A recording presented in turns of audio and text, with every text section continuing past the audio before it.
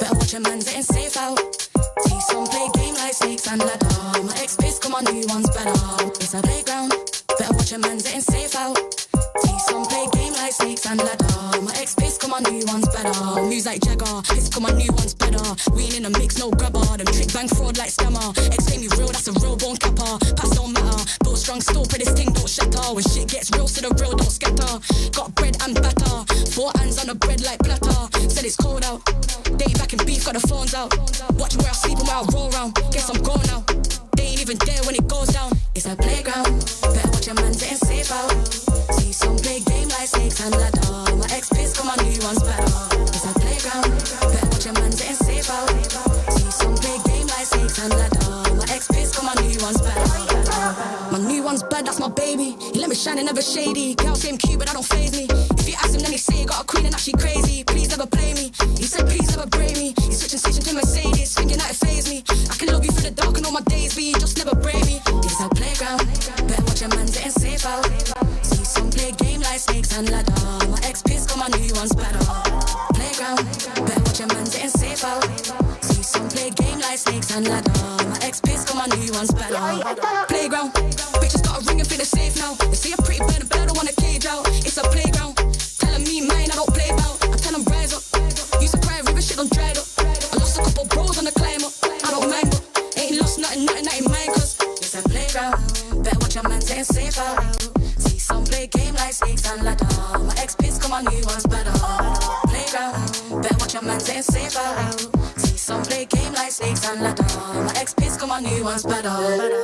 My new one's bad, he ain't entertained, he don't move like that. Tell him move right back, touch shots over time, let to shoot right back. Robust, you can tell how we move like that. It's a playground, bitches got a ring and feel it's safe now. They see a pretty bird, I want a cage out. There's bad games on the road like a playground, like a playground. It's a playground, better watch your man getting safe out. See some play game like snakes and ladder. My ex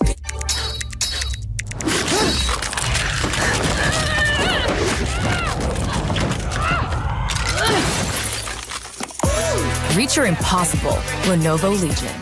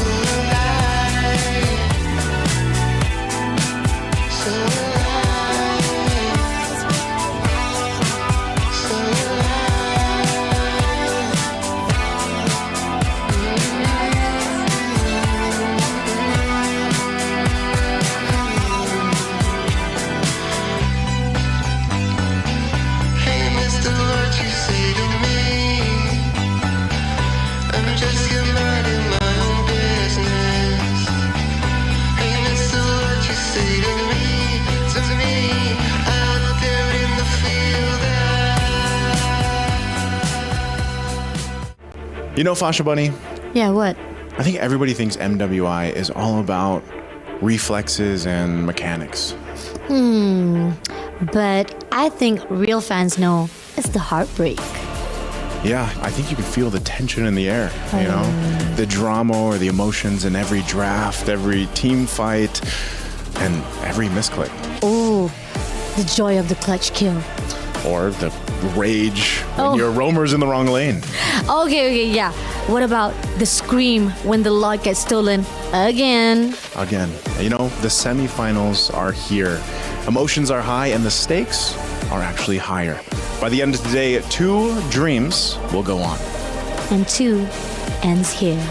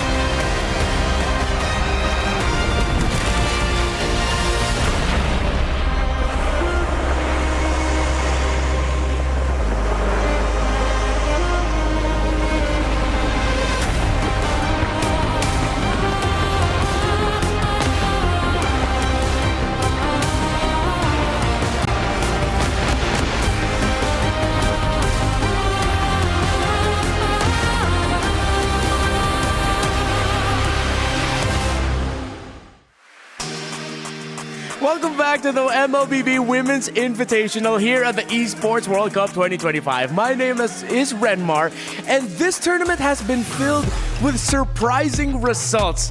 Yes, for the very first match of the day, we're going to be seeing Gaming Gladiators from North America and Terror Queens from Myanmar to see which of those 2 teams are going to be securing the first grand final slot. But before we got to today, there were some awesome happenings yesterday. And all throughout MWI, we've been joined by these 2 ladies. By my side here, we've got Chantel and Eterna. How are we feeling today for the semi-final stage of our tournament? Good day, guys. I am really excited for today. I won't be surprised if we will be surprised that some of the teams might go beyond whatever they can do for today's matches. Beyond expectations, going limitless, right? One of the taglines here at MWI, and I do agree. We saw crazy things happen yesterday, and I'm expecting a lot more drama today. Okay, so just so you're not thinking that we're thinking, oh, crazy things happened yesterday, where's the evidence? Well, here they are. It's the Kidia top place from day 3 of MWI. It was filled with a lot of surprising moments in game. Here, of course, Navi MY, Gaming Gladiators, to start off our day where we didn't know just yet that Gaming would begin their road to becoming Navi Slayers. Yep, and I think also one of the favorite plays from yesterday was the double Savage. We always remember that there's a potential for Savage, but double Savage in a single game in a very short period of time. This is it for Lunar's play. Yeah, and 5 times 2 is 10. That's 10 kills. That's amazing, right? A lot of records were broken yesterday. Amongst all was also the longest game we've ever seen. I think up until like 30 minutes, yeah. 32 minutes? Yeah, it was like around 32 minutes. Exactly. So I don't know. I mean, after seeing how all these teams have progressed from their group stages up until the knockouts, seeing our first match as well, it's not just the drama that we're looking in-game, but also the drama that we might be seeing out of the game. Yeah, I mean, what I love about MWI, it seems like the ladies of MLBB Esports are a little bit more not confident in a way, or sassy. Okay, I like that. They're a little bit more sassy with what they show heading into a game and then after the game itself. How do you feel about that, Chantel? As a woman also, I'm really proud of these ladies because if you compare also during interviews, right, I think for them sometimes they're a bit shy, but this year they are well spoken. They really tell to the people what they really feel about the game, how confident they are facing up against teams that are really dominating, and it's really about the progression of these players, and they have a clear mindset that I want to win this tournament. Yeah, it's like they're a little bit more straightforward and honest. So that also reflects in what happens all throughout the tournament. Some of the best reactions that we've seen here in MWI actually came out of day 3. The reason why Eterna keeps repeating that it's a little bit more spicier this time around. So we're going to be showing that for you. But I got Chantel's take on it. How do you feel as we head into the Sony top reactions about this more, how do I say this, expressive women's scene? I love it. I love it. I wish we had more, honestly, at the, MSC, right? A lot of the guys are a little bit more, humble. It was just luck, where you just want to have a good game, hope it's entertaining, and so on and so forth. But the ladies, man, I mean, Ashley yesterday, I think her lashes nearly fell off at some point. She was crying with tears of joy being able to win this. Arya as well. Look There at we that. go. Yeah. Goodbye. Even the expression of Arya, like just waving at the key of a Malaysian team. And probably one of the favorites also is that wholesome moment from previous teammates, TLPH. Oh, Hyde. Yeah. And Twisted Hyde, Minds, there was a heartwarming view for me. Yeah, so it's not all about the sass and the spiciness. We're also filled with a lot of wholesome moments here in MWI. But yeah, it's really great to see when the spicy and sassy moments come out. And I'm pretty sure we're going to get more of that considering we are in the semifinal stage of our tournament. So just in case you've forgotten, here's a quick refresher of how the brackets look like now. Compared to yesterday's beginning of the knockout stage, we are at the best of 5 series semi-final stage. Gaming Gladiators, Terror Queens, Team Liquid, and Team Vitality, they will be fighting for today's grand final slots. We're officially at top 4. We have the official top 4 from all their respective regions. We're not seeing double representatives from any single region, so everyone has a fighting chance here. And I think we did touch on it a little bit yesterday before we ended the day, with the fact that some of these teams are coming in with a little bit more experience under their belt. Some of these teams are new to the stage, like TLPH. Why do I keep saying TLID? I'm so used to saying It's that. right. It's like bringing it always the Onyx PH. It's completely Right? fine. But back to the point is now going into a best of 5, it's not just going to be luck that's going to be a factor, right? It's not going to be a factor at all.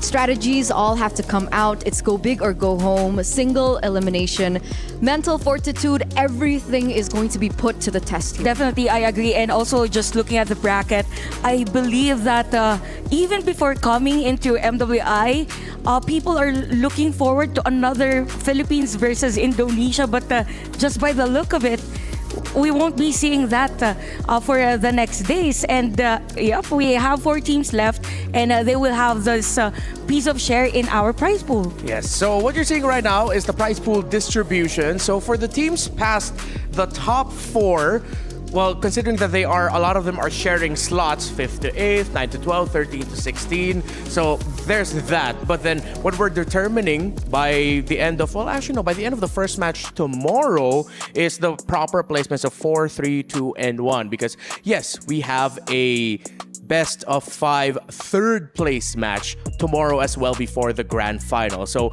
no one's going to be going home or getting eliminated today, but we get to determine who the grand finalists are and who the 2 teams are that's going to be fighting for the third place match. And all in all, they're at least walking away with $30,000 US dollars. Yeah, just right? at least, right? Just a little bit of 30K. At the very least. So imagine how much resources that they can actually get their hands on with that amount of money. And you know what? Now that you remind me that we won't be saying goodbye to the teams, finally we get to rest on seeing those key crushing, because yesterday I believe it was plenty of teams. How many was that? 8? Yeah, there was a lot of key crushing yesterday happening. So today's the rest day. Yeah. And I think some of the players are now more comfortable or more lax. Or I'm not sure it's a do or die for a majority of the teams. Yeah. It's semifinals. Yeah, I'm pretty sure at this point, though, they're treating it as if it's a do or die match, because to them, of course, all these ladies have been very vocal. It's championship or nothing. They are happy for the opportunity to be here, but come on, it's the championship that they are going to be gunning for. So let's look at the schedule for today to expect the matches. Once again, Gaming Gladiators of North America and Terror Queens of Myanmar will be opening up our matches, while a titanic bout between Team Liquid and Team Vitality, two organizations as well vying for Esports Club World Championship points. That's going to be the second semi-final match for today. It's a given for everyone that everyone is eyeing on that Team Liquid versus a Team Vitality. But I'm really looking forward on our first match because now we get to see more from them because it's already best of 5. So probably more heroes for them or probably a different play style. You know what? You've already said it. The very first match of the day is the one that you're looking out for, and it is our Saudi National Bank match of the day. Two teams, two regions that not a lot of people expected to make it this far. They are now the first to fight for grand final slots. See, the cool thing is we haven't seen a lot of Terror Queens here on Stream A, so we finally get to have a little bit more of an idea how they're going to be playing and honestly their reactions, because we've been hearing a lot about TQ and I've been hearing that they are taunt empresses. Very similar to GG. So I want to know how things are going, how the drama ensues with one another. I think this is going to be a very hot and spicy match. Yeah, and also there are already favorites for the teams, specifically for Ashley. She played really well and showing that prowess in the tag. So yeah, for this game, just really looking forward that probably we might see another 30-minute game, because if you go back to that game against we're in the Gaming Gladiators fought up against Navi MY, they have this potential to somehow stretch the game even though the other team is really leading the game. Yeah, I am excited to see what the aura of these two teams will be entering the arena. Again, Terror Queens and Gaming Gladiators, they are sort of like two sides of the same coin at this point. We didn't get to witness a lot of Terror Queens matchups here in Stream A, but over on Stream B, we got to talk to our friends over there. They all said the same thing. Terror Queens are dangerous and Gaming Gladiators needs to be careful. But then we said the same about Gaming Gladiators, considering that we got to see the more up-and-up performances of that squad.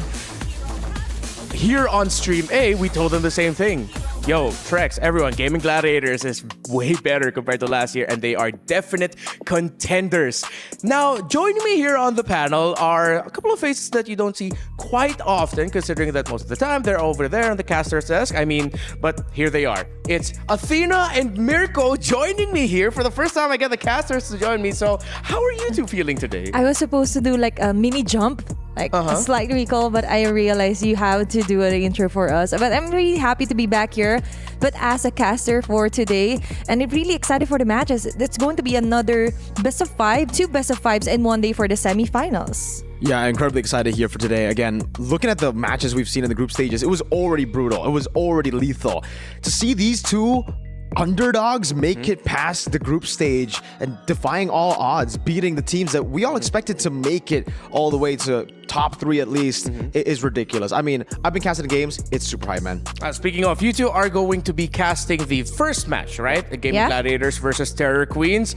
How do you feel heading into that? Are you excited? Well, I'm glad we got to cast this match, right? I mean, there are 2 matches today. Not to say that TLPH and Vitality isn't fun, but I definitely want to see the 2 underdogs go up against each other first. Terror Queens have been on a roll. My eyes, though, are set on Gaming Gladiators. They have been so good. Shout outs to my boy Midnight. I was caught off guard with that. What a cute shout out. Even though we normally see an Indo versus PH or Indo onto the grand finals, I'm excited to see a new face coming as a new contender for the crown, right? And everyone was kind of like, since yesterday, I will be a fanboy or fangirl if you want for Ashley, and even Sayori actually did a great interview with Cheryl over there. And for today, I'm actually excited to see and honored if we will be able to see somewhat of a new face for the grand finals. All right. It is an exciting day ahead of us here. We've got Athena and Mirko both excited to cast a series, and I know you're looking forward to it. But if you're joining us now, well, get ready for the hype. It's MWI semifinals day.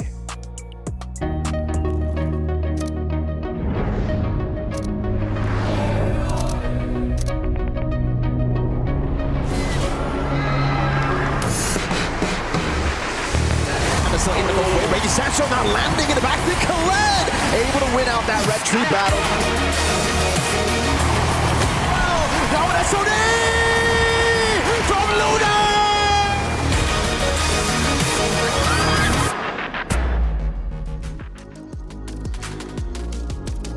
Gaming Gladiators and Terror Queens. Yeah, these are two teams who have been very cocky and confident in MWI. I want to start things first off with Gaming Gladiators. You shouted out your boy Midnight there, Mirko. So what do you think? Are they building a house of cards that could easily fall, or are they just really that good now? I think a lot of the success that they've been able to find has been reflected in the drafts. Like the drafts are really what makes them so good. Midnight has played again a crucial role in that, and it's mainly not going for just pure meta picks, but going for picks that they're comfortable with. Yeah. Panda on the Granger, again Nicolette on Assassins, non-utility picks. It just seems like when you enable these ladies to do what they can do, to play the way they want to, their comfort play style, they're able to do so much more. And that's what we saw. Again, pulling off a victory against the previous queens of MLBB, the defending champions, is no easy feat.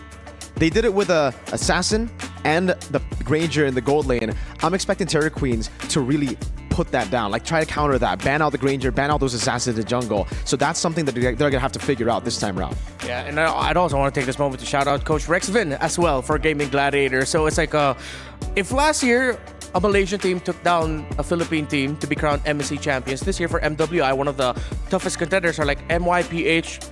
Be friends now. Yeah. Coach Rexman and Coach Midnight doing great things for Gaming Gladiators. Now, let's head on over to Terror Queens. And this is also going to involve some clips over here of Gaming Gladiators. But Athena, how do you feel about the confidence that Terror Queens always shows? I do like that Sikoshi also expressed her pride into coming so close to their dream, which is to be eventually part of the championship pool for MWI. And also, I love the fact that Lunalyn also had a great mood yesterday because of their sudden, or not really sudden, but hard-earned wins against Onyx Indonesia, which we all know is one of the crowd favorites coming in here for MWI 2025. And so far, the spirits are quite high for Terror Queens, as we could see right now. And so far, you must never underestimate the power that these Rising Queens have.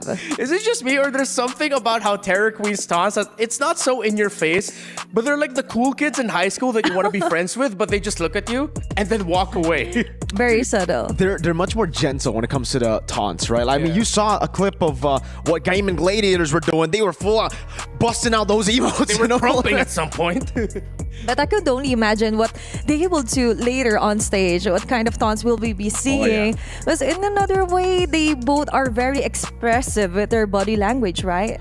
What I'm concerned about is now for Terror Queens, the fact that they're going to be playing on Stream A again. And yes, they have had experience playing on the stage, but Gaming Gladiators seem to just be on a whole other level when they're playing on stage. It almost seems like they feed off that pressure. They do better when the lights are on them. Yeah. You know what? Usually we save the friendly taunting for the end of the match when the result has been settled. Yeah. But I wouldn't mind if for the series, after every game win, someone just starts to taunt, something a little bit more subtle. So hopefully we get to see a lot of that from Gaming Gladiators and Terror Queens. Very forward and very confident so far here in MWI, now fighting for a grand final slot. You know what? MLBB is also fighting for its own awards, considering that we are nominated for 3 awards. The MLBB is nominated for the Esports Game of the Decade, the M5 World Championship for the Esports Live Event of the Decade, and Moonton for Publisher of the Decade over at the Esports Awards. You can show your support and vote at esportsawards.com/vote. It's time to celebrate a decade of greatness at the Esports Awards, and a perfect time considering that we are in the middle of the Esports World Cup. I was talking about this with Leo and a bunch of the other talents as well. It seems like this MWI has done so much to forward the lore and the stories, the legacies of the women's scene of MLBB. Yeah, absolutely. I think we've seen these storylines before, right? In M3, we were able to see the crazy run of BTK here. It's similar, man. You can't just ignore it. There are similarities. There are parallels to Gaming Gladiators' run right here. A team that most people thought were just going to be another one to fill in the slots have made it all the way to top 4. Yes, they have a coach this time, unlike the BTK story, but it just goes to show you, even for Terra Queens, going for the same run that we saw Burmese Goals go for at M2, it's amazing. It's great for the story. It's great for the MLBB women's side. Yeah, I know you were one of those people at home during the peak of what was happening in 2020, 2021, if you remember, that witnessed Brent Esports take down Burmese schools. But an entire nation was wondering, oh, is a team from Myanmar actually going to take down the Philippine squad of Brent Esports?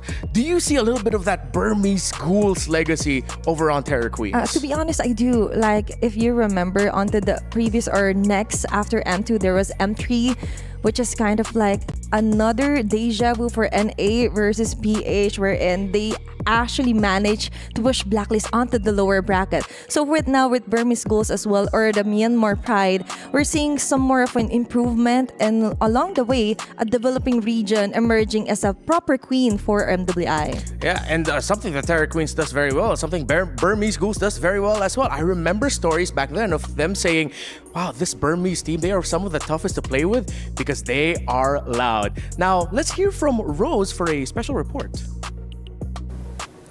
Hey guys, welcome to Reporter Hit. This is Rose, and today I am with a pretty lady from GG, which is Sayori. Now, yesterday was a day filled with plot twists and emotions, right? And I'm pretty sure Sayori felt it all as well. So I have a few questions for you today. Are you ready? I'm ready.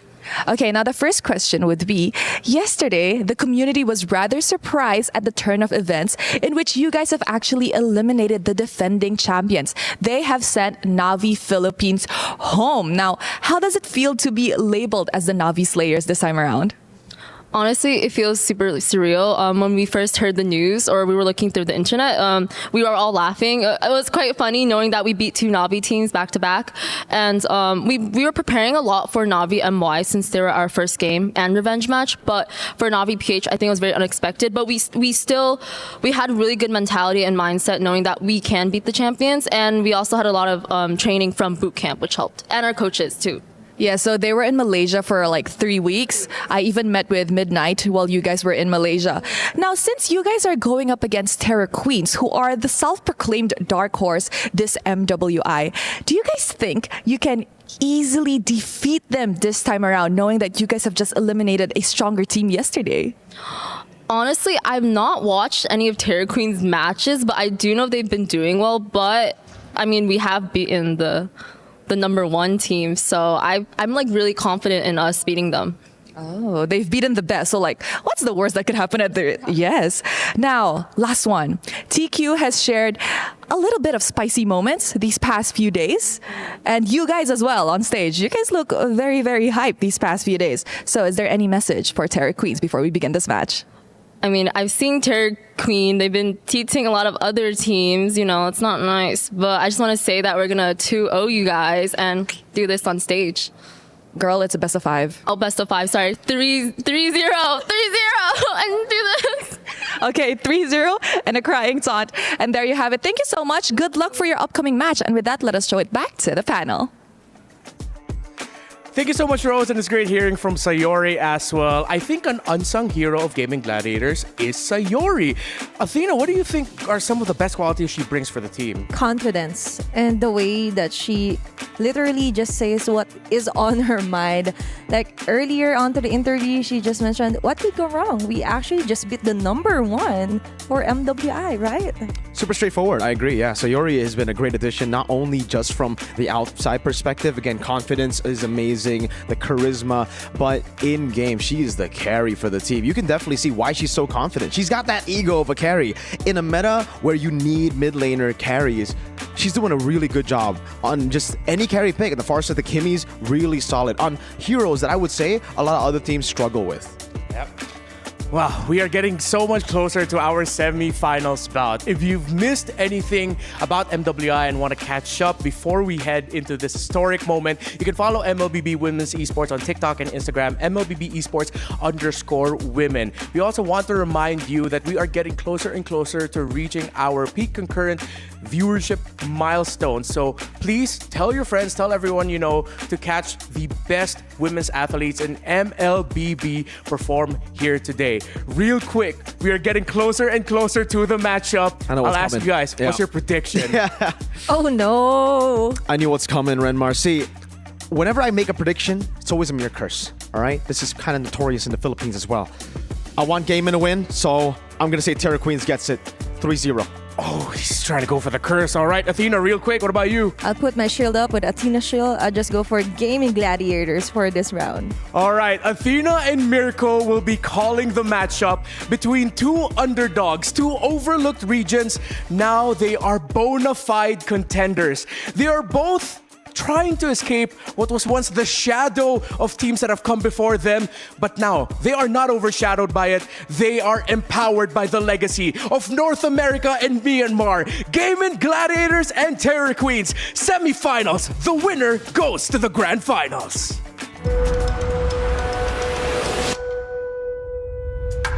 I think we're all very happy because honestly we didn't expect to beat Navi PH.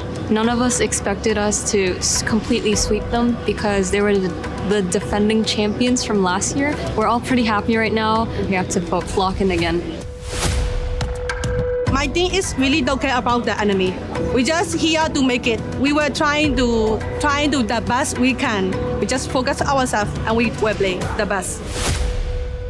So we've never made it to the grand finals, so I hope that we can make it to grand finals this year and prove that we are a strong team. We were trying the best. Of course, we want to be to the final. We really want the final because it will be greater history for the Myanmar esport. We are still ongoing, so let's watch about the Myanmar thing. No, top 4 is not a good result. We're aiming for champions. That requires all of us to be 100% on match day for that to happen. I want to say to enemy, you guys need to have fun too. Don't be serious. We are just have fun too.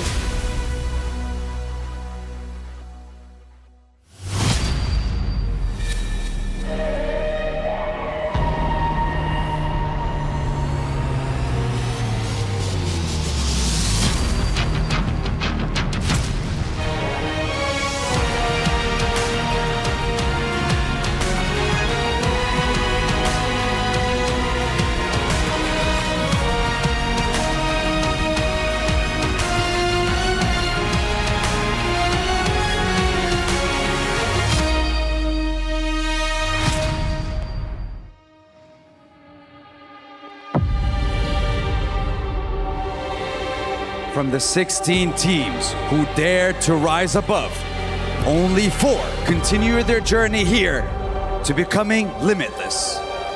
What a day that we have yesterday. Massive upsets over at the Land of Dawn. We've seen teams sent packing, especially the Indonesian representatives Onyx and even the reigning queens of MWI themselves, Navi PH, being sent packing. Which means only one thing. The throne is now left empty and defenseless. And the path to glory is now a free-for-all for anyone who dares to rise above and claim the crown.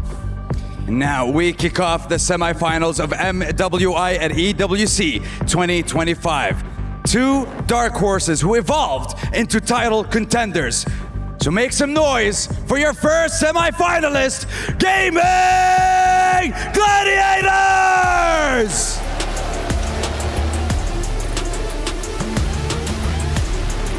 Titan Slayers, the Navi Slayers!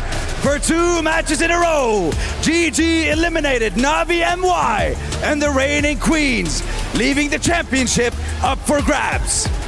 Reaching top 4, led by Ashley, this team is ready to redeem Anna's glory on the grandest stage of all.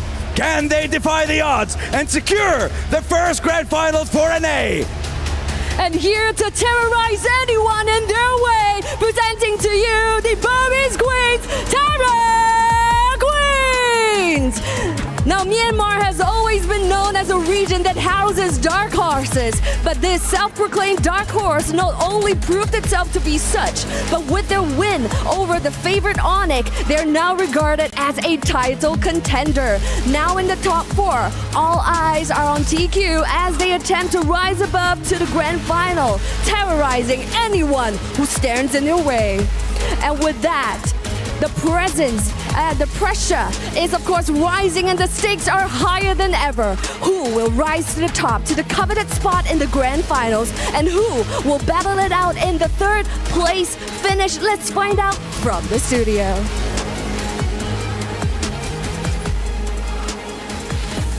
The whole arena, when they entered, it shook and shuddered.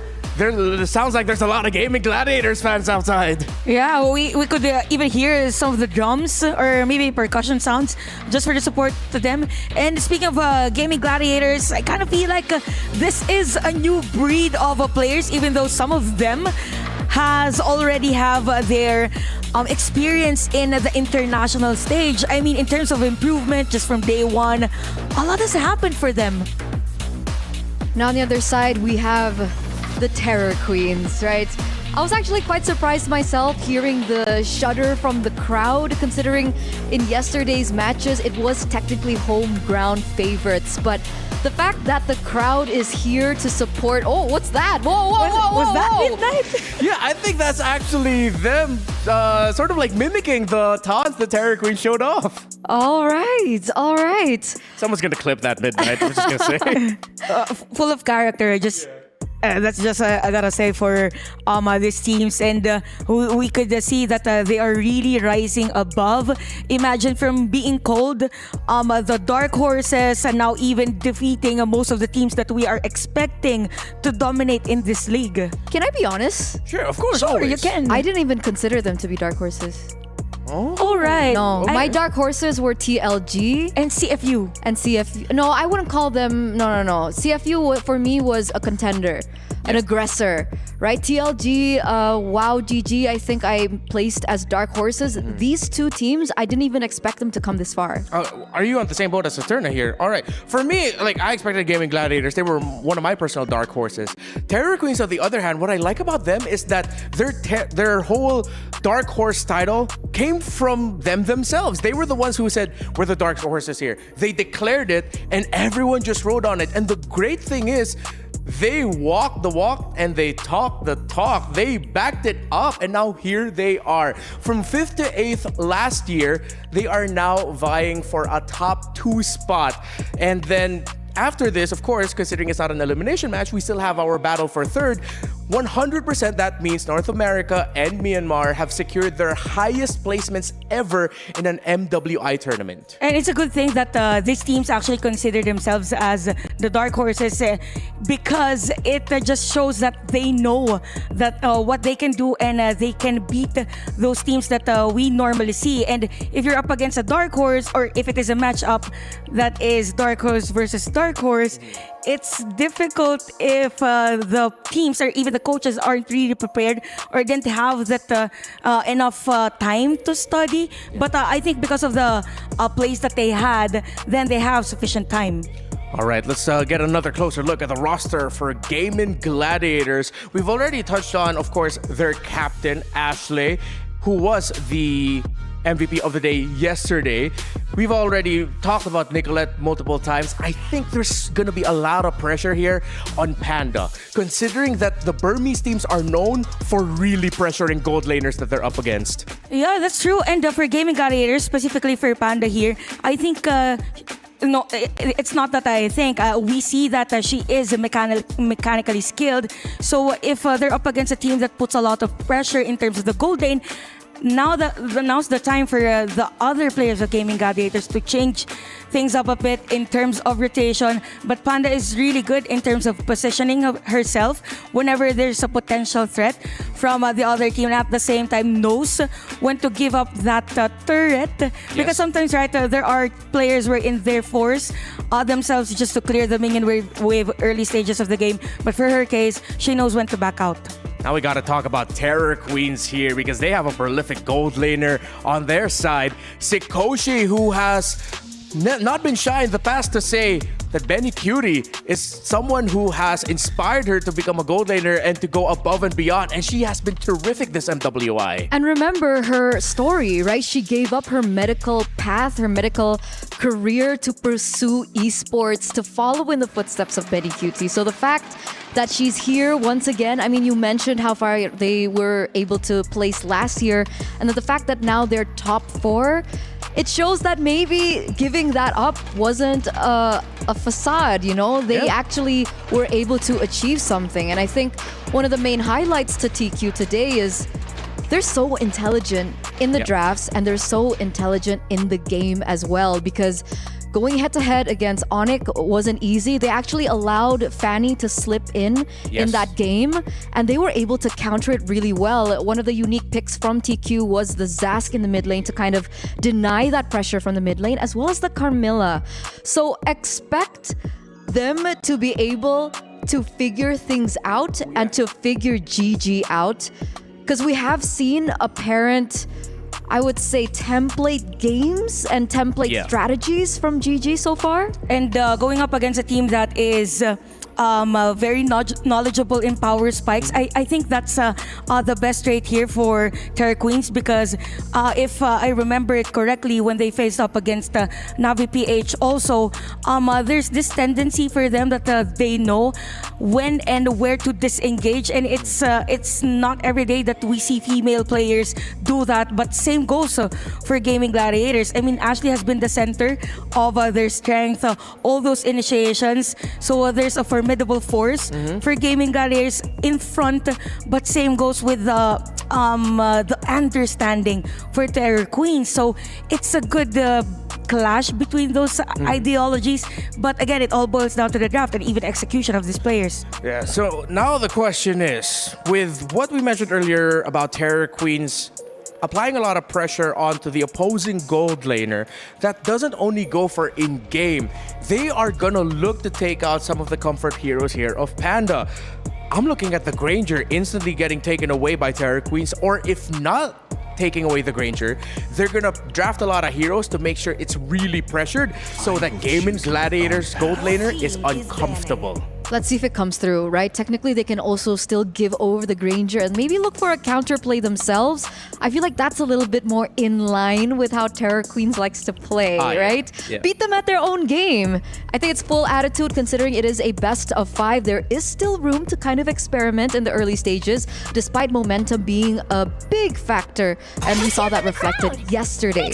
So now we're going to the drafting phase. We are seeing the bans coming through. Kalea, Baxia, Arlet taken out. We have Uranus, YSS, and I believe a CC banned out in the first phase here. Oh, I was thinking if these teams will prioritize on the Kami, but looking at my co-palace reaction, it's gonna be Hilda, probably because for Gaming Gladiators, they play well whenever Nicolette is using the Assassin, and this is the best hero that you can use against a Granger just to somehow do those zone outs. And here's a fun fact. Yeah, for Ku, the roamer of Terror Queens, she currently has 91 total assists, the most amongst all players in this tournament. So TQ, as you mentioned, will pressure the jungle for their very first pick. First pick Hilda. At the same time, that's respect for Nicolette. But as expected, Gaming Gladiators rush the Granger and they still play a Lancelot. I think this is the best heroes used by Gaming Gladiators, even if even in their game against Navi PH yesterday. And wow, it's a fast Irithel and a Joy pick. I mean, before we had the patch, it was really a Hayabusa and Joy. Now we get to see Lancelot and Joy as a matchup for the junglers, but it all boils down again into the itemization of the Joy, because I don't think that some of the teams now prioritize this hero, probably because they want to dive into that Granger in the middle of the team fight. Is it just me, Eterna, or does it feel like the first 3 picks of Terror Queens instantly shut down the Lancelot and Granger already? That's the point, right? We were talking about them maybe respecting the bans, the hero pool coming through, but it doesn't feel like it's TQ. So they want to figure out a way to beat them at their own game. They're going for counterplays themselves. And what I do find concerning, however, as we get into the second phase, is the Joy's win rate at MWI has been very up and down. And I think one of the main reasons is, I think it was from Stream B. We didn't get to see it, but we saw that the Belleric was a really good answer towards the Joy as a ways to prevent, there you go, to prevent the joy from running around rampant. So the Belleric ban comes through, completely makes sense. So we're thinking about heroes for Ashley now, right? Considering she's been playing the Hylos, the Badang, and the Gatot, and the Minotaur. Yeah. I think out of all of those, my vote would have to go to the Minotaur. I'll be the big cow there, the roam. Right, I think I would agree with you because you also have the sustain or healing from the Hilda, so just for them to somehow stay longer in the team fight. But I really like how Gaming Gladiators is actually banning the Zask because it's nice against an Esmeralda.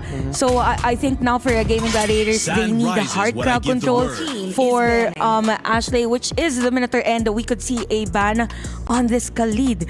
Okay, so Terror Queens for their there's a high chance that the Hilda is gonna be their post 5, like their tank. Possibly. I like the bans coming through from GG. It's full respect, right? Usually we see the Hilda plus the Khalid to have that aggression in the early game against assassins. We've seen that time and time again. The Zask, on top of everything that you mentioned, is also a respect ban against Lunalyn. Considering her Zask was one of the main reasons why the Fanny from Onyx failed to have that aggressive stance in the early towards the mid game. It's also sitting at a 50% win rate. She was able to pick it up twice. We have a fun fact though. Yeah, she is actually undefeated with the Lancelot. It's not just a signature, it's a bona fide best pick right now for the jungler of Gaming Gladiators, Nicolette, the Blade of North America. Okay, you know what? I'll workshop on monikers. That's what I do as a Filipino. Okay, so for the second phase, that's another comfort actually for Ashley with the high loss. So they really wanted a stable front for the roamer. And they wanna somehow put up a speed also for some of the heroes during team fight. And Jushin is expected from Terror Queens. This is their usual combo every time they get the Hilda. So with the Lapu, it is expected that it is to dive against the Granger. I'm just not sure about the matchup up against the Esmeralda early game. So yeah, definitely it is crucial whenever those skills will hit the players of GG. So the last pick here of Gaming, are you gonna go for utility like Zetian, or you need burst? I'd love the Farsa here, honestly. Farsa? I'd love the Farsa here just because that it can accentuate the playstyle from the Granger, go for the high ground, but it looks like the Valentina is going to be picked up here. Yeah. Interesting Valentina. Yeah, it feels like they really want to dive. They want to stick close. And that Valentina, of course, I think they settle for that because they just want to be able to get the ultimate of the joy and use that as one of their best options of dealing damage. Welcome to the semifinals. Terror Queens and Gaming Gladiators, Mirko and Athena. Let's go. And we're off for the first ever semi-finals. It's going to be the battle of Gaming Gladiators versus Terror Queens. It's me, Tina. Together with me is Mirko. Ladies and gentlemen, welcome to the Land of Dawn for the first ever semi-finals game. Terror Queens versus Gaming Gladiators. Go ahead and check out the link also. Earlier, we saw value your feedback. Tell us what you think can be improved for MWI. You can just scan the QR code right now, scanning onto the map. Heading on to game number 1. Very strong contenders being marked as the dark horse for MWI this year. And so far, both of them already did an upset onto the running favorites, right? The powerhouses here on MWI. And looking at the draft itself, there were certain things, in my opinion, that Terror Queens just got the gist of it, like banning out certain heroes versus Gaming Gladiators, and mostly looking at the early good pickup of the Hilda as full. Yeah, interesting start to the game already for Gaming Gladiators. Terror Queens, I thought in the draft in the first phase, yes, as the panel pointed out, that was already a great way to shut down the Lancelot and the Granger. That obviously I think was expected. When you're up against Gaming, I think now you will expect the Granger and the Lancelot, or at least just assassins on Nicolette plus the Granger. But Gaming cleaned that up really well into the second phase, right? I mean, right now, Nicolette doing a lot of damage on the coup. Arya's coming in. It should be first blood, and it is. Too aggressive from Cool. Wow. Look at the fans in the building for GG. For Nicolette, also, she just doesn't want to have a kind of a negative deduction onto her 100% win rate, by the way, for her Lancelot. And so far, for Gaming Gladiators, they just want to punish everyone that's overstaying their welcome. And same goes for Terra Queens right now. A bit of a question there for Ku, but we do know that that is some of the factors that you would want to pick up on Hilda this early, right? To check on, to somehow navigate through the bushes on where Nicolette might be hiding or might be going in. Speaking of going in, there's Ku yet again being punished here by Arya with a falling Starman also. Rui walking up, able to get the stacks already. No stun from Lang, but Arya, is able to run away for a bit as the electrifying beast gets her down. Rui able to escape now as Sayori has the Crimson Beacon, gets lifted up by Lantern Flare. Will be able to get the Crimson Beacon now and a flicker out the Lang. Follows through with her own flicker to get the last shot in. Panda kiting away, rotating to the fight as the Aerithal stays bottom lane. Ashley picking up the kill now as Nicolette jumps with the puncture and gets the Lantern Flare. Who's right there? Swinging that War Axe. Rui picks up the turtle, and it's a win for Terra Queens. That is a nice risk here for Terra Queens, although it might look a bit messy, but that's the thing. Messy is somewhat what you would want versus Gaming Gladiators, more on the systematic approach here. But looking at our instant replay, just Lunalin throwing all those Lantern Flare stones there, stacking up. And even Sayori there was forced with the flicker just to try and disengage onto the fight. But the one thing is for sure here, Rui has most of the control on the map, has the mobility, and the moment Nicolette was down, that was just a free turtle for Terra Queens. Great start to the game here for Terra Queens again. Okay. The Gladiators are here in the arena. You guys can come over as well, watch. Free ticket, free entry for you guys if you want to support Gaming Gladiators or Terra Queens in the SNB arena. But we could see a rise onto the supporters here for Gaming Gladiators, right? Because of yesterday's matches, of course. But most of all, right now for Terra Queens, it's really important to somehow shut down the early game, knowing that you have the Hildy on your hands and you also have Lunalin with the Jushin. This is what exactly are they supposed to do. But Ashley, on the other hand, having a hard time. Rui jumping in. Ashley has the glorious pathway, but Rui is a bit too lethal. Electrifying beats under the turret. Sayori still holds on to the Crimson Beacon. Arya just walked into 4. And she will be punished. That's 5, actually. Nicolette looking for a trade. That is dedication right there for Terra Queens. Just going on out of their way, just manipulating all the members here from Gaming Gladiators onto using their ultimates this early. 1v1 onto the jungle. Rui versus Nicolette there. Quite a hard impact there onto Nicolette, especially onto the first blood. But Terra Queens, on the other hand, very relaxed stance, and we're liking how things are going onto the way that they control the wave, and as well as trying to predict where Arya and Ashley might go. And right now, they're being showed out. They're being denied, even onto the vision here for the second turtle of the round. 4 members in. There's going to be a Lantern Flare going in. Sayori with the Terrifies. Little Lin, Cockthorn, Road's already there. Rui still wins out the retreat battle. Nicolette running away. Arya trying to get away, but gets caught by Rui, who's on a killing spree. Sayori in the mid lane trying to clear out the waves as Slang keeps on pushing in. Good Terrify down. Nicolette has to be careful. Has a minute for the puncture, but she actually missed it earlier. Ku dives in under turret, gets the kill. Rui gets splashed for the damage, but is still able to escape. GG. No damage to execute the low members of Terra Queens. And this is why the panel was also talking about getting somewhat of a burst like a Farsa on the mid lane, right? You would want a Sayori to be explosive as much as possible. Yes, Valentina has some of that damage as well, but mostly she also relies on who to target when she uses her ultimate onto copying. And looking at the goal difference right now, some of it is going onto the hands of Terra Queens, equally distributed. But let's take a closer look onto the mid to mid, and even the gold to gold actually already has a huge lead. And another turret destroy here for Sakoshi's lane. This is looking bad for Gaming Gladiators. Amazing. It is. For Terra Queens. 3,400 gold lead already with so much damage output early on. GG have not respected that damage output, that early potential of Terra Queens, and they're really getting punished for it. Lang? Interesting bravest fighter there. I guess there's a reason it's called bravest fighter, Nicolette. You just have to be brave. You just have to take the leap of faith. But Rui, on the other hand, versus Arya and Nicolette, might be somewhat of a bait. Poke around here onto the jungle. But that is the glorious pathway.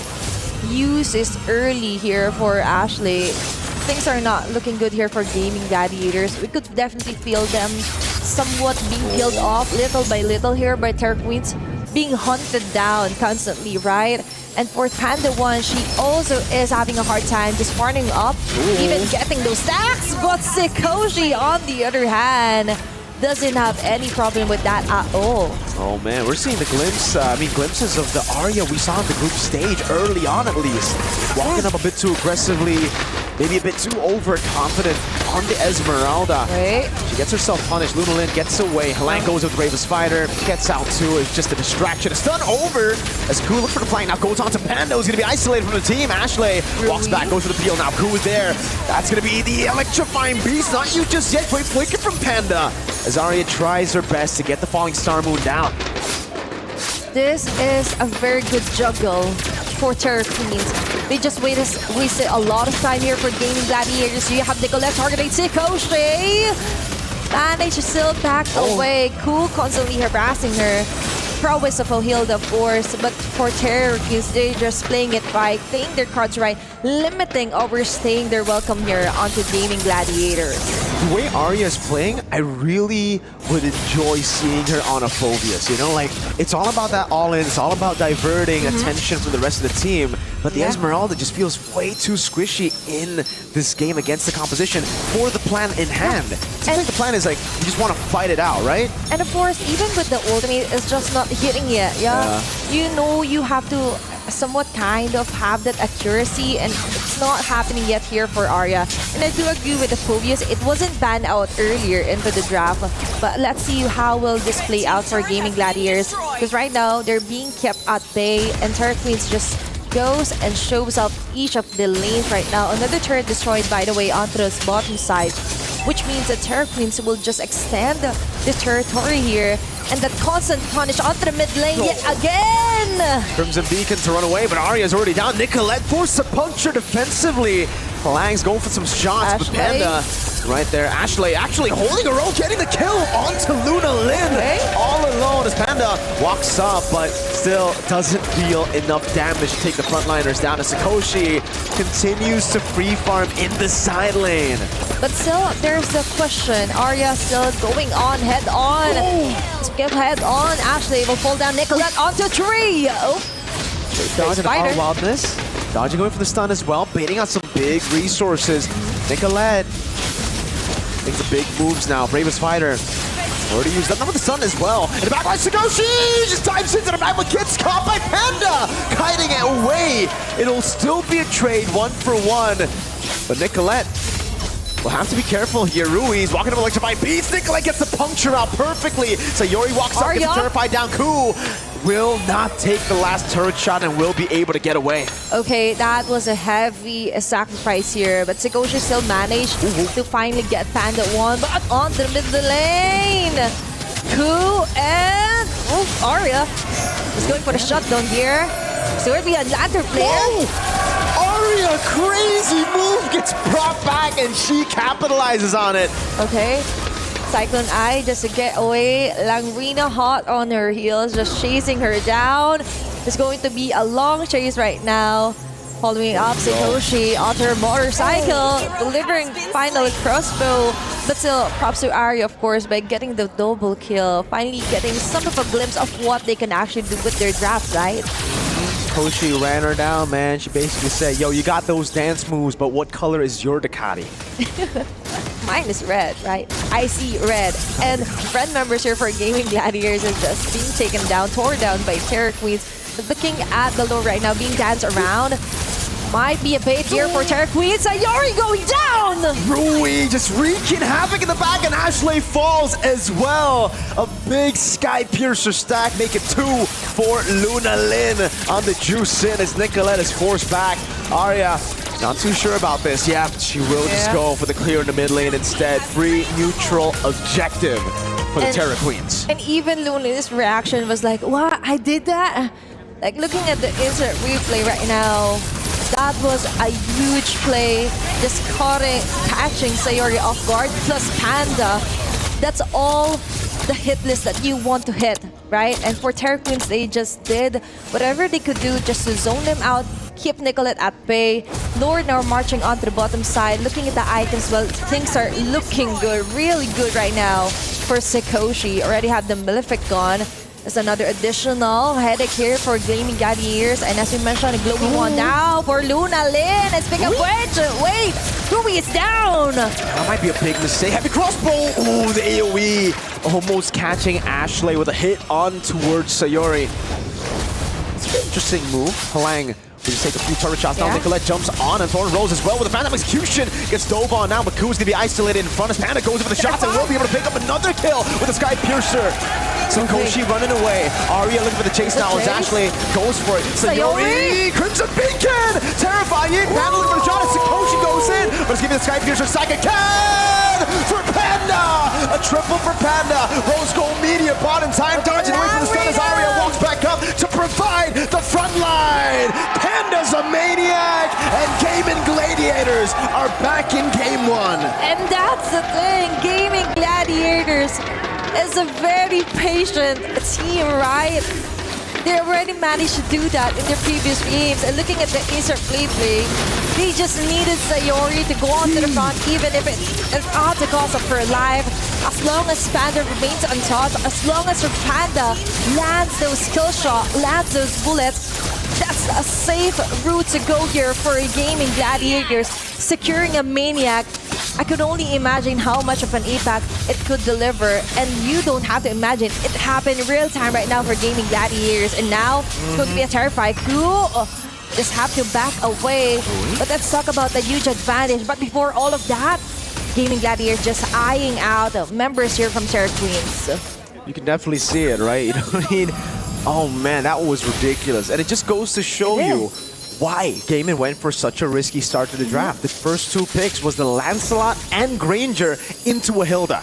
See, no other team would do that, but they got Panda, who's a Granger savant. Yeah. They've got Nicolette with a 100% win rate on that Lancelot. So far, we've seen a glimpse of that. Can they continue? Rui's pathway getting him out. Ashley still has Revitalized. Rui jumps into the back, and Ashley will be taken down. Rui goes in for the electrifying beats. Now Phantom Execution. Nicolette looking for the assassination. Goes for the Thorn Rose. Lantern Flare, the Crimson Beacon brings her back, but Arya jumps back in, and it's going to be Panda with a monster kill. Looking for Luna Lin, kiting away.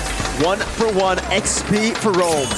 But still, for Gaming Gladiators with that kill, that's another addition here for Panda. Even if we could see Terra Queens still has a somewhat of an advantage onto the net worth and even onto the kill score. But right now, you cannot say that it's one-sided, right? But right now for Gaming Gladiators, exactly on point. 64 stacks onto her Sky Piercer. Like, man, this is what you want. This is a dream. This is what you want if you want to somehow go for the comeback if you're the Granger. And as you've mentioned, she is a Granger specialist. Just eyeing out those targets. Ashley going in. Rui still wins it out there. Ashley going to be caught in electrifying beats now. Sikoshi does damage over to Ashley, taking her down. Both frontliners out for game, and the Terra Queens are back on track. Sometimes the Terra Queens are just waiting also until who to extend. They have the damage, they have the advantage. So it wouldn't be a problem if it is the tankiest hero frontlining for Gaming Gladiators, right? They just need to do it as fast as possible, because if they can't do that, then there's going to be Panda and even Nicolette just trying to survive, trying to wiggle their way through the defense here for Terra Queens. Speaking of defense, Gaming Gladiators left to defend for their base right now. Looking at the in-game equipment as well, it's going to be a lock item build for both of her gold laners. Finishing up with the Rose Gold Meteor here for the Granger, but Panda! One last shot, great peel from Luna Lin, but she puts herself into the falling star moon. A kite back away, Panda's godlike, but Sikoshi got that AoE. Nicolette jumping in with the potion, now Phantom Execution over with a Thorn Rose, getting the shutdown, buying the Rose Gold. Sayori has Crimson Beacon, but she's gonna need it up against Rui. Dashing away, blinking away now. Rui go with the play, but it's terrified. Locks her down for Nicolette to find another. Ashley just clapping her hands, watching her teammate as Nicolette claims the kill. Pandas defends in the bottom lane. A white out here for Gaming Gladiators. What a play here for Nicolette. That was a bloody bloodbath there, Mirko. Even at the cost of a mini heart attack onto defending their base, Gaming Gladiators just isn't the team to be scared of that easily. They took their risk, and they know that that is something to take it. And for Nicolette also, what a great dash and a great move making most of the bushes. And even for Panda, even before going down, she managed to take around 2 to 3 members, delivering the final blow. Then Nicolette just doing her thing with her Lancelot. And this is why you should respect her mechanical skills, right? You should respect her Lancelot. Man, wow. I'm all in for the Nicolette glaze, but we gotta give props to Sayori too for enabling that. And just shows you how much the Valentina can play in the game. I mean, at least in the team fights, right? You see that impact that terrifies the stolen Crimson Beacon that lets her blink so many times to evade from an easy kill. She literally had to bait, or sorry, Terror Queens had to use all their resources to get Sayori down.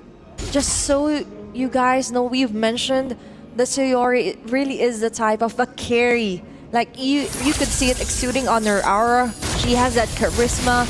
And with using the Crimson Beacon, I do agree with you that she is one the most carries person up against right now if you're Terror Queens. Because she's wasting so much of your time. She's wasting so much of your energy. Nicolette? But actually falling down. Nicolette from the back. Darkness Ikoshi! They're able to get the unstoppable there. Finding the assassination by Immortality as well. Ku pops into the crowd now. Nicolette able to get the Thorn Rose in time into the puncture. Back away for Panda to secure the kill. Rui sees an angle to end the game. The base is wide open. Rui's going to go for it. Panda with a flicker forward. Rui take a low! Game in Gladiators! What is that?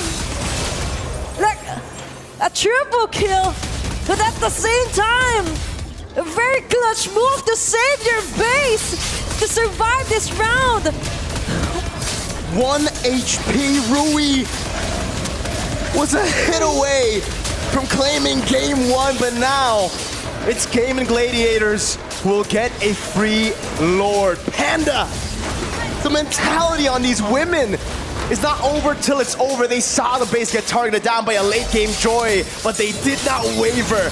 A flicker forward, shooting everything out to save the game. Welcome to MWI 2025. That's a perfect example of never giving up until the very last drop of the HP of your crystal. Now for Gaming Gladiators, they're just doing it. They're just somehow keeping a cool head right now. If that was me, I would just shout, let go of my device, but for them, no.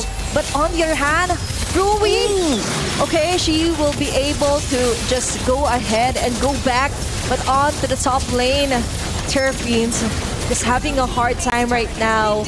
But still, for Gaming Gladiators, totally outmaneuvering Terror Queens right there. Like, we see you, don't panic, just chill, we got this. Play with the puncture, able to get the orange buff now. Rui's already used Electrifying Beast. They're going to capitalize on this. Rui has the Immortality. Good stun onto 2. Sayori still in the back, getting the Revitalize. Nicolette tries to jump on Sakoshi. Now he's going to Lantern Flare over to Arya. Pops into the crowd. Can she get away in time now? She goes out. Nicolette doing a lot of damage. The AoE of the Thorn Rose to push TQ back. And it's official. We finally reached the round. The facing inside the game. We're in. It could be anyone's game. Like around the 18 minute or so, we can see Terror Queens has the advantage turret-wise. But look at that, 80 stacks right now. We're Panda's Sky Piercer. This girl, you have to get someone to keep an eye or to totally lock her down. And 30, by the way, here for Lunalyn Sky Piercer. They have the damage, but what's happening is that there are certain moments that I feel like there are some jumps even for Langarina and Ku that should have been better if they just waited here for Lunalyn or even Rui, right? And same goes for Gaming Gladiators, but thankfully so, they're good at item swapping or buy and sell. And even Arya prevents some of those clashes, prevents some of those deadly pickups for Terror Queens. And for Gaming Gladiators right now, they've reached a point wherein Panda really is activated. She is online. And she is just unstoppable right now, throwing all those death sonatas. Very heavy damage suffered there by Terror Queens. Now it becomes a slow game once again. The gold lead completely gone for Terror Queens, now in the hands of Gaming Gladiators. They look to control the neutral objective here. Bottom lane was already slow push. Nicolette now getting the mid prio. Arya spots Rui in the bush. Will be able to get some damage down on her. Loris Pathway also used up. big resources here for GG. They just want to try and deny Terra Queen's vision. But yeah, that is a huge ultimate activated here by Ashley. But still could be somewhat of a risk that they want to take just so they could somewhat deny Terra Queens onto positioning, but still you cannot deny that Rui still has that mobility, that agility. Is going and jumping in with the Bravest Fighter Larina onto Sayori, onto mid lane. Electrifying beats already used up. Rui able to get the kill onto Arya as Nicolette tries to go for the peel now onto Words. Halang, Panda with a double, now looking for the Rhapsody again. One last shot, Panda unable to swap out items. Rui capitalizes on an overextending Granger. And now it's 2 for 2. That was what I was talking about. You just have to have someone hold on to Panda and Rui will just do the rest. Now it's up to Nicolette to try and disrupt them, try and delay things up here for Rui and Larina to actually start out on the Lord. But they are not in the position right now without Sikoshi. I think this will be a very messy Lord dance if ever Terra Queens would like to force that. But Larina up onto Ashley, and even for Gaming Gladiators, they also have to consider the fact that their minion wave isn't looking good right now. So Nicolette is also trying to leave some of the pressure onto the top lane before starting anything. But Rui is cutting onto Nicolette. There's going to be a chase. Ooh, pathway force out from Ashley here. Good backup. Wave in the bottom lane now better for Terra Queens. The goalies for GG, but everything else for Terra Queens. Tempo on the map. The lanes obviously slow pushing constantly towards Gaiman's base. I think they have a lot of damage down now. Lang jumps in with the Bravest Fighter. Oh, Arya bursts it down. That's when a crown used up already. So Yuri with the Crimson Beacon able to escape a little in, gets the kill on Arya as Rui walks up to Yuri. Gets the kill back on Rui. Ashley now next to the chopping block as Panda looks for the clear, looks to peel, or sorry, just looks to deal damage. Ashley with the glorious pathway, able to escape from the Lancer Flares. Nicolette walks back up. Panda, the Rhapsody kiting away. Little in caught in the bad spot now as Panda gets dove on. Now Lang will be able to get the stun on the Bravest Fighter. Nicolette with Thorn Rose, now no puncture, and Panda runs away with a fadeaway shot from Sikoshi. Will get herself a triple kill to end game number 1. And this might be it for Terra Queens, just waiting for the next wave of minions to finally join them onto ending the base, ending the crystal here for Terra Queens. And now they're this close, Mirko. And with that, Terra Queens will be getting the first game win on their semifinals against Gaming Gladiators. And as expected, we expected for every game we're going to be seeing taunts from these ladies. Terra Queens starts the series off guns blazing. They were just somewhat more on the directive of being aggressive, out-maneuvering Nicolette there and even Panda. How do we even describe that game? Yeah. Like, it's not a comeback for Terra Queens, but in a way it was. It was a win early to a comeback for GG to another comeback from Terra Queens. It was a roller coaster for game number 1. And that is just game number 1, like no. And I'm glad I'm not on the panel. Like, how do you break that up for game number 1? With that, right on cue, let's call on over Ranmar, Eterna, and Chantel to bring us the details for game 1. Hey, we are good over here, Athena. Everything that we've set up in the pre-show, the analysis to lead into this game number 1, we saw everything. The importance of controlling the center of the map, the Granger for Panda, Sikoshi's mechanics, everything popped up. That was an insane way to start off our semifinals. Again, for Gaming Gladiators and Terra Queens, they know their power spikes. And this is a masterful usage, specifically for Nicolette. A lot of highlights for her, but at the same time, it's all about control for Terra Queens. One way or another, we thought that it was Gaming Gladiators winning the game. There was an effort to actually finish the game by Rui. Then you have the defense. But then again, Terra Queens, they know the capacity of their heroes and eventually forcing Gaming to somehow have that decline in their strength. Absolutely, absolutely. I think when it comes down to pure mechanics and skill, both teams are on par. But I feel like in game number 1, what we saw and how Terra Queens were able to find their comeback, we can't consider that as a comeback. is their knowledge of the macro. I think there were a lot of moments where Gaming Gladiators forgot the basics of housekeeping, which allowed opportunities for Rui, like you mentioned, on the Joy to go in for that final push into the base, despite it actually not going in favor of them. The potential and the fact that the opportunity was there, I think GG really needs to not forget on the side lane control. And unfortunately, in that final bout, obviously, it was all pressure on GG. Despite them being able to come back in terms of economy, the fact that they already lost that inhibitor turret in the bottom side of the map, with the Lord spawning in the top side of the map, it gave Terra Queens a little bit less pressure and more leeway to play around that Lord dance. Yeah, behind the scenes, Eterna, you mentioned to us that you were a little bit 50-50 on the draft. Looking at it now, I saw why you thought that.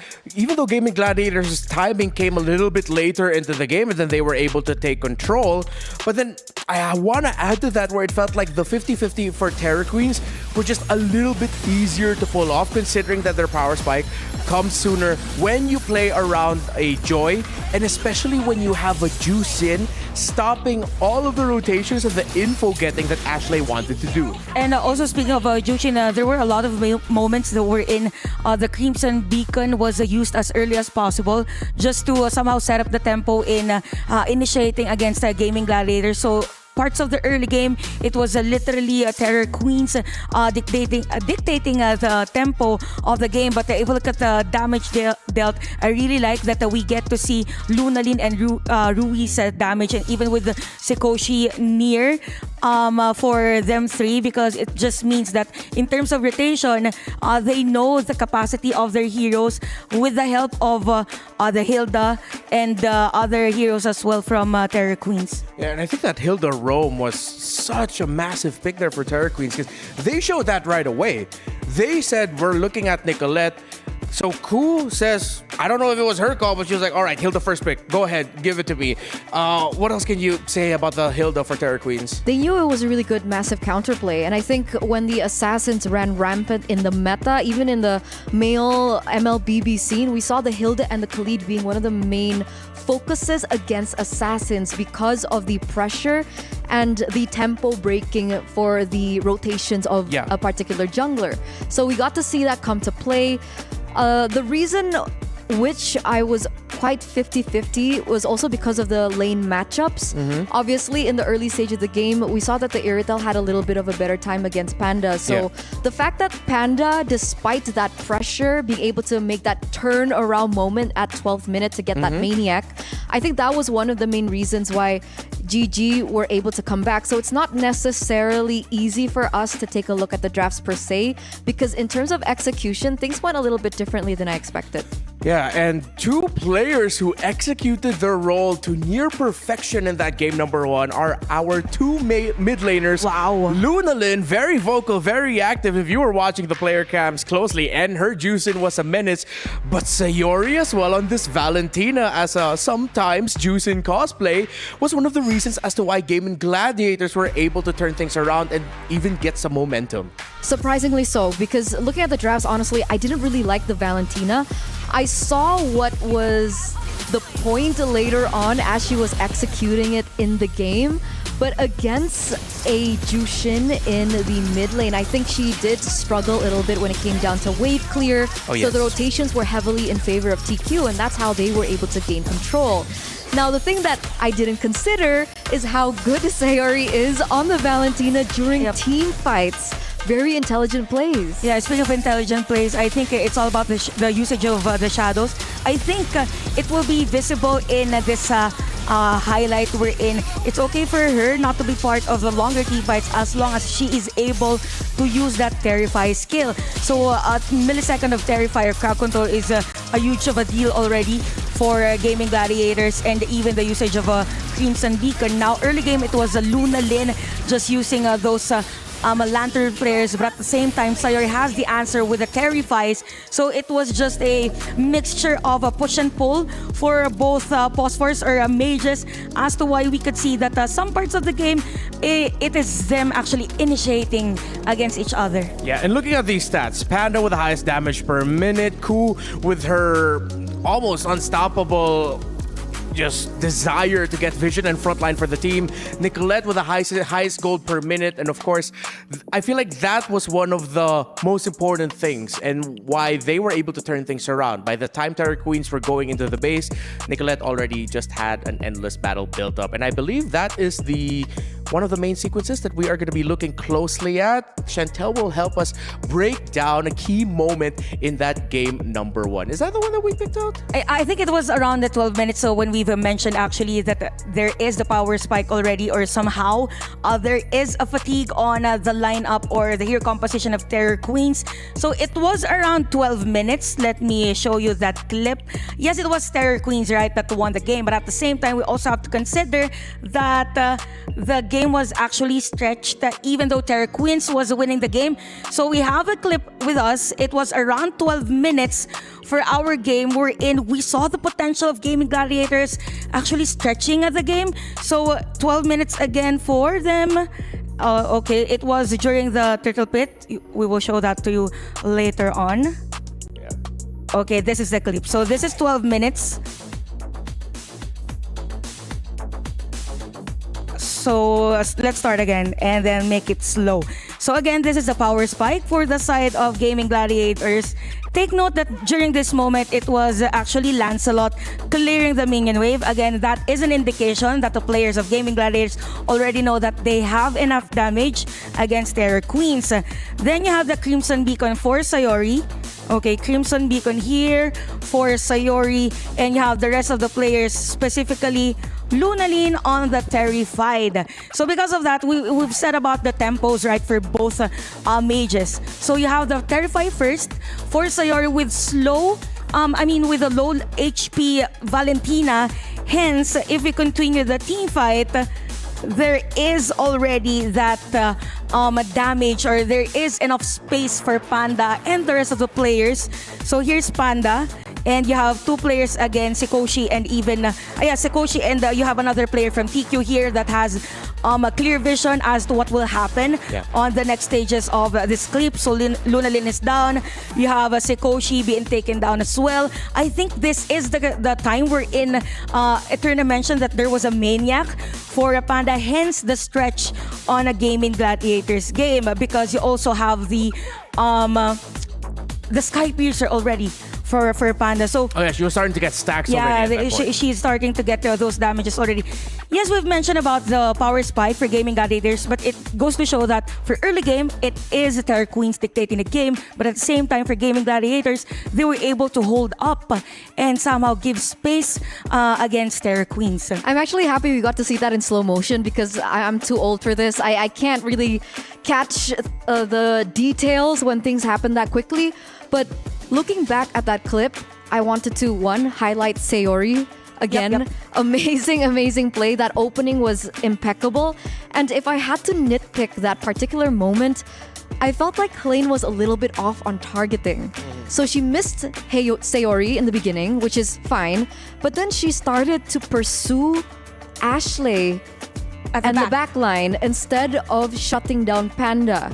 And I think with so much leeway and so much freedom for Panda, that's how she was able to get that maniac down. So coming into the next game, these little things I think really need to be improved by GG. Yeah, so let's see if GG will be able to improve on that. While for Terror Queens, if they can keep up the strengths that they showed in the second half of that game, wherein they cleaned things up, they, cooled off a little bit from their overheating. Like that came from an overheat moment, the play that we just broke down. And then they were still able to get the win. So let's know more about Terror Queens, the winners of game number 1. Who takes the longest to prepare in the morning? Who is always late for practice? We late for practice. Who like to eat during practice? Who like to eat during practice? And this too. Who have the most skin in the game? Most skin. Just rich. Who have the best fashion style? I don't know about the fashion. Who is the best singer in the team? Me. Can you say? Show me just go here. Show me. Yeah, go. Who is the hardest carry?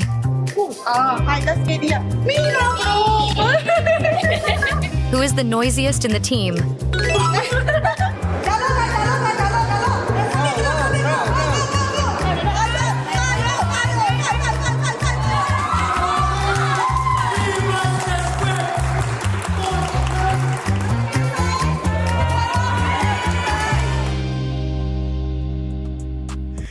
Good to know more about Terror Queens, and I have a special announcement for all of us here. Thank you so much for showing your support, not just for MLBB, but most importantly, the women of MLBB, as we have now achieved 240,000 peak concurrent viewers, and we are just in the first semifinals match for today. Thank you so much, and again, use this if you want to redeem some diamonds. These are case sensitive, so it's capital MWI Limitless. You type that into your game, redeem your codes, get your diamonds, and help us celebrate MWI here at EWC 2025. So just from the very first game alone, we're already breaking records for our second to the last day of the tournament. The sky is limitless, and I'm really, really happy to see this, right? Over the course of the years, we've been seeing slow progress, I would say, support from, the fans, the community, and I'm glad to see that in the comments, a lot of people are actually highlighting these girls and their individual plays. It's really cool, like seeing all of the comments and the posts being made. Like, yes, I love how our community is even more so just participating in the discussion of our women's scene in MLBB. And we even have a dedicated social media for MLBB women in esports. So I really love the progress, and even the progress of these teams are very different from day number one. And it goes to show that esports is really a home for any gender, but it's also a home for deadly drafts. All right, Game In versus Terror Queens, game number 2. The Uranus gets taken away. Baksha in response, of course. So now we are going to be going into a smaller pool of the top most contested picks. Many times throughout MWI, we've talked about Yi Sun-shin, but also many times he's just ignored in the draft. Speaking of, but now it's not this time around. I think he's banned. Probably because and for game 1 too. Terror Queens, there's a possibility for them to take that hero, and we have another trivia. So, Savage Queens, for Terror Queens, in a span of 11 games, TQ has already scored 181 total kills, the highest amongst all teams. Onyx ranks second with 129. I mean, Terror Queens have also had their fair share of long series, long games. But you can see it from their gameplay, like, whether it's a good thing or a bad thing, they're willing to give up some moments just so that they can get kills and solidify their lead through that. But it's very different to the aggression like from Foot, right? When we saw yes. Foot play, they were aggressive, they were able to get a lot of kills, but rarely do we see them be able to convert that on anything else on the map. So that was just, pure blood aggression. But what I love about TQ is that aggression is usually utilized for something else that they want on the map. And it's in true Burmese fashion, right? I think the male counterparts exemplify a similar kind of gameplay. So we are going to be looking yet again at another game full of aggression, I do believe, from TQ. With the Jushin now taken off the bat, I think it's also important to note that both of these teams have actually opted to swap sides. So it's actually TQ now on red side. With the Arlet last ban, this opens up a lot of heroes for GG. Yeah, and if we go back to the first draft, I don't think that for both teams, they still prioritize Kimmy.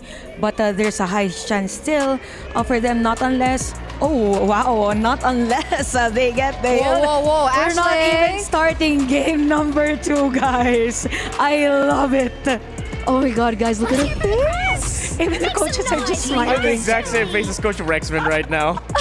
So, I know y'all can see me on screen, but okay, I like this very first pickup by Gaming Gladiators. I wanted them to have something like the CC. It was banned by them in the first phase, but now they rush pick it because I think up against a team like Terror Queens, you need someone that can dish out great crowd control, of course, with her curtain call, but good damage as well. Now that they got the CC, I think for Terror Queens, they have to be mindful of that gatot. Yes. Because that's their combo with the CC, the curtain call, and then you go in with the AOG. Yes. Just to stop the other players. Not unless they want to take Hilda again, and why not take the Lancelot instead, so that there's the counter pick against Gigi, because Nicolette has been playing really well with that Lancelot, but it's gonna be Joy still. They want a hero that could literally be just all over the place, plus the Farsa, just to make sure that they have that burst against the gold laner or Panda of a Gigi early game. So now, I think the Gatot pick actually does well here, right? They need some lockdown for the Joy, and they also need a way to cancel the Feather Airstrike. So it's allowing that opportunity to kind of come for itself here for Gigi. And we have seen Ashley play really well on the Gatot as well. Signature. A lot of people have actually banned it away from her when they go against Gigi. So we're gonna see, not the Lancelot this time around for Nicolette. It's actually the Hayabusa. What do you guys think for the next pick? There you go, the Gatot. The Gatot was like the best pick that they could go for at that moment. It answers both the Joy and the Farsa. And of course, the Hayabusa, considering that you're seeing an artillery static mage with the ultimate of the Farsa up, then the Hayabusa would be the perfect pick against that. So, Terror Queens, let's see if they're going to show their EXP or roam, or they want to go to the second phase with already having their gold laner.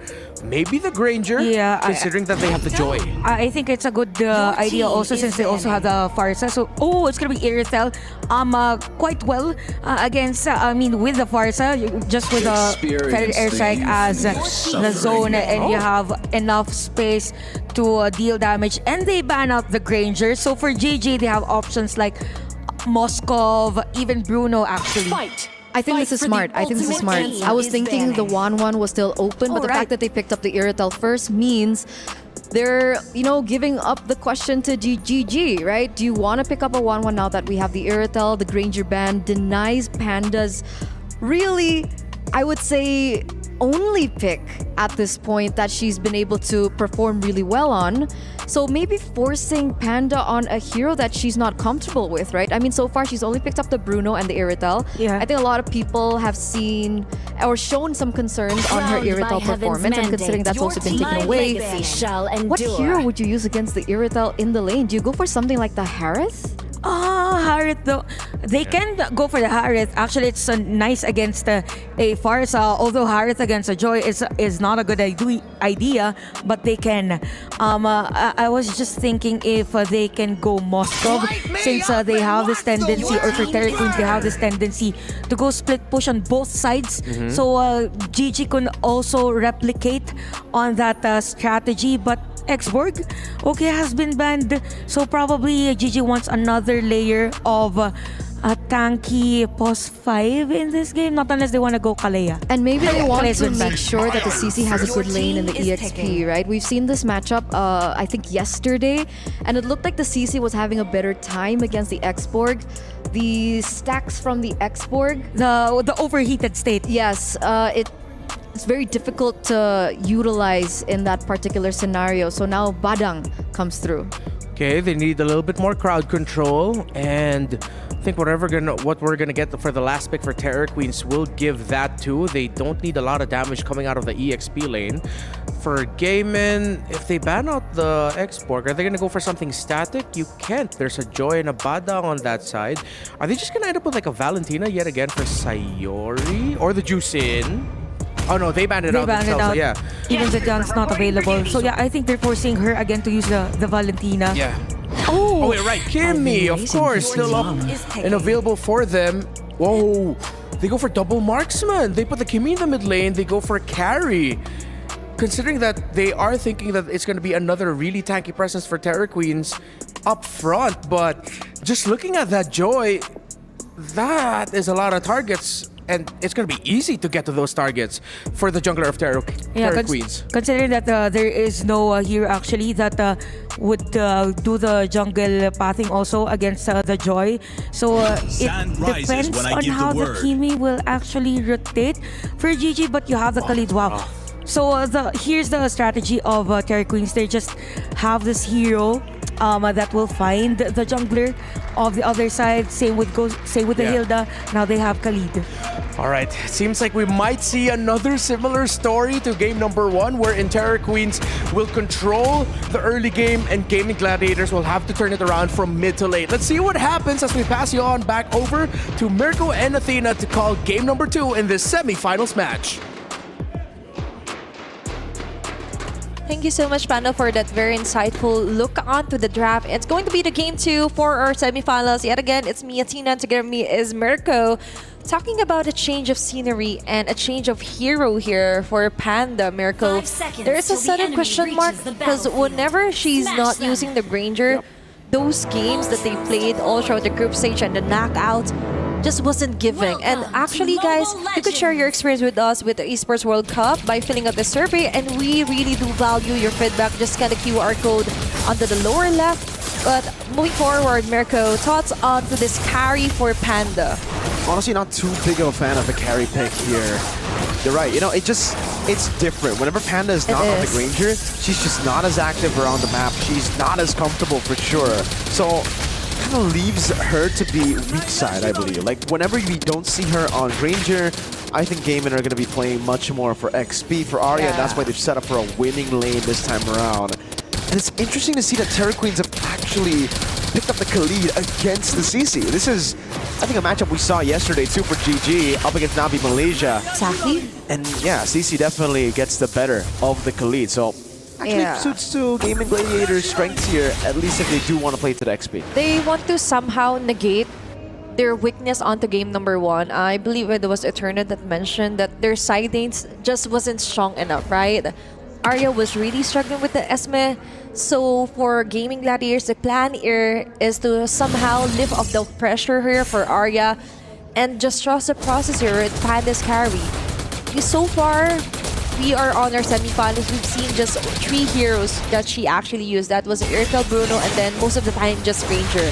But let's see, for Terror Queens, I like the fact that we kind of just went ahead, getting on to the next here for Gaming Gladiators draft. And so far, I'm liking that they also have the Farsa finally here for the instant burst and the jump. And if ever you want the crowd control, you also have Cool for that setup play. Now first turtle is up for grabs. Arya just hiding out on the bush. Very nice hit here onto Lagrina. Ulti already exhausted there. 2 big ults already wasted there. Shadow kill over to the turtle.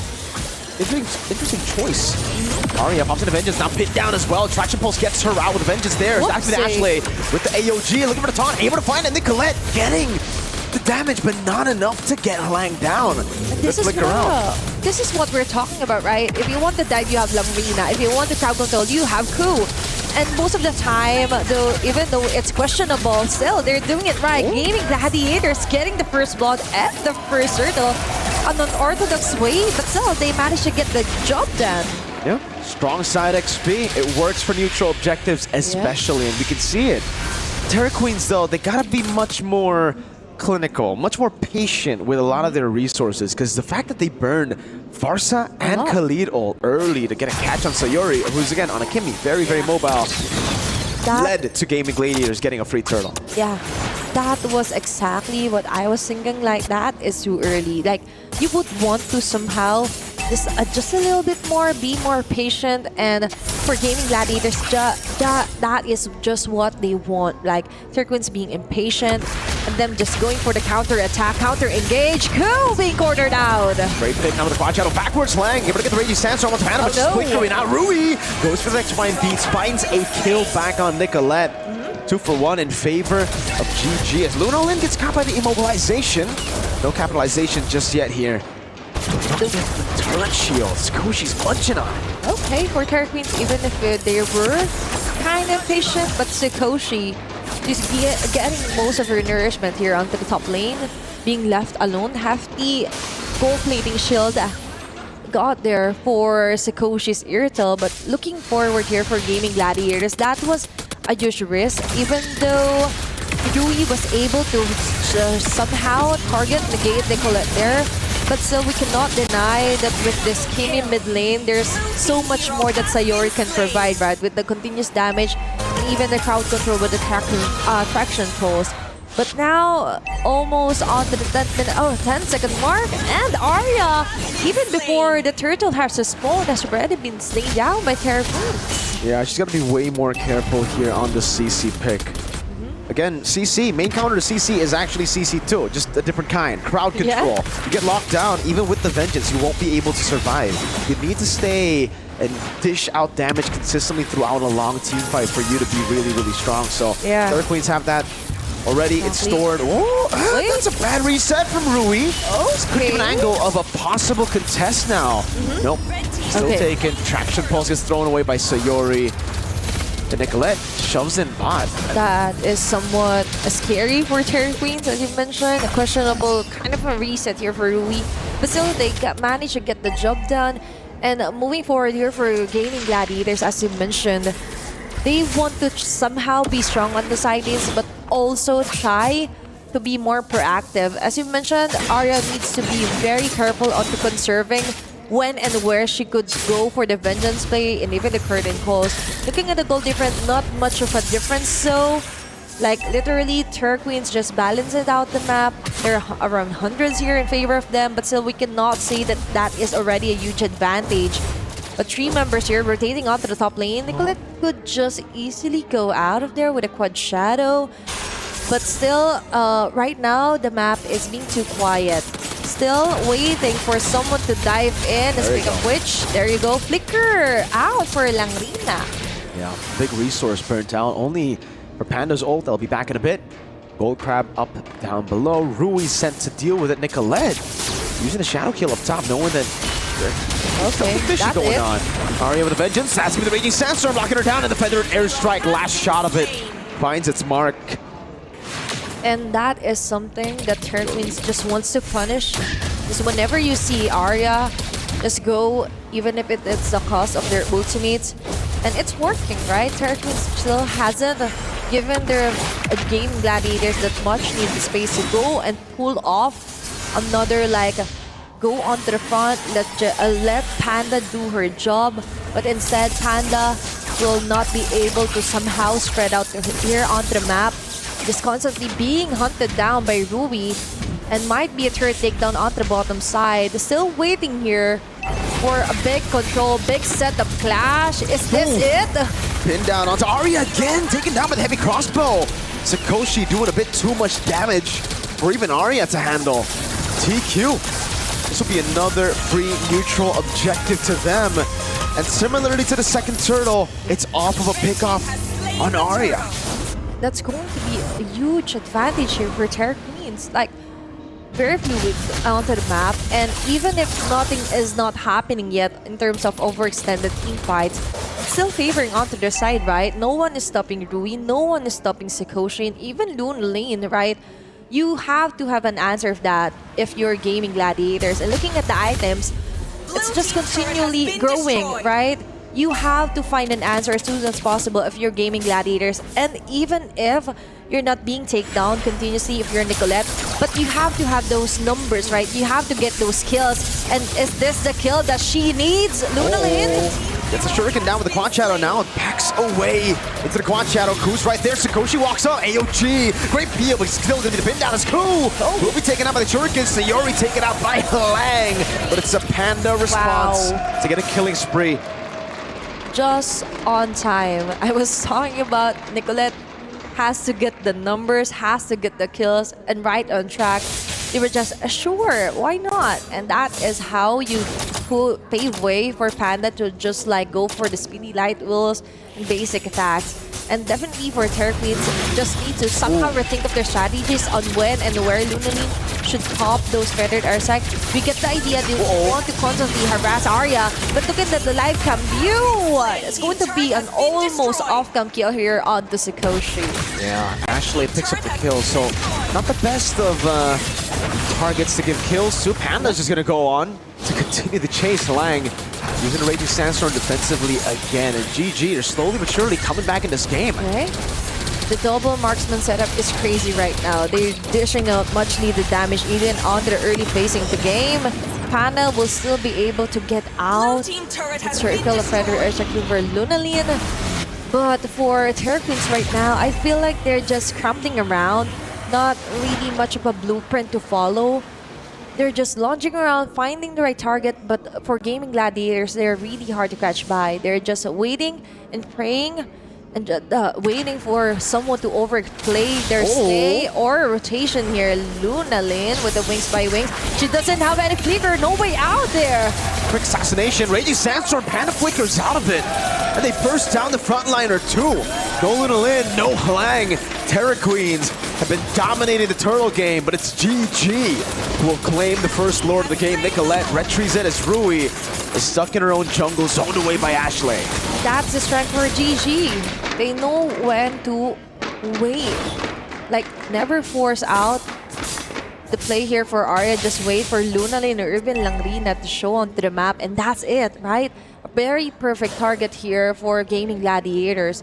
And now there's a bit of a struggle right now for Terra Queens to somehow lock in on Nicolette, and even Panda, still untouchable by the way with the 3-0-2. Looking good here, even though this is not usually the hero that she goes to or she uses a lot here on MWI, but IP is still there. You just have to give her the space, and Ashley and Arya is doing a great job at those adjustment here for game number 2. Good defense from Terra Queens. They've been able to...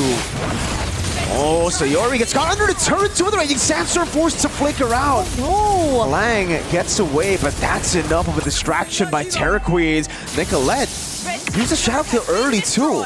Maybe a turret in the mid lane, but that's about it. No holy defense procced with the First Lord. One of the unsung here for me is Ashley, right? She has 100% KP as of now.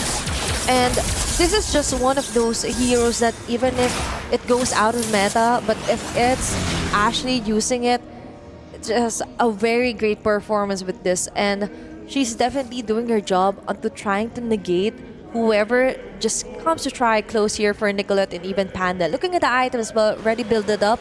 The Radiant Armor. Meanwhile, for Nicolette, Freddy has to end this battle. That's why she really is giving that much needed damage for GG. Action pulse over the bush, opening things up. Itemization-wise, the endless battle completed for Nicolette. Snipe Piercer for Sayori. Honestly, good position to be in right now for Gaming Gladiators. I think they've already weathered this early game storm that we expected from Terra Queens.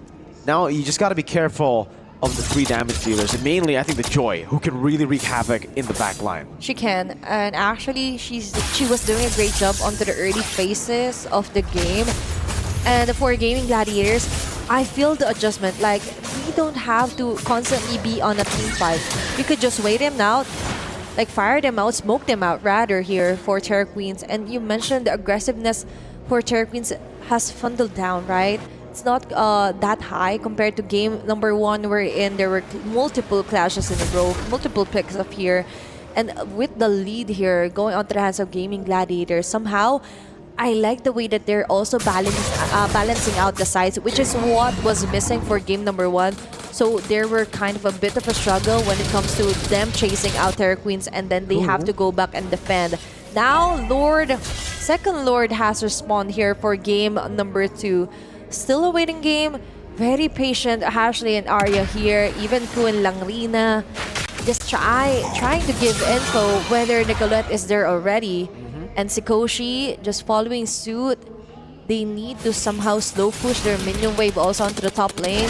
So Yuri might be baiting out this Lord, or they might continue because the Joy is still too far away. So the strength to carry. If you have a slow push up top and you bait out a lot of members over, you can blitz the Lord with the carry. Cool.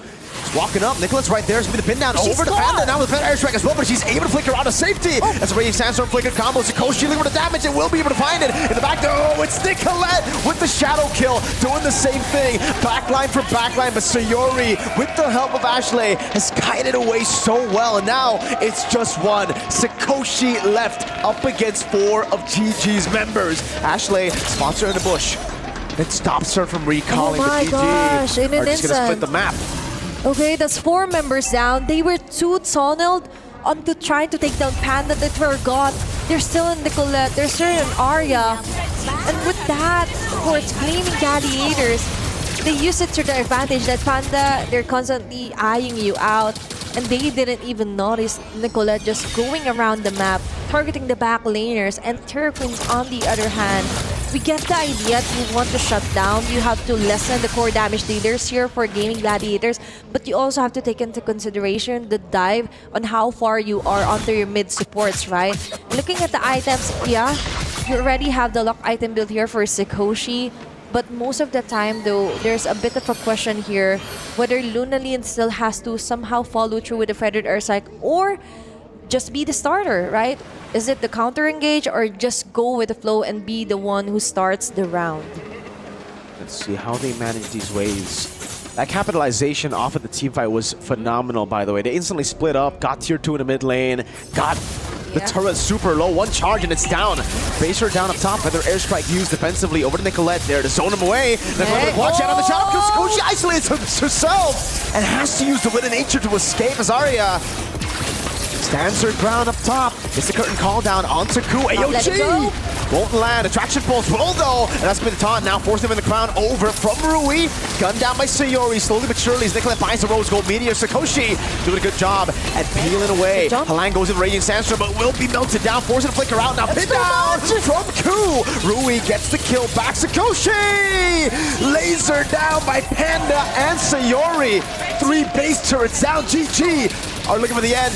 Cannon in the mid lane already. Nicolette jumps over the quad shadow. Now he's giving Rui in the back of Sayori's able to flicker on the shadow kill. Deals enough damage. Lunalin very low. Forced back onto the fountain. Rui dashing forward. Panda goes in. Targets the base. And we've got an equalizer in a best of 5. 1-1. We could just see them somewhat celebrating Ashley there with the taunts as well. All won for our first semifinals of the day. Gaming Gladiators just doing all that they can. Huge adjustments, but they managed to do it quickly. Right on track for game number 2. Let's hop to the panel to break down game number 2. I asked for taunts after every game. We got it. I asked for damn good MLBB and we got damn good MLBB. Gaming Gladiators clapping back, tying up the series. And I feel like Terraqueens over-respected the signature pick of the Gatakacha on Ashley because this time around, with Sayori and Ashley just free to get info, to press on forward, TQ could do nothing.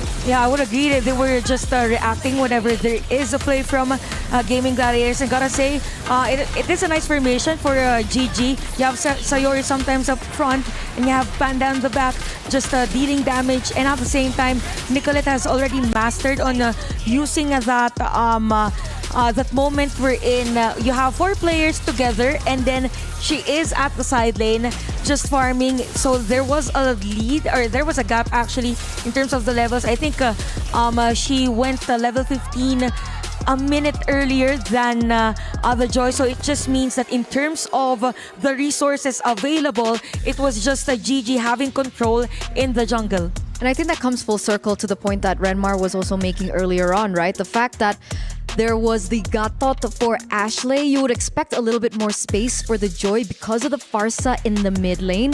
But it's not as simple for Lunalin because she knows she needs to be very careful when she utilizes her resources in case it does get cancelled or the taunt does come through from Ashley. So that's why we saw the lead coming in from Nicolette, and then that change in tempo towards that mid game, considering that Nicolette was able to get to the power spike and the damage started to really pierce through TQ, and they couldn't play too aggressive either. So it was very a catch-22 situation for the Burmese queens here. Yeah, 100%. However, there's also going to be a moment where if you're Terraqueens, it seems like at one point they already just accepted, all right, we're going to be waiting for the mid to the late game. One of the reasons why heading into this game, I was thinking that maybe it could be a repeat of game number 1 is that's your window with this kind of lineup up against the lineup of Gaming Gladiators brought to the table, wherein you're gonna have to be you have to set your foot down and say, this might be risky, but we have to take the risk.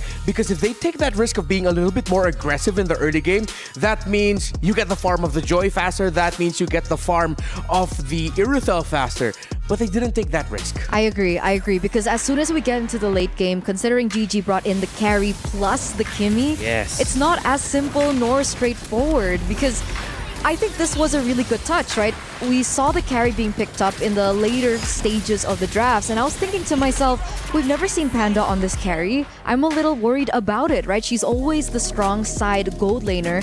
But then it turns out it was balanced out by having the Kimmy for Sayori in the mid lane to make sure that they can still catch up to the mid game. Yeah, this goal difference actually tells a lot about what you've said. Imagine it was actually Gigi winning the game, but you have higher gold to her counterpart, Sikoshi. So it just means that for Gigi here, they just pushed on other lanes and focused on not having that pressure on Panda, and Nicolette stepped up in the moments of the game we're in. They're just diving in the middle, forcing the mid lane to somehow deteriorate.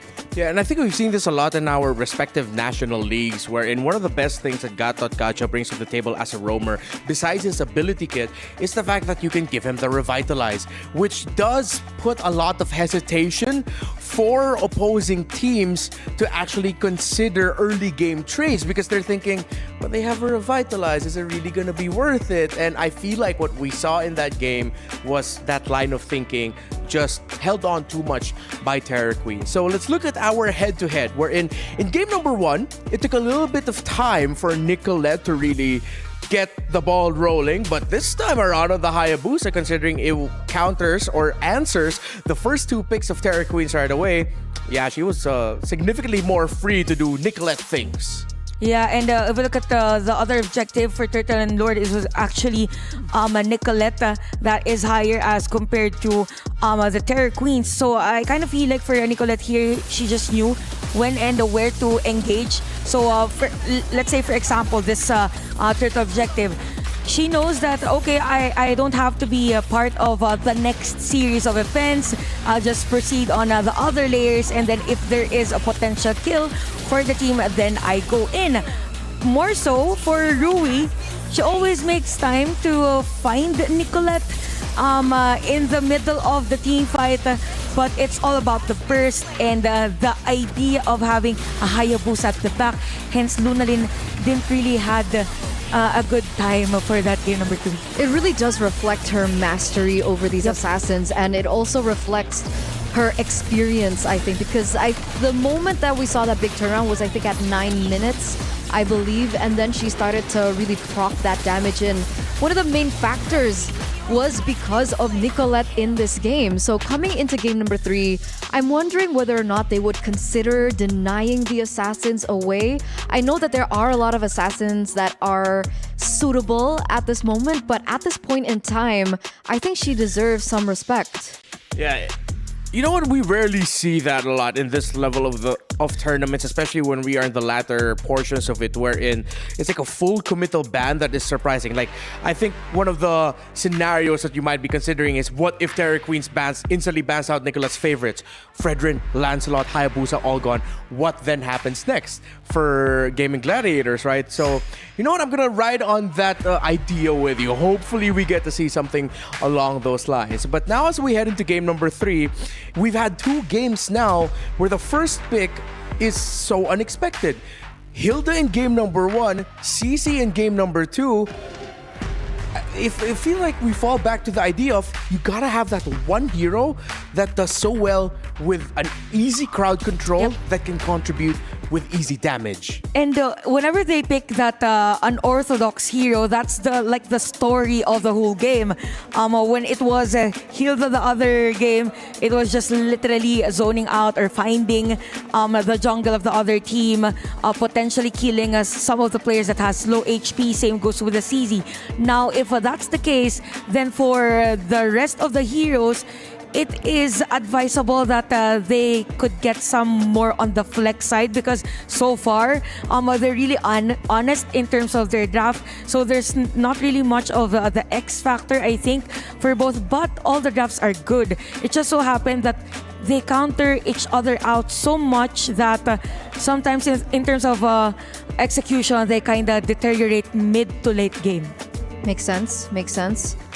The CC first pick for me personally was one of the main reasons that GG was able to come back. Because if they didn't have that CC strong lane against the Khalid, I think it would be a very different game from the early game. I think Mirko touched on it as well when he was doing his cast, considering that the carry was already a losing lane. They needed a lane to work with, and that's how GG was able to gain control over the neutral objectives in the early stages. So I agree with your notion that we are going to be seeing, I think, more peculiar picks in the first phase, and it all boils down to counterplay, right? Yeah. Hilda was a counter. CC was also the stone that they needed to utilize to set things up. Yeah. So now I feel like with everything that we've seen so far in this series, there's going to be 3 key positions that we have to look at in terms of the drafting, their priorities, and what heroes they end up with. Roam, mid, and EXP. Because it seems like a lot of our major discussions revolve around the heroes in those spots. Yeah, that's true. And I really like, by the way, the Kimi against Farsa. So I think if the other team is to get the Farsa, it's not advisable for them if they open up the Kimi, because if I remember it correctly, it was the Setyan that they banned. So when drafting, it is really nice for them to consider who is better in the mid lane, better in the EXP lane, just like what Renmar said. But at the same time, if they are to get the hero that is expected to win, then they have to make sure that all factors are going to be covered, including range, including the longevity in terms of team fight, in terms of the skills that they can use every second of every skirmish. I agree. I think mid prio is going to be very important. I think they might have overlooked the Kimi. Yeah. So to shift things a little bit, I think in game number 2, TQ heavily focused on denying Panda's heroes, right? The Irithel pickup, the Granger ban, forcing the carry, and it turns out it didn't work. You can't focus on one thing too much, because at the same time you're going to be giving up something as well. Yeah. So that might be one of the reasons why Terra Queens, by the end of that draft, actually just ended up with a lineup that they're very uncomfortable to deal with. I'm going to toss up a hot pick question for both of you. Oh. There's one pick in MWI that has so far been successful for some teams and have shown to provide surprise, considering that a lot of teams in MWI rely on slow front-to-back team fights. Which one of these 2 teams is gonna bring out my Panda? Where's Akai? I think it's gonna be GG. I think GG, because they have a strong frontliner most of the time, but at the same time, they always add another layer of crowd control. I agree. They also use Arlott. Yeah, the reason behind this is because usually when we see the Akai, it's usually paired in with the triple marksman strategy. So, or double marksman strategy with the Kimi. And so far, we haven't seen Lunalin pick up the Kimi, but GG has. So we might be seeing that potential. And it isn't just me just being an absolute Akai stan. Really, the teams that have picked up Akai in MWI have ended up with a pick that is so surprising that it ruined the team fighting abilities of the opposing team. Again, because of what Heavy Spin brings to the table with so many displacements that you have to deal with and so many blocks and dashes that it stops. But are we talking about Akai jungle? Because I think that would be a waste for Nicolette. I'm talking about Akai anything. Okay. Akai Roam, Akai EXP, Any lane. Akai Gold, Akai Coach. No, I'm kidding. Mostly on the EXP lane, I think, is where we might see it pop up. If ever it does pop up. Not unless they have another strategy in mind, right? So, we see Uranus and even YSS being banned by GG, the usual. I think they are to open the Baksha. I think they're willing to give up the Baksha because they changed the sequence. Yes, but also TQ are shutting down Ashley. Yep. Right? Arlott ban, Kalea ban, Gatot ban, forcing her on either the Minotaur or maybe the Hylos, who we have seen work, but it's not as easy to execute. Yeah. We might end up in a scenario here where Terra Queens, if they don't end up with a traditional gold lane marksman now, they might end up with a Harith, meaning we're going to see the Harith-Minotaur relationship again, something that Gaming Gladiators were able to excel with. But knowing Terra Queens, they might not go for that. I'm not sure if GG now will prioritize Kimmy and Baksha. Yeah. Yeah, I think it's a given that Terra Queens is literally just giving them those heroes, and there's a high chance that you get the Balearic on Terra Queen's side. So I think it's gonna be Badang and Hayabusa still prioritizing that hero for Nicolette, sticking on the Assassin. Now for Terra Queens, they can now get the Granger just for the sake of counter pick, and somehow limit a hero pool for Panda. So dangerous though. I mean, yeah, it's a good setup for, you know, the gold lane, but against the Hayabusa and the Badang, it might be a little risky. Maybe they go for something a little bit safer. Yep. I wonder what that pick might just be. With Joy already shown up, they do have the Badang. They still have room if they want to go for either the Irithel or the Granger for the marksman, for the gold lane of Gaming Gladiators. Considering that Badang in itself is already enough of a stopper against the Joy. Ideally, you'd have to have one more, whether through the mid or whether through the EXP pick. I'm still thinking this Badang is most likely going roam. So they still have other options. So I think, by the way, for Terra Queens, this is a nice pick. Both Joy and CC, since Forza is still open, it literally shouts no Forza for you. I think it's not a good idea for you to pick. That's why they will prioritize on Zetian. Yeah. So for GG, they can still pull off that Zetian very hard tank, or probably sustain that has crowd control on the side lane if ever they go for Badang as their roam in this hero composition. Because we're looking at two heroes coming in from TQ that are so weak to CC, right? That's why we see the Zetian and the Badang come through. It should be okay. One of the crazy things that I was thinking in my head for TQ is Chikoshi comfortable on a Ruby in the gold lane? Ooh. I mean, with the CC pickup, the Joy pickup, that's already some damage. I think coming into the second phase, we would expect TQ to look for yet another winning lane for the CC. But the Hylos gets eliminated here. If they go Ruby gold lane, that means Terra Queens will have to play Kimmy in the mid lane. Because they're still going to need sources of basic attack damage, and that's sort of going to be like your actual carry in the game. You have two main carries, but both of them are going to be dealing magic. I will keep that possibility up in the air. That might be something that we'll see, considering that they have strong sources of physical through the Hilda Ruby CC that way. Great crowd control. Might just be crazy enough to work, and that's an option for Terra Queen. So they even shut down that possibility. They ban out the Kimmy instead. Yeah, a very nice ban for GG because you've already discussed that possibility. So I think because of that, for Terra Queens, they will just shift again into those usual burst damages. I won't be surprised if we might see a Farsa Faramis for this match, just for them to just dive in against the GG and somehow negate that shadow kill from the Hayabusa. But for another ban, I won't be surprised if they get or they ban out another Ashley hero, because they're literally focusing on that. Could be Minotaur. Yeah. But they're heavily considering this because remember the gold lane is wide open. There you go. So they go for the Granger ban. Instead, the Zask ban is intelligent by GG because they know that TQ has utilized it as a counter towards an assassin in the jungle in the game that they played against Onyx. So now GG have the pick of the cherry. With Granger taken out, Seems like we're trapped with either Irithel, Moskov.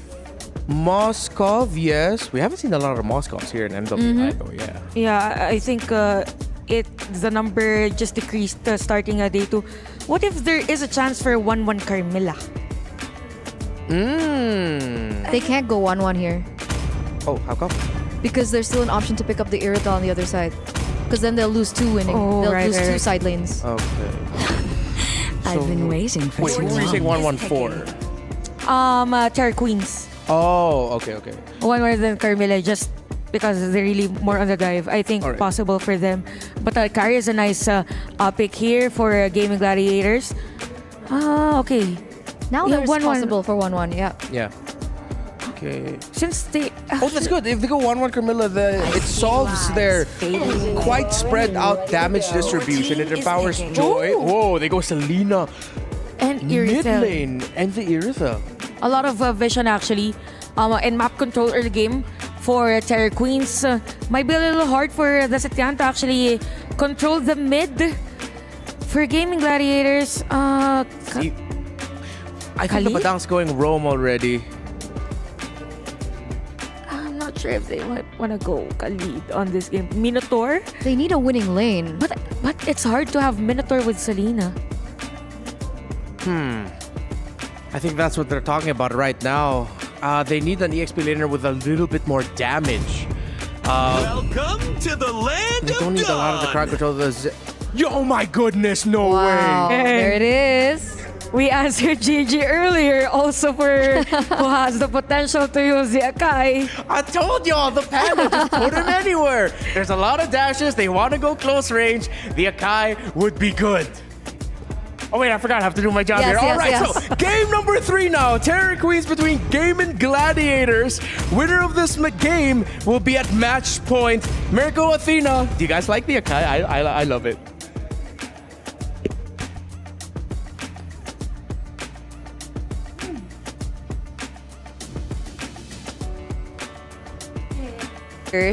And now, we do like the Akai being picked off here, but we do value your feedback, guys, who's watching right now. You can just scan the QR code, show us your feedback onto the survey.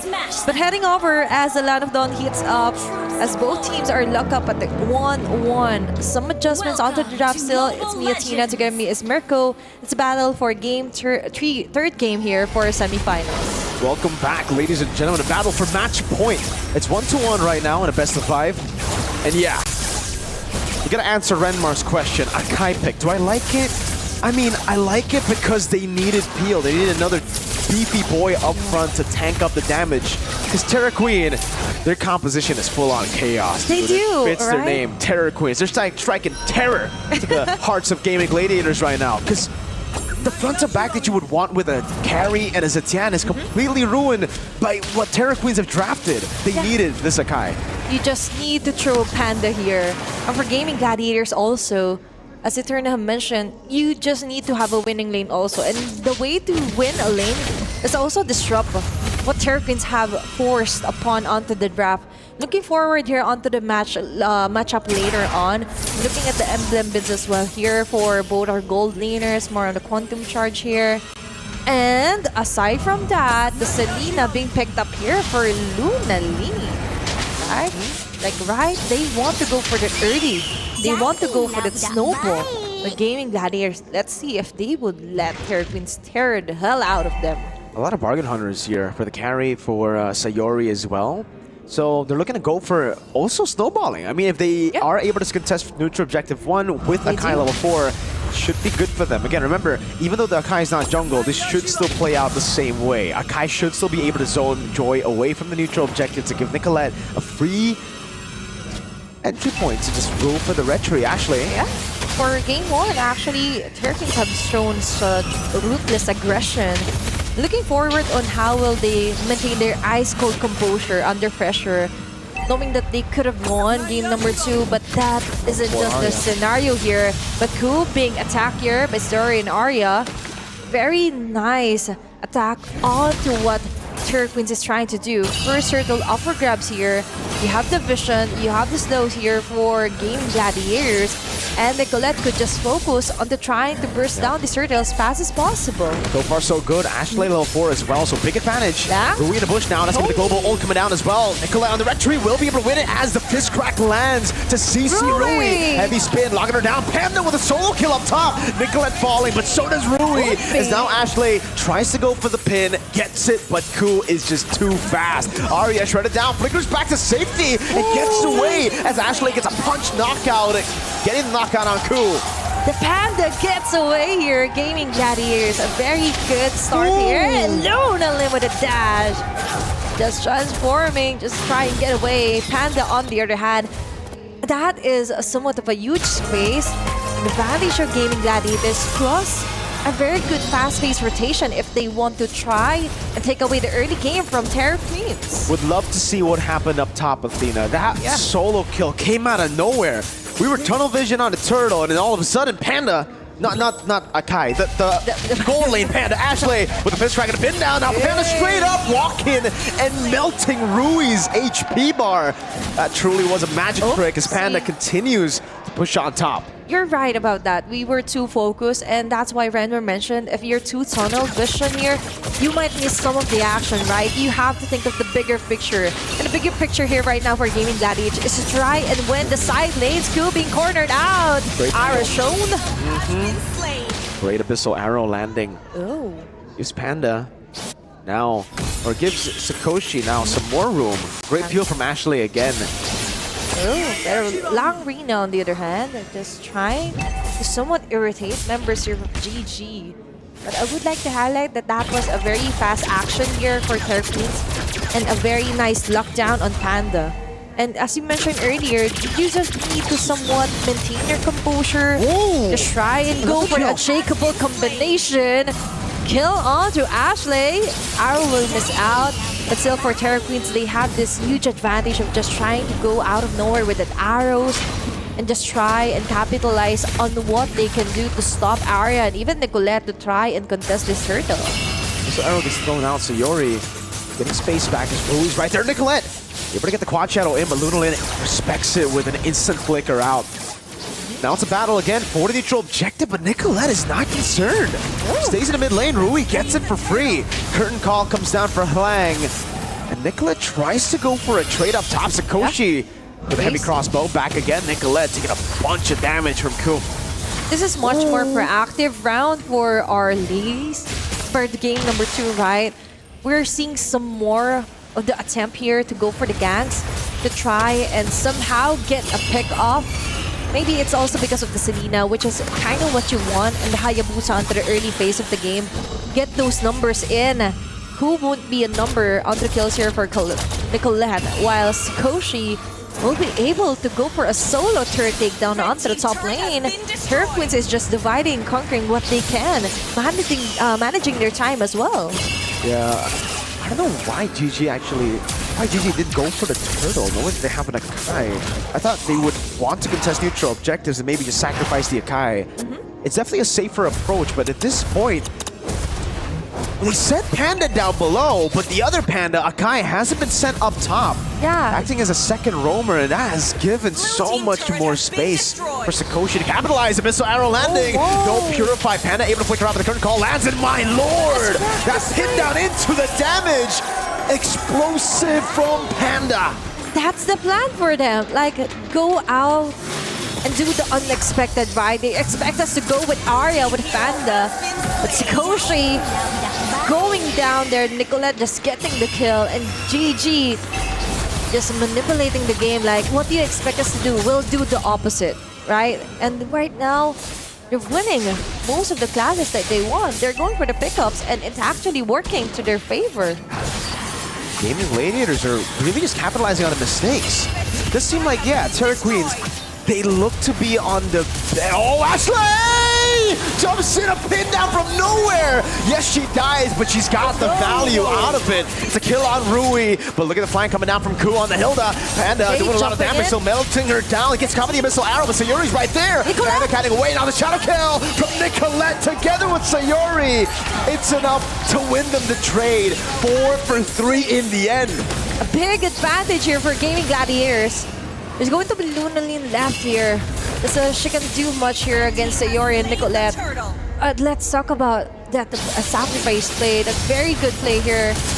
By, like, just imagine Ashley going for the pull plus Arya's heavy spin prevents anyone from Terra Queens to just actually go for the counter engage. Yes, you do have the idea here for Ku, trying to negate some of what Arya did to them, but still you cannot deny that you wouldn't want to keep your eyes off of Nicolette with her Hayabusa. You can see the reaction there from Panda. Now, whoa, some action up top. Gaming Gladiators. I thought after game 1, losing game 1, they would slumped quite bad in game 2. Maybe in game 3 they won't be as dominant as they are right now. Yeah. Just because, again, we've only really seen Panda do extremely well in the Granger. Nicolette, 1v3, goes in for the shadow kill. Oh, crazy damage on Hlang and Luna Lin, forcing to revitalize out from the Hilda. And that's what you want, just to try and punish them as much as you can, even if it means activating your ultimate, as long as you try and delay things up for them, disrupt their process, disrupt their rotation. For Gaming Gladiators, that's the plan here. Just distract them, just be the decoy. Ultimate activated here for Sayori. Arya with a heavy spin, Langrina! Panda gets the kill. Amazing pickup again, cool. Not too sure if you want to actually flank this composition. The carry melts you down. They have enough peel. The Abyssal Arrow dodged away from. The Gladiators will continue on, poking Sakoshi down. Now up top they go to a wave that looked to be good for Terra Queens, but for Gaming Gladiators, it's good for them rotating up top. They're just going to go and set up for the neutral objective. It is. Somehow it's an unshakable coordination between Arya and Ashley with this Padang. And with the proper layer, Panda will have a hard time, or will have a fun time. I gotta give props to Arya. Yeah. The only big concern I had this game was how would Arya perform on the Akai, right? Just knowing her playstyle from the last 2 games. She's always been kind of like an individual player. Oh, miscoordination a bit there. Ashley with a fist crack, Panda no ult.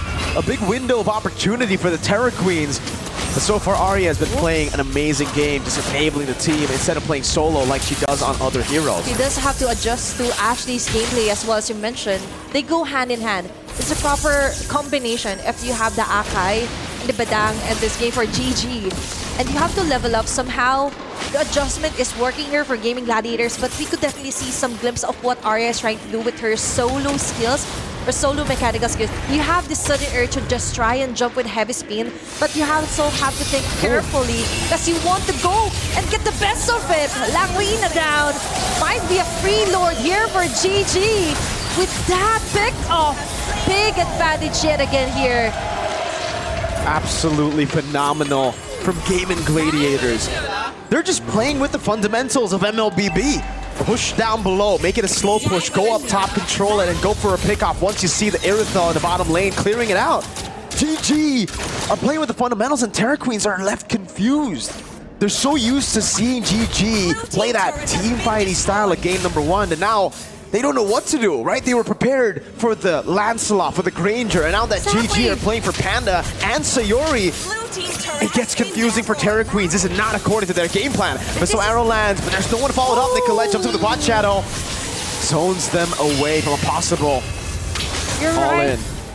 About them being confused, like, is it a different version? Is this different ladies that they're talking about you're playing against? Like, Gaming Gladiators just tried and somehow huge another page onto their book to try and prevent Hercules from reading them. There's no spoiler alert, but Nicolette onto Rui one-on-one! Shadow kill, Shuriken doesn't get the kill into the bottom lane. Panda is able to get the kill on Sakoshi, now goes straight for the base. Gaming Gladiators at match point in semifinals.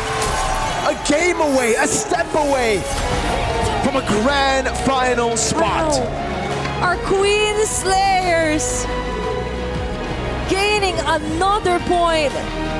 They only need one more win to secure that spot. And things are quite looking up here. All those adjustments, all those thoughts and smiles here onto our camera is really, really radiating here. A very positive environment here for GG. What a nice win for game number 3. For Terra Queens, back to the drawing board. And so far, I do hope that our panel are ready to break that game number 3. You heard that right, and you can't deny it. Gaming Gladiators are one game win away from making it to the grand finals of MWI, and they did so in dominating fashion.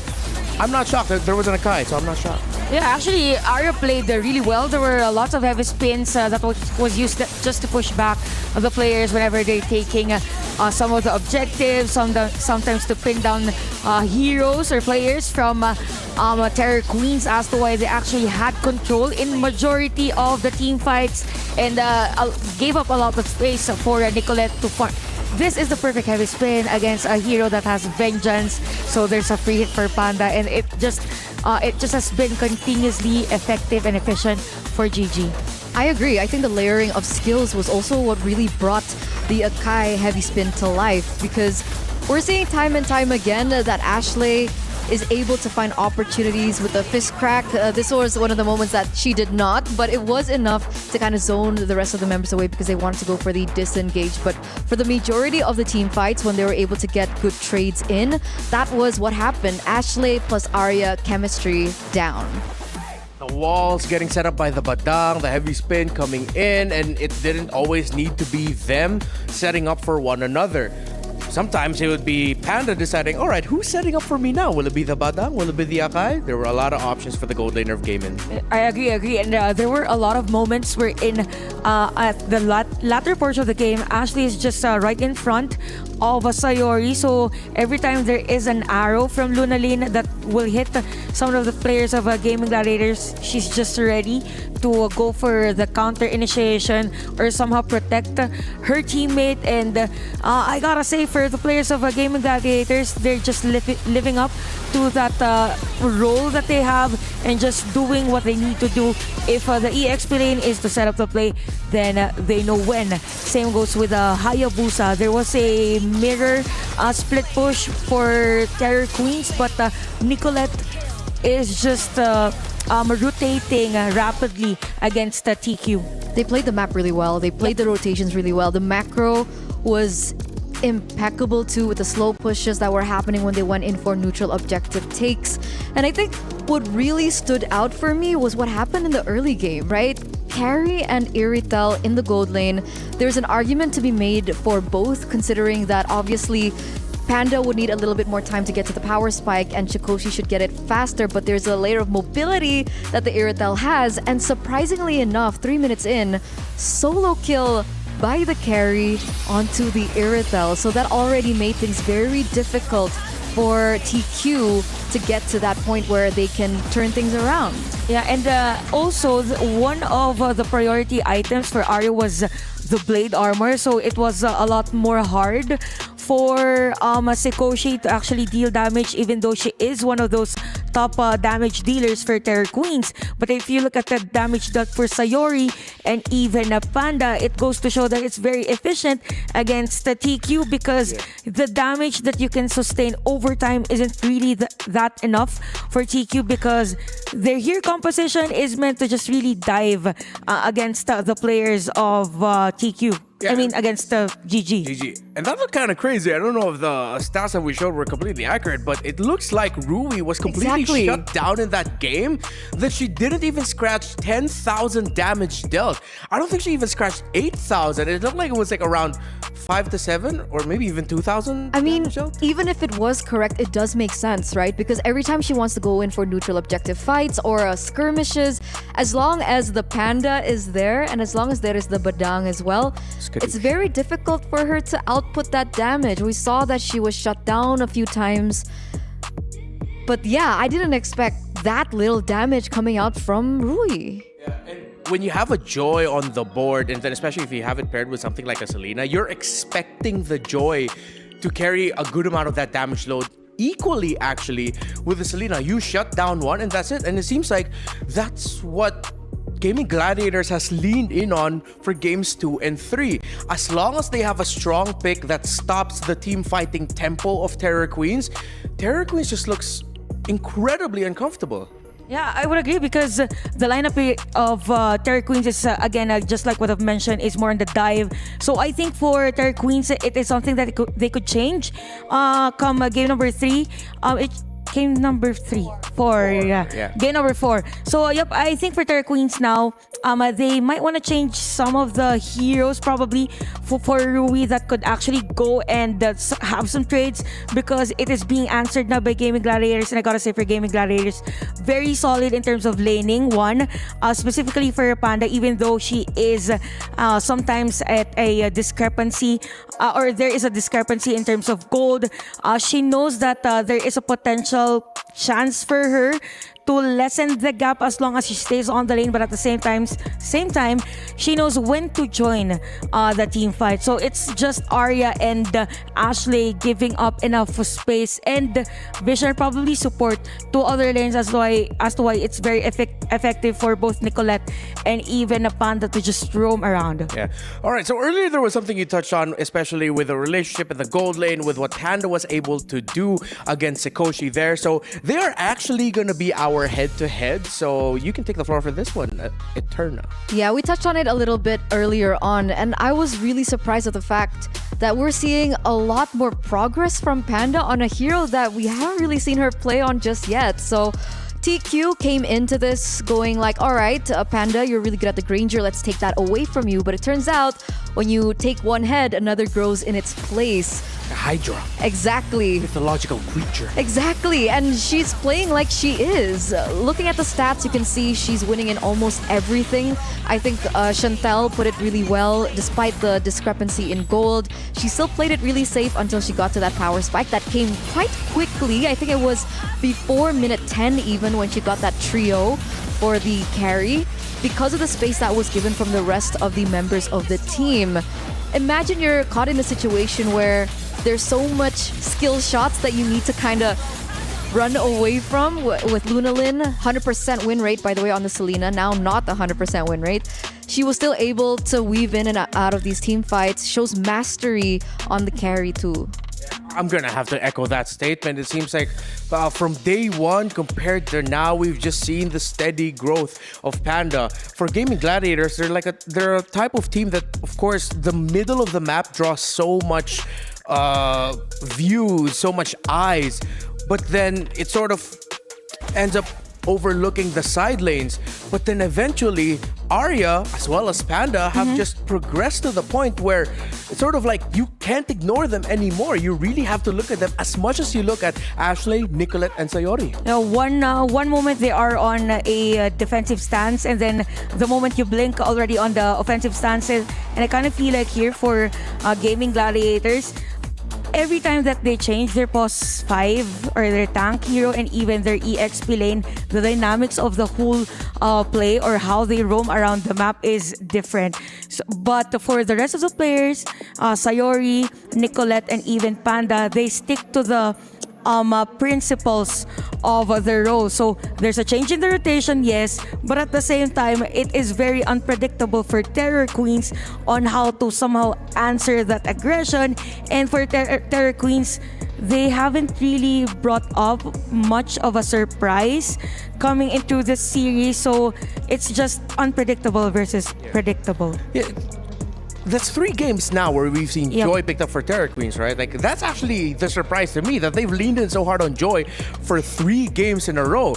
Gaming Gladiators have shown that, okay, if their rotation in the center of the map gets busted, that's where they have difficulty. Terror Queens, when their team fighting gets interrupted, that's where they have difficulty. I agree. That's why game number 2, game number 3, the way that GG played the team fights, the way that they were able to layer the skills and ruin the formation of TQ was just on point. It was brilliant.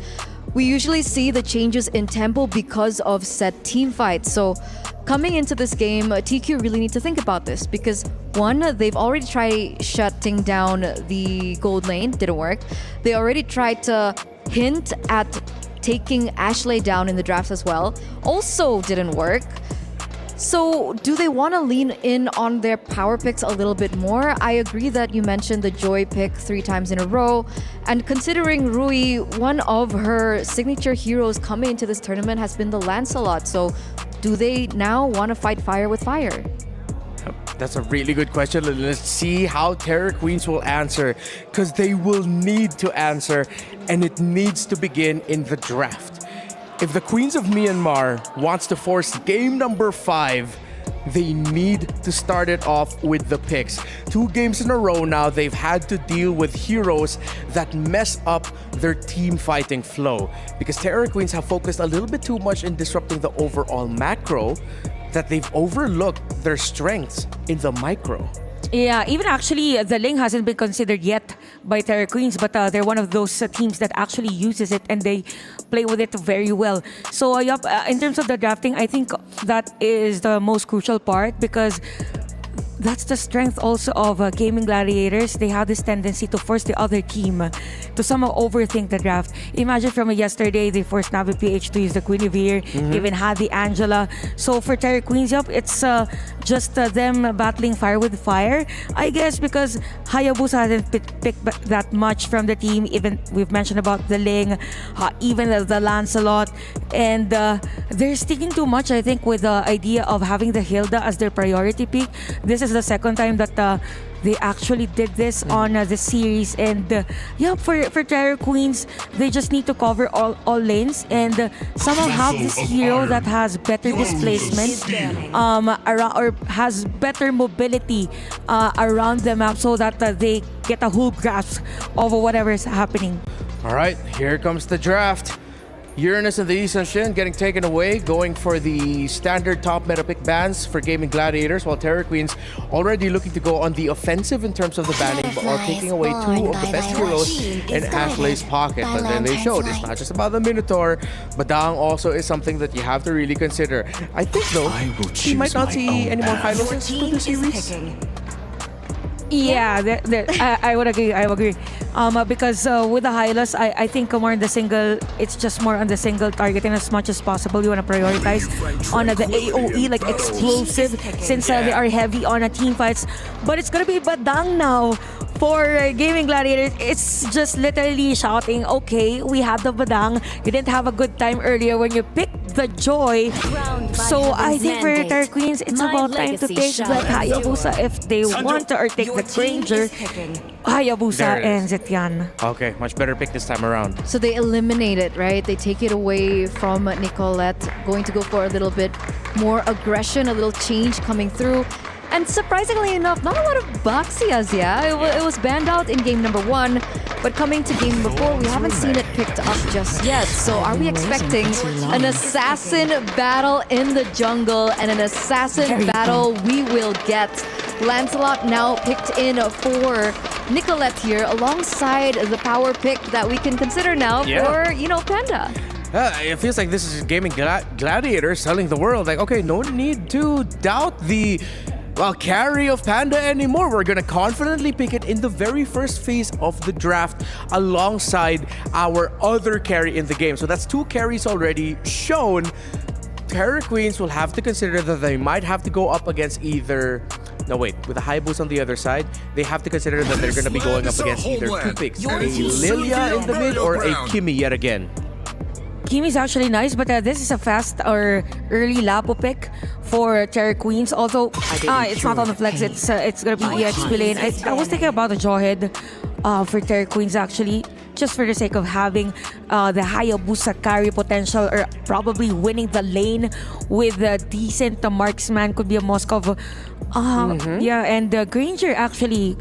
Jawhead Granger would be nice for Terror Queens, but for Gaming Gladiators, Baksha ban is pretty fair.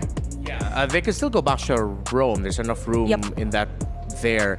However, I think wouldn't the Baksha Rome be sort of susceptible to the Badang Rome, Eterna? It is very difficult for him to get the picks, right? Because even if they go for an engage, there's always a counter engage potential with the Badang, and that's what GG are really good at, right? Counter engage. Ashley, Arya, the layering of skills that we saw from the previous game makes it so. GG now in the second phase still decide to go for the Granger ban. Do they want to go? What do they want to go for the gold lane here? Is it a Moskov? that is a potential for TQ. I mean, it is the safest against a Lancelot. Again, still the rarest pick and one of the rare gold lane picks for MWI, but I'm going to have to echo your sentiments here. Hopefully the Moskov is in consideration for Terra Queens, because I don't think a fourth game in a row on an Irithel for Sikoshi is going to do them any favors, because at this point, Gaming Gladiators have shown, okay, we're ready to deal with it. Even if they decide to go for something like a, I don't know, Rome, Angela, so just so that they can empower the Irithel, that's already way too greedy. You need more control at the center of the map. CC gets taken away, so this might be a signal that they're going to be going for a slower front line in the Rome, despite the Jawhead possibility that you brought up. Yep, I think for Terry Queens now, they're just focusing to have, more on slowly but surely type of setup. But for Gaming Gladiators, Bruno could be an option for the ban. Probably, it's going to be Moskov. So yeah, it is a Moskov. More on the safer route for Gaming Gladiators, since a Moskov could be a headache for them just in case it goes for that split push and you don't want a hero that will surprise you with a Spear of Destruction. Yeah. I think they have to go Harith here, right? They need more magic damage. That's already way too much physical on the side of Terror Queens. Or maybe they might even consider going Kimi Gold Lane. Kimi Gold Lane, I would agree with that. Kimi Gold Lane, because of the range also against a carry, and if the Badang will rotate on that area, and then it's gonna be hard for them. Now that you have the Carmilla, they can go 1-1 actually. Carmilla 1-1 or any Gold Lane would be nice to be paired with a Carmilla. No, I agree. I think the 1-1 is a potential here. Technically, she should be able to dodge a lot of these abilities as well. Level 1, level 2, the 1-1 is also very kind of gross in the lane, right? Being a lane bully. But let's take a look before that potential at GG. They're now looking for a mid laner and potentially an EXP laner, right? The Badang should be for Ashley. Do they want to fight fire with fire? I think Farsa is a little bit too difficult. They go, Paramis and Akai into the Carmilla? Yeah, they really want to go all in here. Then again, if you drop down the Curse of Blood by the Carmilla, the Akai, as you called it, the 1-1 combo, the Akai can push him out, and then they want the Faramis for safety because they're going to be very aggressive in this game. That's a signal for GG. Yeah, I think Coach Rexvin and Coach Midnight actually knew that 1-1 is going to be the last pick for Terra Queens, hence the Faramis. All right, will this be the series-winning grand final securing draft for Gaming Gladiators, or will the Queens of Myanmar force us into game number 5? Athena and Mirko, let's go!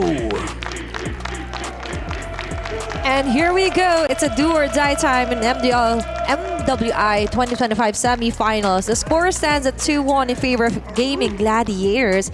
And we do value your feedback, guys. Share your experience with the Esports World Cup by filling out this survey and scan the QR code onto the lower left of your screens. And now, we are now in the brink of what could be the final game for this epic best of 5 series, Mirko. Yeah, and I gotta again emphasize what Chantel said. Yes, you don't want to pick Faramis against Carmilla, but I think what Coach Midnight and Coach Rexvin knew the 1-1 was coming. The Faramis is a great way to nullify the 1-1. So we'll see how they execute it, because at this point, it really comes down to how you use the Netherrealm. If you use it early, that Carmilla is just going to have an amazing time. But if you use it at the right time, up against the 1-1, then GG could very well be our first grand final. Is almost a soul kill up top. Sikoshi with the Inspire. Sayori rotating down below with a Stampede, who gets to revitalize down and actually win out in that trade. We could definitely feel the anger coming out from Sikoshi with this 1-1. She already played the Irithel 3 times in a row, and for the final game,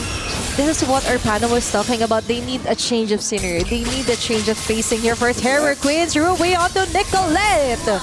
First blood, well played to Rui. Utilizing the quad shadow efficiently, pops it in, doesn't use it to the end here. Almost a kill. Sayori walks back outside of it. Ashley gets a punch, knocks Ku out. Okay, there's going to be somewhat of an equalizer here for GG. But let's go back to the topic here. But before we go back, going on to Panda, Rui is just on fire with this Hayabusa. 2 kills at the start of the game for the Hayabusa is not what you want to see for Gaming Gladiators. But for Terra Queens, this is amazing. probably the best start they can hope for here. It is, actually. It's a great head start, especially here for Sikoshi, eyeing out onto building up earlier items here, basing on the MDM builds. But they don't want us to analyze the game. They want to go for continuous attempts here onto the mid lane. And we do understand Arya. Flicker forced out. Different matchup entirely this time around in the XP lane. Arya can't just go and CC lock Lang with the Lapu Lapu. You've got a lot of tools, man. Anti-CC built in. Ashlay's thrown down below. Yes. Arya knows there's no Bravest Fighter, so they're still going to try to contest for the neutral objective 1. Yeah, for Terror Queens, even if they have the 1-1, as you mentioned, it's all about the timing here. The layer for GG to totally somehow disrupt the process here. But Ashley being targeted by Cool. There's going to be the Fury of Phoenix activated. Turtle save all for grabs. Rui might reset that. That was a way too early Curse of Blood. Arya now looks for the heavy spin. Go ahead, gets Lang. But that's about it. Now use the second part of the Bravest Fighter. Actually looks for a Panda now with rotation earlier. Okay, Sayori. Oh, shout out to with the flicker. Sayori sets up for the blast of Game and Gladiators now. Gosh. That's a free turtle to GG. It's just like a slingshot. They pulled over 2 members down in an instant plus a turtle. Big opportunity here for Gaming Gladiators. With that said, they easily eliminated the gap earlier established by Terror Queens even onto the top lane. Although Sikoshi being cornered out, can she do it? Instant Flower activated, Breast Wolf Tongue! There you go, that's another realm to beat out the Wanwan. You see it here in the game. For GG, yeah, 700 gold lead, despite giving away a big chunk of the turret shield over to Sikoshi. I think it's fine, it's a good trade, and so far Panda has been winning out of the gold lead. Not through laning, but through being more active around the map in all, 3 games we've seen so far. It's all about how you somehow get what you need and other factors, right? You don't have to be solely focused on the gold lane. You could just try and join them. And look at that cute reaction here for Sayori. I would be like that too if I managed to try and pull 2 members here. Very crucial play right there. A carry literally here for Gaming Gladiators mid laner. But going back to topic here, as you mentioned, Panda wasn't winning onto early onto 1v1, right? Onto Sikoshi. But it was very crucial of her to be present. Like to be at the top of them playing out their strengths, which is to properly layer their certain crowd controls or slow effects here. And the timing where Cool wasn't there yet. Like Crimson Blood was a bit too early on. So Terror Queens on the other hand needs to just relax, chill down, just try and wait for the perfect moment. But Ashley just keeps on interrupting her also. So Cool is having a really hard time right now. Oh, Nicolette actually goes in for the Phantom Execution. I think she's trying to bait out the passive from Luna Lin there. Could have been massive had she gotten it. Yeah. Turtle 2 spawning in the game. 5th minute in, Rui. Great position to try to look for an assassination or possibly baiting out the Netherrealm. Sayori stunned up. That's a botch out of landing. Sayori, just breaks out of safety. Arya in the back zoning them away. Sayori has kept the Netherrealm up. And that is huge here for Terror Queens, activating the ultimate here for Langrina. GG knows there are certain setups here that could not lock them down, but instead they could go and try to punish Cool or whoever is onto the front lines, getting ready for the battle. Curse of Blood used up, but it's only on 3 members there. Oh, great, another round to save them in the back, and Nicolette finds an assassination. Sikoshi in the midst of it all now. Good Bravest Fighter, Panda 1. Quickers in forward, now looks forward, now it's gonna be Rui who wins it out, but Ashley gets a massive pin as Nicolette finds a double. Huge kills here given onto Nicolette. Plus, that was a very nice setup play there by Ashley. And that's how you properly layer what you have. No need to improvise. Just stick to the plan. Let Arya do her job. Just show off Sikoshi, even if they have or take down 2 or 1 member because of the passive over Sayori. She could be just needed, or she could just go back onto the clashes if needed. And Nicolette just trying to annihilate each and every one onto her pathway. TQ needs to rethink of their strategy right now. And again, Athena, it's the battle of execution. Cool It is. has been way too early on the Curse of Bloods. 2 out of 2 times now. I think she needs to save it. She needs to save it for when the Netherrealm comes out. Sometimes it's the element of a surprise, right? You just need to be somewhat ready for it, but at the same time, Arya heavy spin activated on the back, Ashley! Just crack on two. Now the capitalization, but it's giving the stun up. Good Netherrealm to prevent a big damage. Buff over the line, Panda kiting away. Ashley with a peel. Nicolette in the back with a crossbow tank will land. Nicolette trying to survive, gets shut down by Ku as Halang stays alive. TQ running them down. Sayori falling as well. Rui coming in to look for one last kill, but Ashley is a bit too tanky. And that's it for TQ. We're just mentioning that they have to keep a cool head, let Ku somehow find her rhythm, right? And they actually got the tempo right for the crown. Looking at our instant replay, that was a really nice setup. But remember, with just one pure Phoenix, it eliminates all the rest for the continuous damage here for GG. I hope they've learned from that, TQ, because that was the prime example of what I was saying. Yeah. Wait for the Netherrealm, then use the Curse of Blood. That's how you beat out the Netherrealm. That's how you utilize the counter using the Curse of Blood. You can't just use it initially for the fight. You gotta give Lang, you gotta give Luna Lin more trust to just be the ones to poke, be the ones to engage the fights, and you're gonna be you're gonna have to be more reactive as a Carmilla. You just have to give it some time, right? Like, it doesn't have to be cool. Constantly on the front, just dishing out the ultimate. As much as we want to see some of those, like, they will be the one initiating the round, but that isn't how their draft works, right? That isn't how their lineup works. They just need to trust the process over Langrina. And even if they see Sayori or the threat of Arya here, they could just wait it out. They have that kind of advantage, right? And for most of the players here for Gaming Gladiators, they have to be in close proximity. And that's the beauty with the Fury Phoenix. With just one click, everyone in the vicinity will be like stopping on their tracks. And now the Lord being started by Nicolette. Stun here is Arya. It's going to be a jump here for Langrina. Again, the Curse of Blood was used early. Nicolette able to survive. Ashley with a two-man pin down. Rui looking for the shadow kill. Able to find it as Ashley gets taken out as Arya tries her best to go for the back. Sayori gets a kill onto Rui. Arya gets away. Sakoshi's looking for the chase as Sayori has to go for the Shadow Stampede backwards. TQ in the fight. Oh yeah. Arya gets canceled in the bush. Lang knows she's there.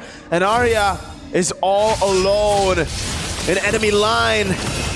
She should be dead here. The bravest fighter to take her down. Lang on a killing spree, but Gaiman still got the Lord. Huge trade here for Terra Queens. Even if that is the Lord that Nicolette and friends got here, but remember, as we mentioned, just proper layering here for Ku and even Langrina is just what they need. They've got the right mix of aggressiveness plus the balance of crowd controls, right? They also managed to somehow take down Panda in the process. TQ, somehow, they already upped up their fighting chance here. But Ashley, did a great job. Sakoshi trying to run away and could actually tore down Ashley in the process. Yeah, Panda went to the shred. It's going to be 1-for-1, Roamer for Rome. They're desperately trying to get value out of this Lord. They have gotten the charge down below. Okay, we see some action, a little bit of action. Remember, TQ now has the proper items in their arsenals to try onto the ganks here. Like, if ever they see Nicolette, we wouldn't hesitate to try and go with a Shadow Kill or even the Shurikens here. Looking at their in-game equipment as well, they're catching up, like, on a lot, right? Even onto the gold comparison here. Already built up the Berserker's Fury here for Sakoshi. That's why her Kunai's, whatever it is so it's so really strong right now. Touring up each and every members onto the front from the Gaming Gladiators. And so far, even onto the mid lane, not so much of a difference, but we could definitely see how they play out with the Zetian pick for Luna Lin. Sakoshi has also gone for the non-crossbow tank build, which is a crit build, ladies and gentlemen.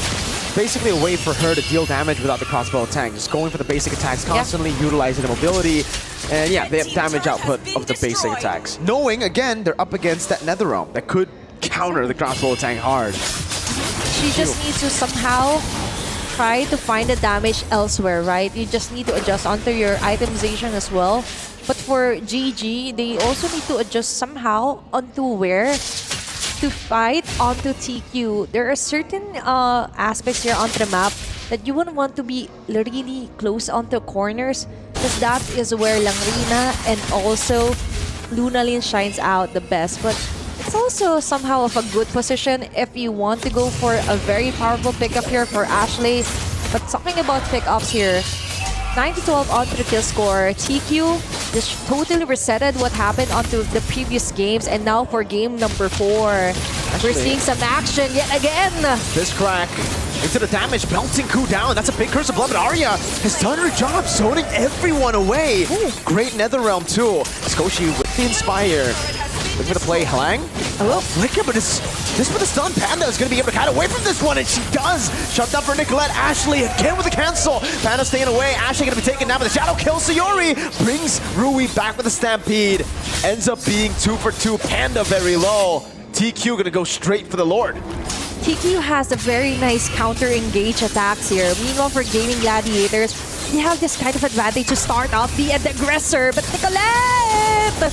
Shred from Panda, and that's Nicolette falling too. Buys the win of nature, Sakoshi. A bit too late now, Rui. Wow, they're still staying. They are. They aren't Rui, scared. Quad Shadow, landing again, so you're going to be stun locked there. It's still a kill. Panda got the fadeaway. 2-man Curse of Blood. Sayori pops into another realm in time. And Ku has to run. Revitalize coming in. The Ghostburster's not enough. Sayori silence the bravest fighter there. Sayori with the flicker out. Dishes out a bit more damage before she was taken down. But Panda's still here. Gets the unstoppable. Ashley comes in again to re-engage and lock them down for Panda to get the shots down. Hlang thrown and melted down by Panda. What a play here for GG, and they're not stopping their Sakoshi. Onto Panda, goes off down! Answer with win a crown. Sayori back again. Those sacks really helping her here. Double time respawning quick as Nicolette has to deal with the wave up top. But we know what the main goal is. It's the Lord. Winter crown built for Nicolette. So far onto the chase down, we were kind of like, why are you coming back? It's only you and Sayori, right? But that was a plan to just try and dish out as much as they can onto the damager for Panda 1. A very perfect example of what Arya play or gives onto the table with her Panda picker, or Akai pick rather. And with that said, they have this perfect trio mid with Panda, Arya, and Ashley, right? And that is how you want to somehow give her the position. But remember, you still have Sakoshi to think about. You need to find a way to somehow negate her damage. Just put it on the side. Let's pick up the side right now. Looking at the side lanes, there's going to be our junglers clearing up the lanes. Ashley! But on the other hand, Ashley with a good setup! 2 stun, now with another realm as well. Sakoshi walked into the heavy spin, finds herself in the true damage of Panda 1. That's a double for her, a free Lord for Gaming Gladiators. And Rui can only just look for a trade, a tier 2 in the mid lane, falling for Terra Queens, but GG again with a winning team fight. Ashley is your girl. If we want a very good setup, right? And for Terra Queens, I was just saying that Sakoshi is somewhat the shining glory, right? And you need to protect her. And for GG, they need to find a way to corner her out. But literally, it happened. Span of what, 5 to 10 seconds, and then they're down. And now for GG, they actually had the chance to tore down inhibitor turrets here onto the base of TQ, being forced to defend. Sayori here onto the front line. That is a very aggressive move here for GG, and now eyeing their sights onto the base of TQ. What's going to be the next move here for Terra Queens? With the punctures tugged up by Ku. Thorn rolls onto Sakoshi. Dodging over for stun. Curse of Blood landing, but it's only onto Ashley who pops in with a crown. Her line baited in, melted down by Panda. Thorn rolls. Gaming Gladiators knocking on the crystal of Terra Queens. Okay. They have another wave. Massive Ghostbursters landing on Luna Lin. Rui jumps in with a quad shadow on the shadow kill. Dispersed, but still enough to take 2 down. Wow. Ku with a stun. GG with a disengage. Very nice call there for Rui. Taking down 2 members, but remember with the passive, Sayori will still be resurrected, but there's going to be another clash here. Arya with a heavy spin, going down. Panda! Panda! Getting the damage, the true damage, bypassing the win of nature. Luna Lin all alone. Hlang respawning to back her up. Can they defend? Phantom execution up front with the Thorn Rose as well as a puncture lands. on Hlang. Seems like GG, you're gonna have to go for the turret up top. Panda has Immortality, a stun over from Hlang, over to Arya. Immortality still up, but it will be down now. Nicolette jumps with the puncture now, but the base is gonna be wide open. Gaming Gladiators, no minions, brought back by Hlang. It's still all the members, they're wiped out. Gaming Gladiators rise from NA's Forgotten Ashes, etching an odyssey that leads them to the MWI 2025 finals. Our first grand finalist, Gaming Gladiators! What a very circle run. What a moment to celebrate. And now they rise above, setting up more standards along the way, breaking barriers, and creating their own legacy here at MWI 2025. One of the greatest runs we've ever seen from a region that we thought was going to be forgotten. NA is back. We thought it could be the men's division, but it's the women's who shine here today. It is. And our queens, every second, every decision, every draft, define the future, define the journey here for Gaming Gladiators. This is a huge statement and a huge honor for NA region to finally have their representative onto the grand finals. What? Let's go over onto our main stage with our host, Cheryl. Legends are forged in fire and steel. Ladies and gentlemen, presenting to you our gladiators right here. And they are secured for grand finals. What an absolute cinema that we have just witnessed. Did they hesitate? Did they stutter? They did not, and they have dominated. Here I have Ashley as well as Nicolette. Pleasure to have you ladies here with me. Thank you. My queens. Now, Ashley, to you first. This is the first time in international MLBB that NA has stepped into the grand finals itself to have this achievement finally reclaim the glory for NA. So how are you feeling about this? It's kind of surreal. It's crazy. Like, we came from a 0-2 beginning, and it kind of slowly went up, and now we're going to the grand finals. Crazy, in a very domineering fashion as well. Now, Nicolette. Well, you've had your fair share of competition. I'm sure we all know, not just in the all-female team, but in the local region of NA. So walk us through the challenges that you have been through so far as a player. Wait, can you repeat that? Challenges so far. Yeah, challenges so far as a player, given that you have played in both leagues, like the region one. Yes. Hello? Oh, okay. So, as many may know, I used to play mage, so jungle isn't a role that I started with, and I think it was very challenging for me at first to adapt to jungle role because jungle and mage is completely different, and their playstyles also very different. But I think our 3-week boot camp in Malaysia helped us a lot, helped us improve as a team and myself as a player, and I learned a lot. Right, and that's crazy. You said that adapting was hard, but that Hayabusa was sexy. Thank you. All right, and now you're technically one game away from being known as the queens of Mobile Legends Bang Bang. How are you guys feeling? I'm feeling great. I want to be the mother of tanks. Whoa! What about you, Nicolette? How are you feeling, girl? I'm happy, but I think it's also a very surreal feeling because honestly, I didn't expect us to beat Navi PH, but here we are. Here you are, Titan Slayers, double Navi Eliminators, really amazing. And now finally, after your showing so far, you guys have gotten tons and tons of fans. Is there anything you want to say to your fans out there? We love you guys. And what about you, Nicolette? Thank you all so much for your support. We hear you while we're playing, and it helps us play better. They're like proud fathers. Yes, they are. Now, ladies and gentlemen, this is our wonderful team, the Gaming Gladiators, and they have paved a path bloody over here at the Land of Dawn, and they have secured their position at the grand final, and they're awaiting their next opponent. And with that, we'll hand our time back onto the studio to dissect this wonderful match.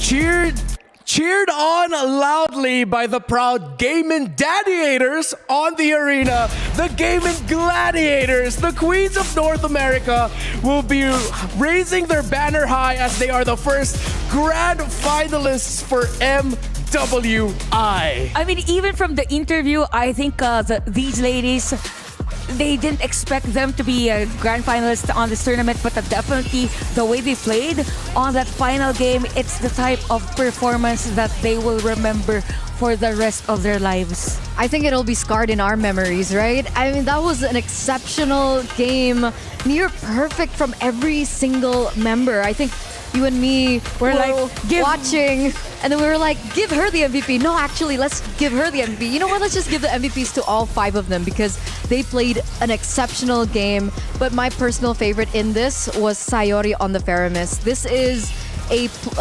meta where usually utility in the mid lane doesn't really work out. You need that damage to come through from the early game to gain that momentum. But the way that she played it was so aggressive. Shadow Stampede, I think in the first few minutes, was able to take 2 down. Yep. I think that was the turning point for the side of Gaming Gladiators, because if we remember it correctly, it was actually Terra Queens win that game, but because of the forced Shadow Stampede, she even used the flicker, if I'm not mistaken, during that moment. And I gotta say, for Gaming Gladiators, the best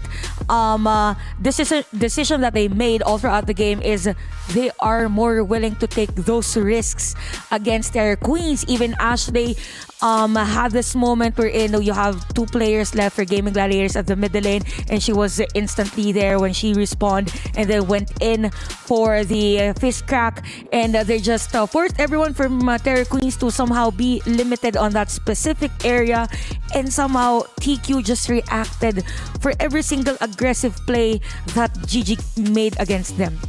Quick shout out to Kaisami Vez Wolf No Pueto, who in a group chat did mention after game number 1, the Terror Queens did a fantastic job of holding on to their flickers so well. That's why GG had a lot of difficulty against them. One of the reasons why. The next few games after that, and especially this one, I want to highlight 2 people who used their flickers incredibly well. Ashley and Arya, who almost always used it for one reason only, to divide the fight and to set up the crowd control. Divide and conquer. Divide and conquer, exactly. It was beautiful, executed by GG, and I think looking back at this, I feel like TQ didn't really respect the potential that Ashley could have on the Badang. And it's interesting because the Badang was one of the greatest factors in the previous game. We see a lot of purifies on the board. No purifies on the board, a lot more flickers. And the fact that they forced the 1-1 as well maybe was a bit of a bait. The 1-1 had no say in this game because of the presence of the Faramis as well. Yeah, I would agree, but although somehow for around 7 minutes of the game, there was a potential comeback for Terra Queens around that time, and it's just because of the layering of skills. But then again, Gaming Gladiators, I also want to say that even for Arya, she even used that heavy spin just to push the minions back and just for them to be able to destroy that turret at the middle lane. So again, it all boils down to them just wanting to control the map as early as possible and limit again the potential, let's say, potential resource taking of Terra Queens. And I kind of feel like for Terra Queens, there were moments wherein they a bit overthink how they will engage against Gaming Gladiators. So there's a lot of space for Ashley because they already showed their position before her entering. Yeah, which goes back to the sentiments that we echoed earlier on, where it seems like Gaming Gladiators really doubled down on the idea of Terror Queens, as long as you can give them an uncomfortable tempo in a team fight through area of effect, crowd control, they just look so uncomfortable. They can't get the ball rolling in a fight. And I feel like that's where the hesitation came from. Terror Queens tried to adjust to it.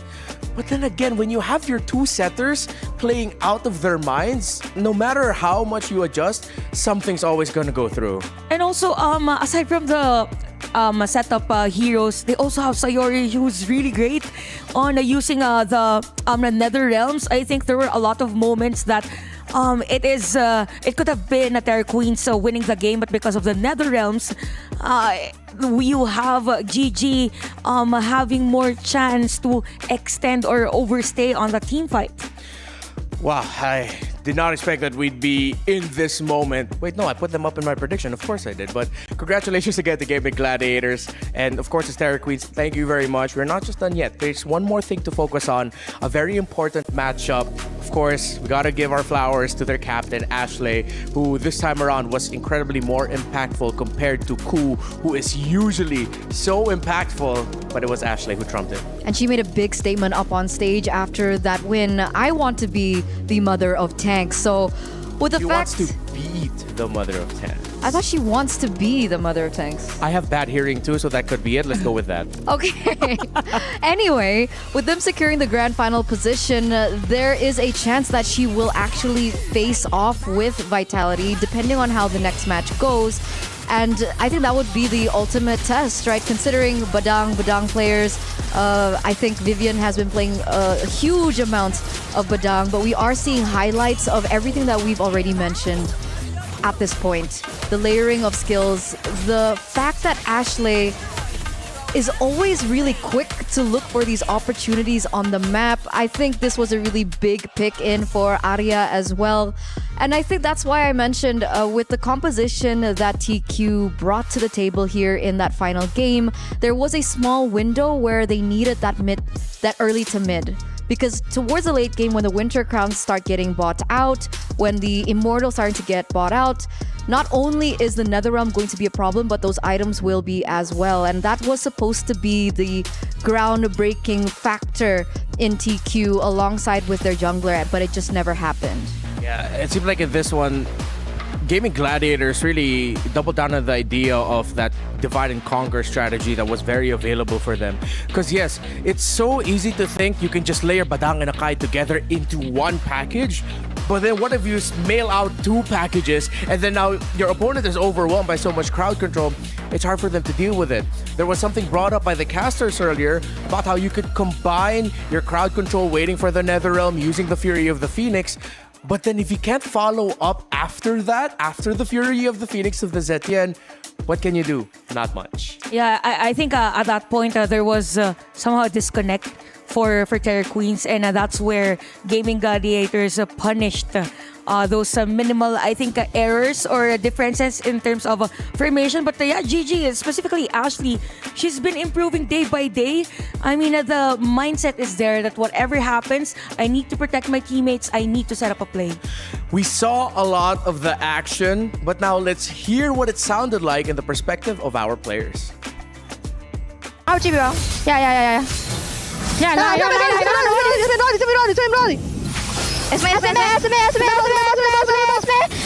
Esme. Mate!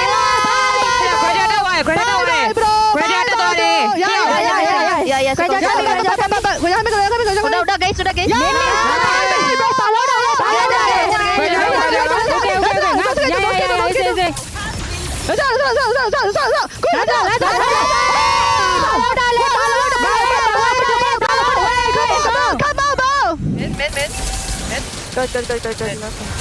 Yo, their tanks are waiting for a set. Nice. Go. Oh, keep going. I'm low. Back up. Nice. Go crazy. Nice. Yeah. I have ult in 2, okay? Ult in 15. Mark on the wall, I think. Yep. Focus Troy. Wait, no minions? Okay, minions are coming in. This should be GG's, right? Yeah, we won. Don't die. Nice. Nice! Good job, good job, guys. Good job, guys. Oh my god, Ashes. Back. We are carry, we are carry. Yo, Lapu first. We have carry, guys. Yeah, fight. Nice. Damn,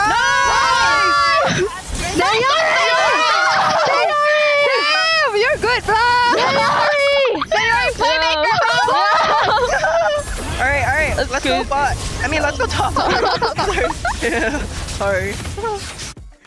It's always great to hear the player comms here at MWI 2025. And once again, I hope you can join us. So please don't miss out on the part to witness the pinnacle of women's MLBB Esports Live here at MWI at EWC 2025. It's free entrance. Today is the second to the last day. We have one more match coming up. Tomorrow will be our battle for third match and our grand finals. Eterna will be casting later on. So, just real quick, Chantel, what is your final word of the day for our viewers? Final word of the day, watch. They need to watch all the games because, this game was interesting already. How much more for the next match? Watch. All right, I agree with that. I echo Chantel's statement. Thank you so much for joining us here for the very first match, but we have one more left. Two titans of esports organizations in Team Liquid and Team Vitality. One of them will be meeting Gaming Gladiators in the grand finals of MWI. My name is Renmar here with Chantel and Eterna. We'll see you back after a bit.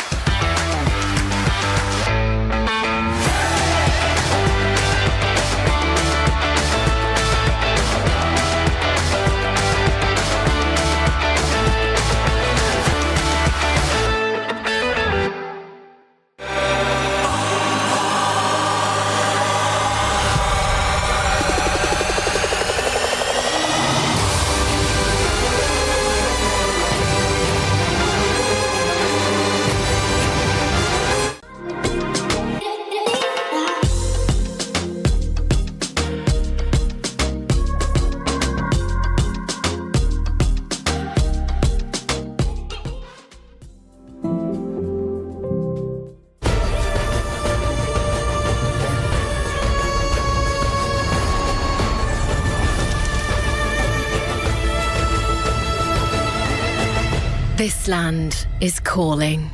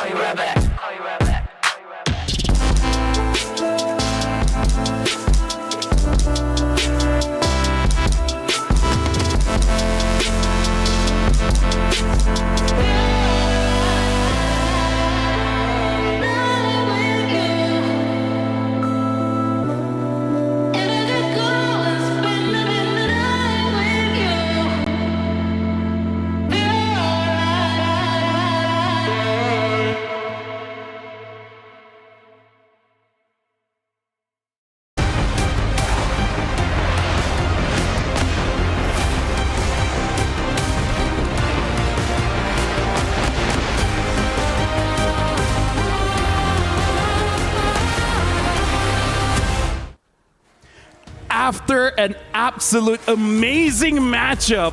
Previously, where we see Gaming Gladiators going to the grand finals, now we're seeing the next matchup.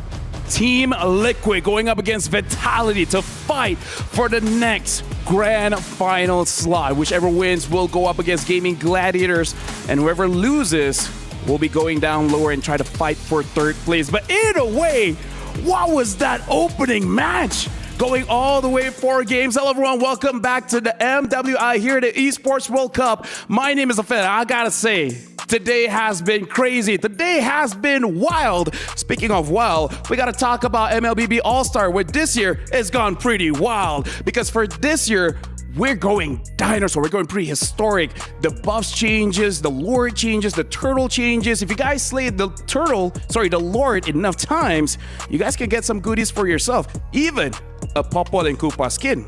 Heck, if you're able to make content out of it, then you can even grab yourself a battle emote. Anyways, my name is Afed, and alongside me are our casters for the match. It's Naisu and Eterna. Naisu, you're about to cast the next match, determining either Liquid or Vitality goes to the grand finals. How are you feeling, man? I'm feeling good. That last match, we got the chance to watch it. GG. You know, no bias. No bias, of course. No bias, but yeah, it was an amazing match. I think also a huge upset, and as someone who loves to see NA compete, it's their first ever appearance in the grand finals. What about you, Eterna? Did you catch the last match? I don't think so. Oh, you didn't? I don't think so. Oh, that's so sad. It was so good. You know, like this happened, that happened, and GG won. How are you feeling about casting Vitality against Team Liquid? Because that's going to be big. Indo-PH rivalry. Oh, now I see. Exactly. Now I see. I'm a little bit nervous. I hope he remains friendly. Wow. When we're casting together, but yes, ID versus PH. What do you mean? I'm NA. That's okay. No, I'm joking. But like you're half-half. Let me just say this nicely. Because I've been working as a talent for quite a while. The secret, if you want your team to win, is got to do play-by-play. That's not true. So are you like Eterna? Come on. Eterna. You guys are putting me on the spot. I have not touched the play-by-play in so long. Well, you're about to touch it today. A little, I guess. So actually, nice. let's talk about the upcoming matchup, even though I really want to talk about the previous one, because that was insane. Team Liquid going up against Vitality. Vitality is, I think it's no secret that they are the favorites. And I think they've been very vocal as well by saying, now that Navi PH is no longer here, who's going to stop them? That's a great point, because I think a lot of people, every time you come into an international tournament, some of the top teams that are, you're thinking are contenders for the grand finals, PH and Indo is always there. But you take away Navi PH, the previous champions of MWI, that's a bold statement to make, but I think a lot of people might be thinking the same thing. So I think you want to kind of shake up maybe the potential for that destiny to happen for either of the teams, really. Now, I got to ask you, this is a very difficult question, but have you seen any weaknesses of Vitality throughout this 4 days that maybe Team Liquid could try to exploit?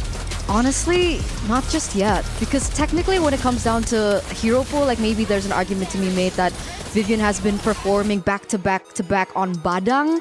But we know for a fact that she has so many other things under her belt, so I don't think hero pool can be exploited here.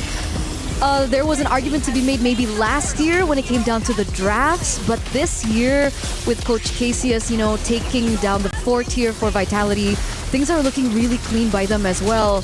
Maybe the one thing that could be exploited is overconfidence, but I don't think Vitality would make the same mistake 2 years in a row. I mean, this is a best of 5. Even if you do get overconfident, say game 1, game 2, there's time for you to adjust, for you to recuperate, and then try your best for the next one. Now, Team Liquid, I gotta say, this is very unprecedented to say that the Filipino team is the one fighting an uphill battle here, Naisu. I think we're, maybe in a sense, sometimes I think both regions are used to that uphill battle. For TLPH, though, specifically, this is a battle that they felt time and time again regionally, like back in in the Philippines, they've really had a difficult time being, for example, the champions in certain regional competitions and, you know, trying to take down the now lineup that we saw from Navi Philippines. So this is a great opportunity, I feel like, for Team Liquid from the Philippines to prove themselves. Like, at least here on the biggest stage so far for, you know, our women's MLBB tournaments, and then against a team like Team Vitality, maybe this is their opportunity to replicate what former Smart Omega Empress did last year in MWI. And if we take a look at the head-to-head, the numbers seem to be more in favor of TL, but it's also important to note that Vitality has not lost a single game just yet, right? So the amount of games that they have played compared to TL is definitely much lower. And they're looking to maybe find someone who can finally take a game off their hands. And if there is going to be one, I think it could be TL today. I mean, personally, I kind of feel like they don't have the numbers just because their games ended too quickly. Faster. So there's not enough time for you to actually ramp up the damage, the goal, and, you know, etc. They still have the record, right? Is it Team Vitality? I know it's like 936? No, it got taken back by Navi PH. Navi PH. Okay. Yeah. They took it back. Do you guys know goldfishes? I know memory of one. Same. Hey, we're goldfish. Yes. I was gonna say. All right. Anyways, like, in terms of this matchup, like we saw from the previous one, I was actually surprised that Gaming Gladiators brought the Aka and it started to look good. So I think this is where we start to see the top 4 teams. I feel like when it comes to drafting, we should not see any kind of mistakes, right? Oh, and say if they pick something like let's say the Akai, they know how to make it work.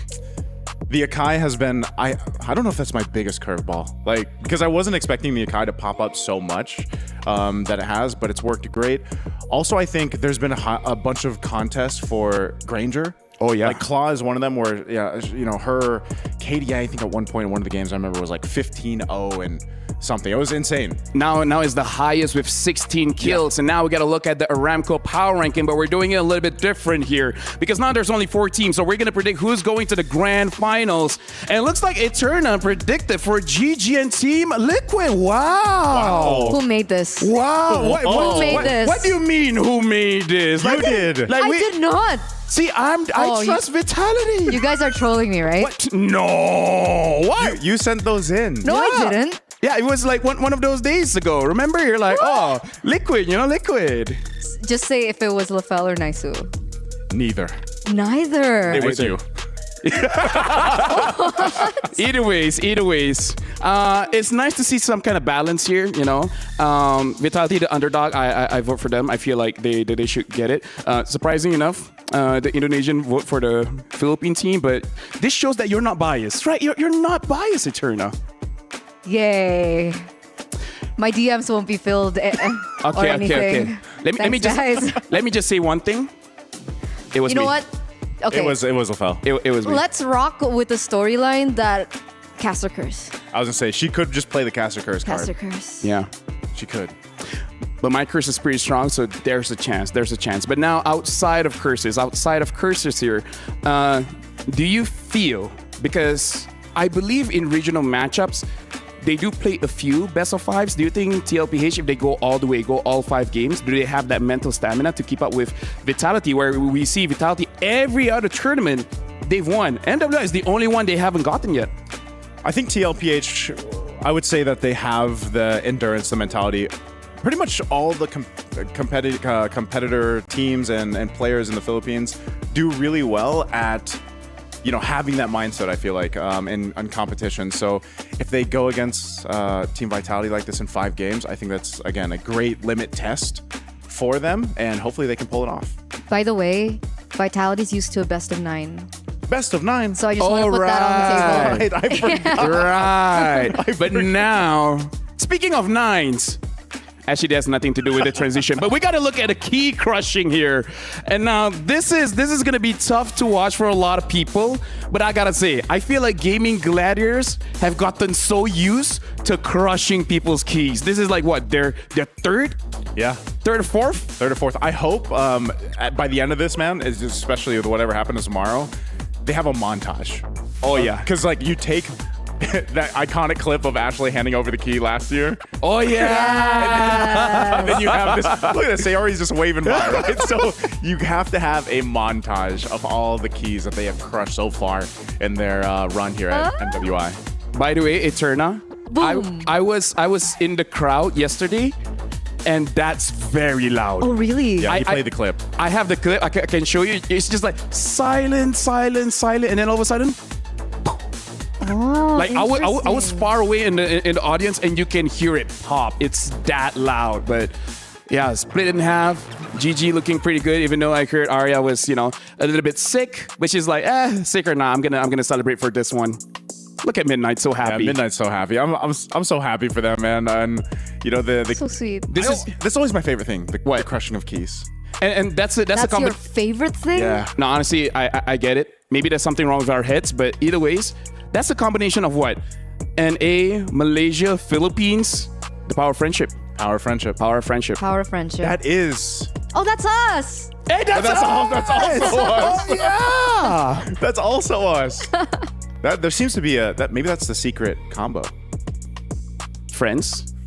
Yeah, friends. From other regions. From other regions. I love you guys. Thanks. I love you guys too. The people in the casters, yeah, we don't care about them. Which, by the way, you guys will be casting for the next one. So, personally, for me, Eterna, you've been here for quite a while already. Do you feel like we're gonna go home a bit late today? I hope so. I hope so. I hope we go all the way best of 5. She's all got the way. She's got her play-by-play ready, man. For 5 games. Dude, she's so excited. She's got forgot about that. She's got that fire burning in her. She's waiting for that moment because it's been a minute since she's been able to do it, so she's ready to unleash right now. Shout out to Icy Baby. Yeah, just be like, a car! Yeah, just shout, prolong when you have no idea what to say. Just, Akai's not even on the game. Yeah, Akai's not even in the game. But either ways, this will be our casters, Eterna, as well as Nice, who are going to be casting. After this, I'm going to be calling in my panelists to actually help me out, dissect the game, which, again, winner will go over to the grand final. So I'm going to let you guys go later because we're about to invite both teams onto the stage very, very soon. We're going to be inviting Team Liquid all the way from the Philippines, as well as Team Vitality from Indonesia, where again, this is the rivalry. So we're going to throw it over to the stage and invite both teams for the chance to go to the grand finals. It's a good result for me, but of course, I still want to strive to be top 1. Menurut aku, selama aku di EWC dan target aku menang, aku bakal kalahin siapapun yang menghalangi aku buat menang. We're here for the title, the trophy. Sebenarnya aku jarang sih ketemu Liquid, jadi aku belum tahu gameplay tim mereka kayak gimana. A lot of damage! How could you? I respect all opponents, okay. But the one I fear the most would be myself.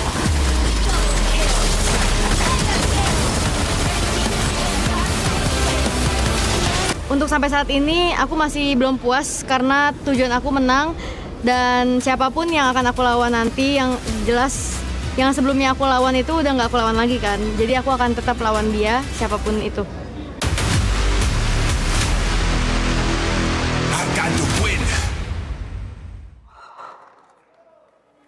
Ladies and gentlemen, in the SNB Esports Arena, we have our first finalists.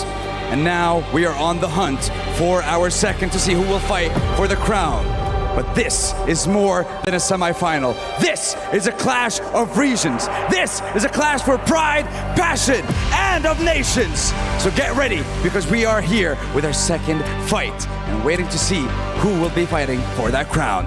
Today, one coveted spot in the grand finals begin, and let the fight of the super regions begin. Starting off with the cavalry, with the pride of the Philippine flag on their shoulders, Team Liquid!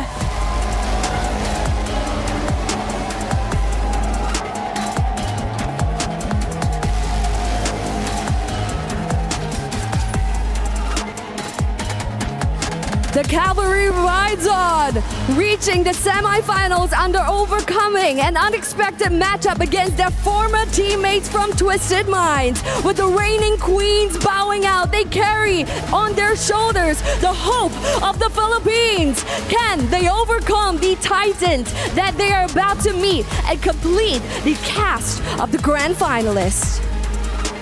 And their opponents, the bees from the hive, it's Team Vitality! Representing Indonesia, a region that has long reigned over MLBB. They come in calm, they come in confident and battle-tested. This is a team built on chemistry, discipline, and the will to return to the top. This is Team Vitality! Ladies and gentlemen, boys and girls, Indonesia versus the Philippines, a tale as old as time. Clashing once again in this epic regional showdown for a shot at the slot of the grand finals. Let's hand it back to the studio. Thank you very much, Cheryl, as well as Dawood Sandstorm. Looking at the ladies coming in, this is the match that people would have thought this would be the grand finals. But no, this is the fight to get to grand finals. So one of these teams will have to be ready to actually face tomorrow, but not the grand finals, but at the third place battle. And now we're gonna look at Team Vitality going up against Team Liquid. By the way, you guys don't see it yet, but soon I will have different people here on the panel. This is going to be an insane match, and this is about Team Vitality becoming limitless. Because overall, all throughout this year, they have their own golden road, winning every single competition that they've been in. The only one that they're missing is the Mobile Legends Women Invitational here at the Esports World Cup. So for them winning this, literally means winning the world. Yep. And I believe that even for Team Liquid heading into this match, they are well aware of the fact that their history, it has been quite challenging for them. Not just locally, but even in that one instance where they were given a chance to go up against Team Vitality, because this is not going to be the first time actually. They are already able to previously meet. They actually failed to win against them. But as you've mentioned, times have changed, you know? Yeah. Like there are so many sudden teams rising to the top. By the way, just to say, let me introduce my panel. The casters have gone over casting.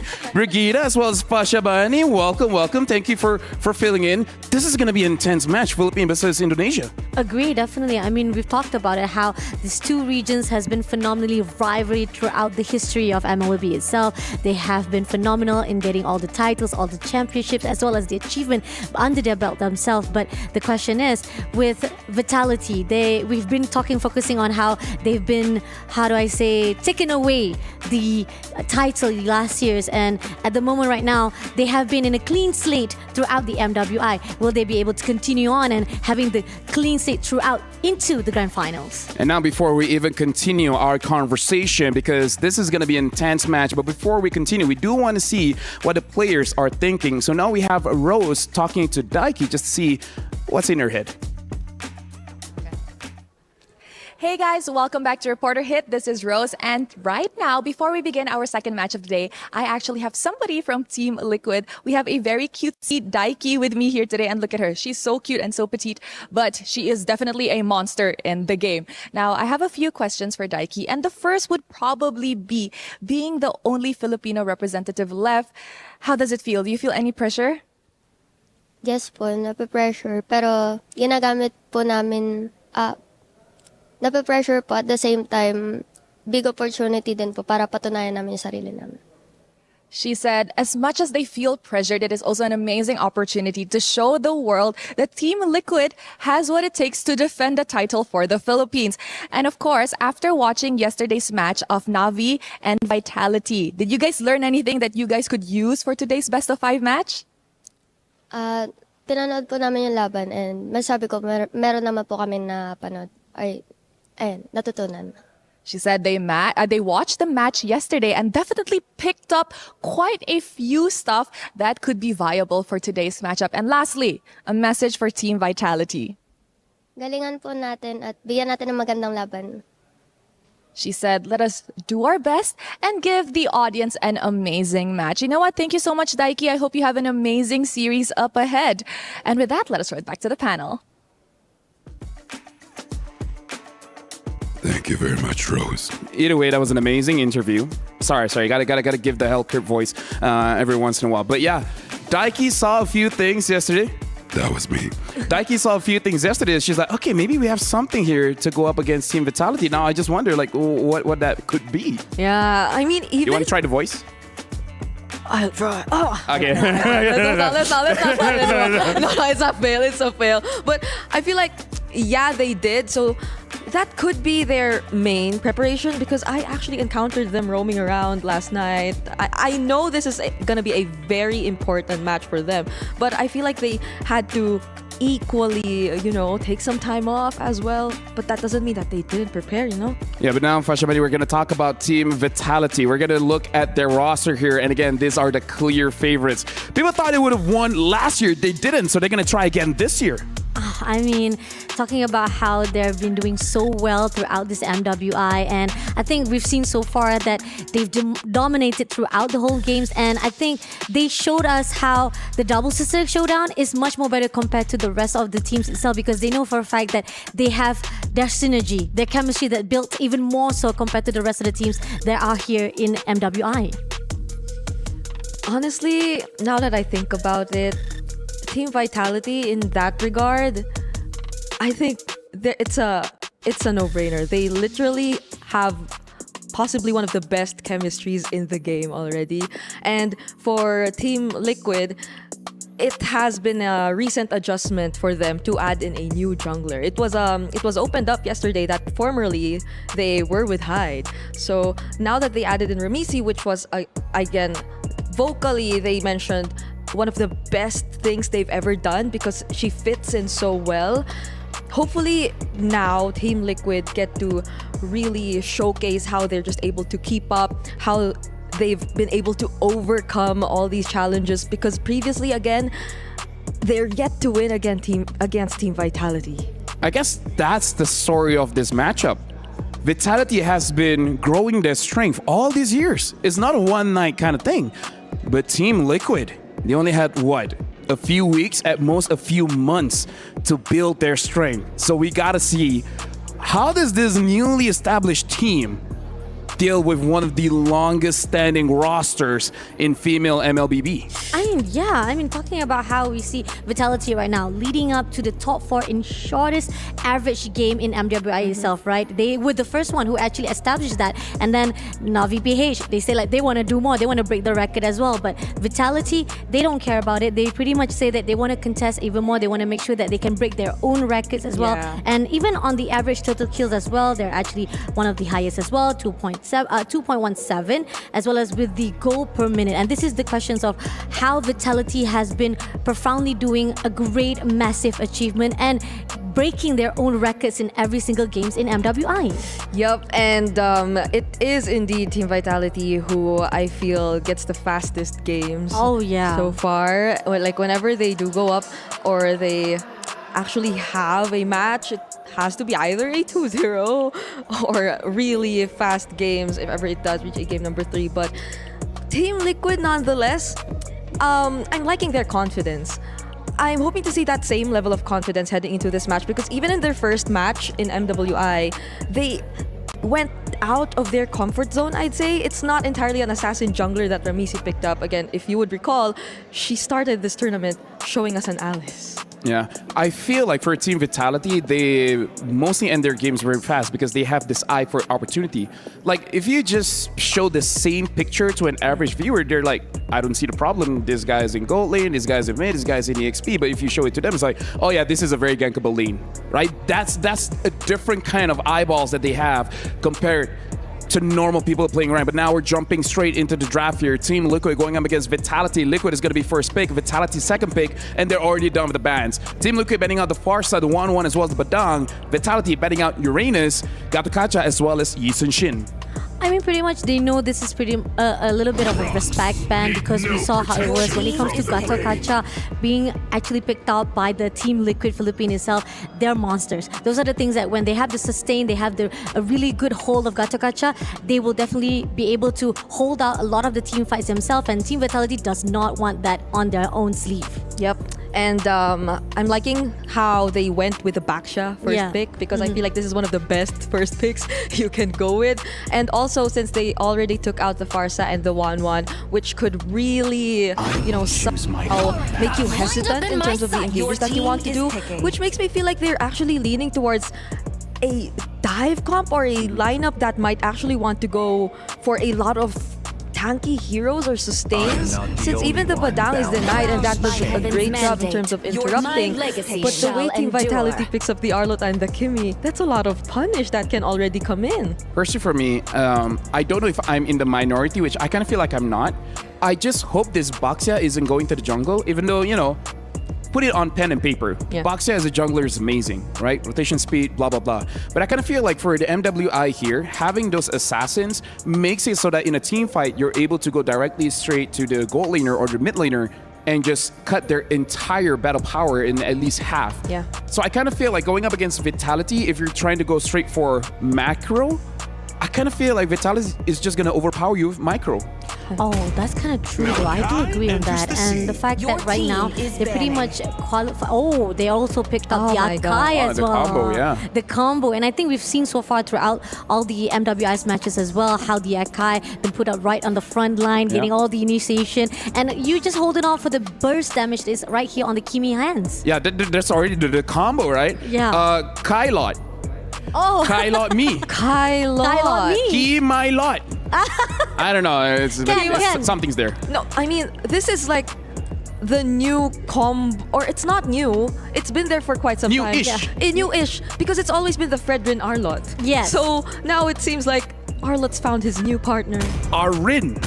I don't know. I give up. So what are they looking to ban here? Because for both teams, we're just assuming they don't have the gold laners. I feel like only for Vitality they can swap it out. Just put a Kimi onto the gold. But what do you think are the bans here looking like? I guess if you're Team Liquid, you might want to get your hands on the likes of an Irithel, those high mobility marksmen that can keep you out of danger.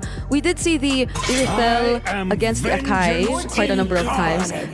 Either the Purify or the Sprint, or maybe more likely the Purify, of course, if you want to keep yourself safe. Honestly, it's weird because honestly, against an Akai, you would prefer a flicker because even using Akai, I'm so annoyed when I lock someone in, they can just dash out, flicker out. At that point, you don't need a purify. So yeah, but I do agree. The Irithel should be something they look out for. I mean, not just Irithel, right? And then gets banned. Okay. And I think we've seen so far that Claude has been also one of the additional inside MWI. I mean, Blazing Duet. I think those are the crucial stakes that maybe you are focusing too much on the flickers or purify, but you can also take out with the ultimate as well by the Cloud itself, and those can be escape mechanism for yourself. Oh, that makes me wonder if Kla actually does use the Claude though, because I feel like even in recent tournaments, she does have a very deep gold lane hero pool, but Claude might not be one of them.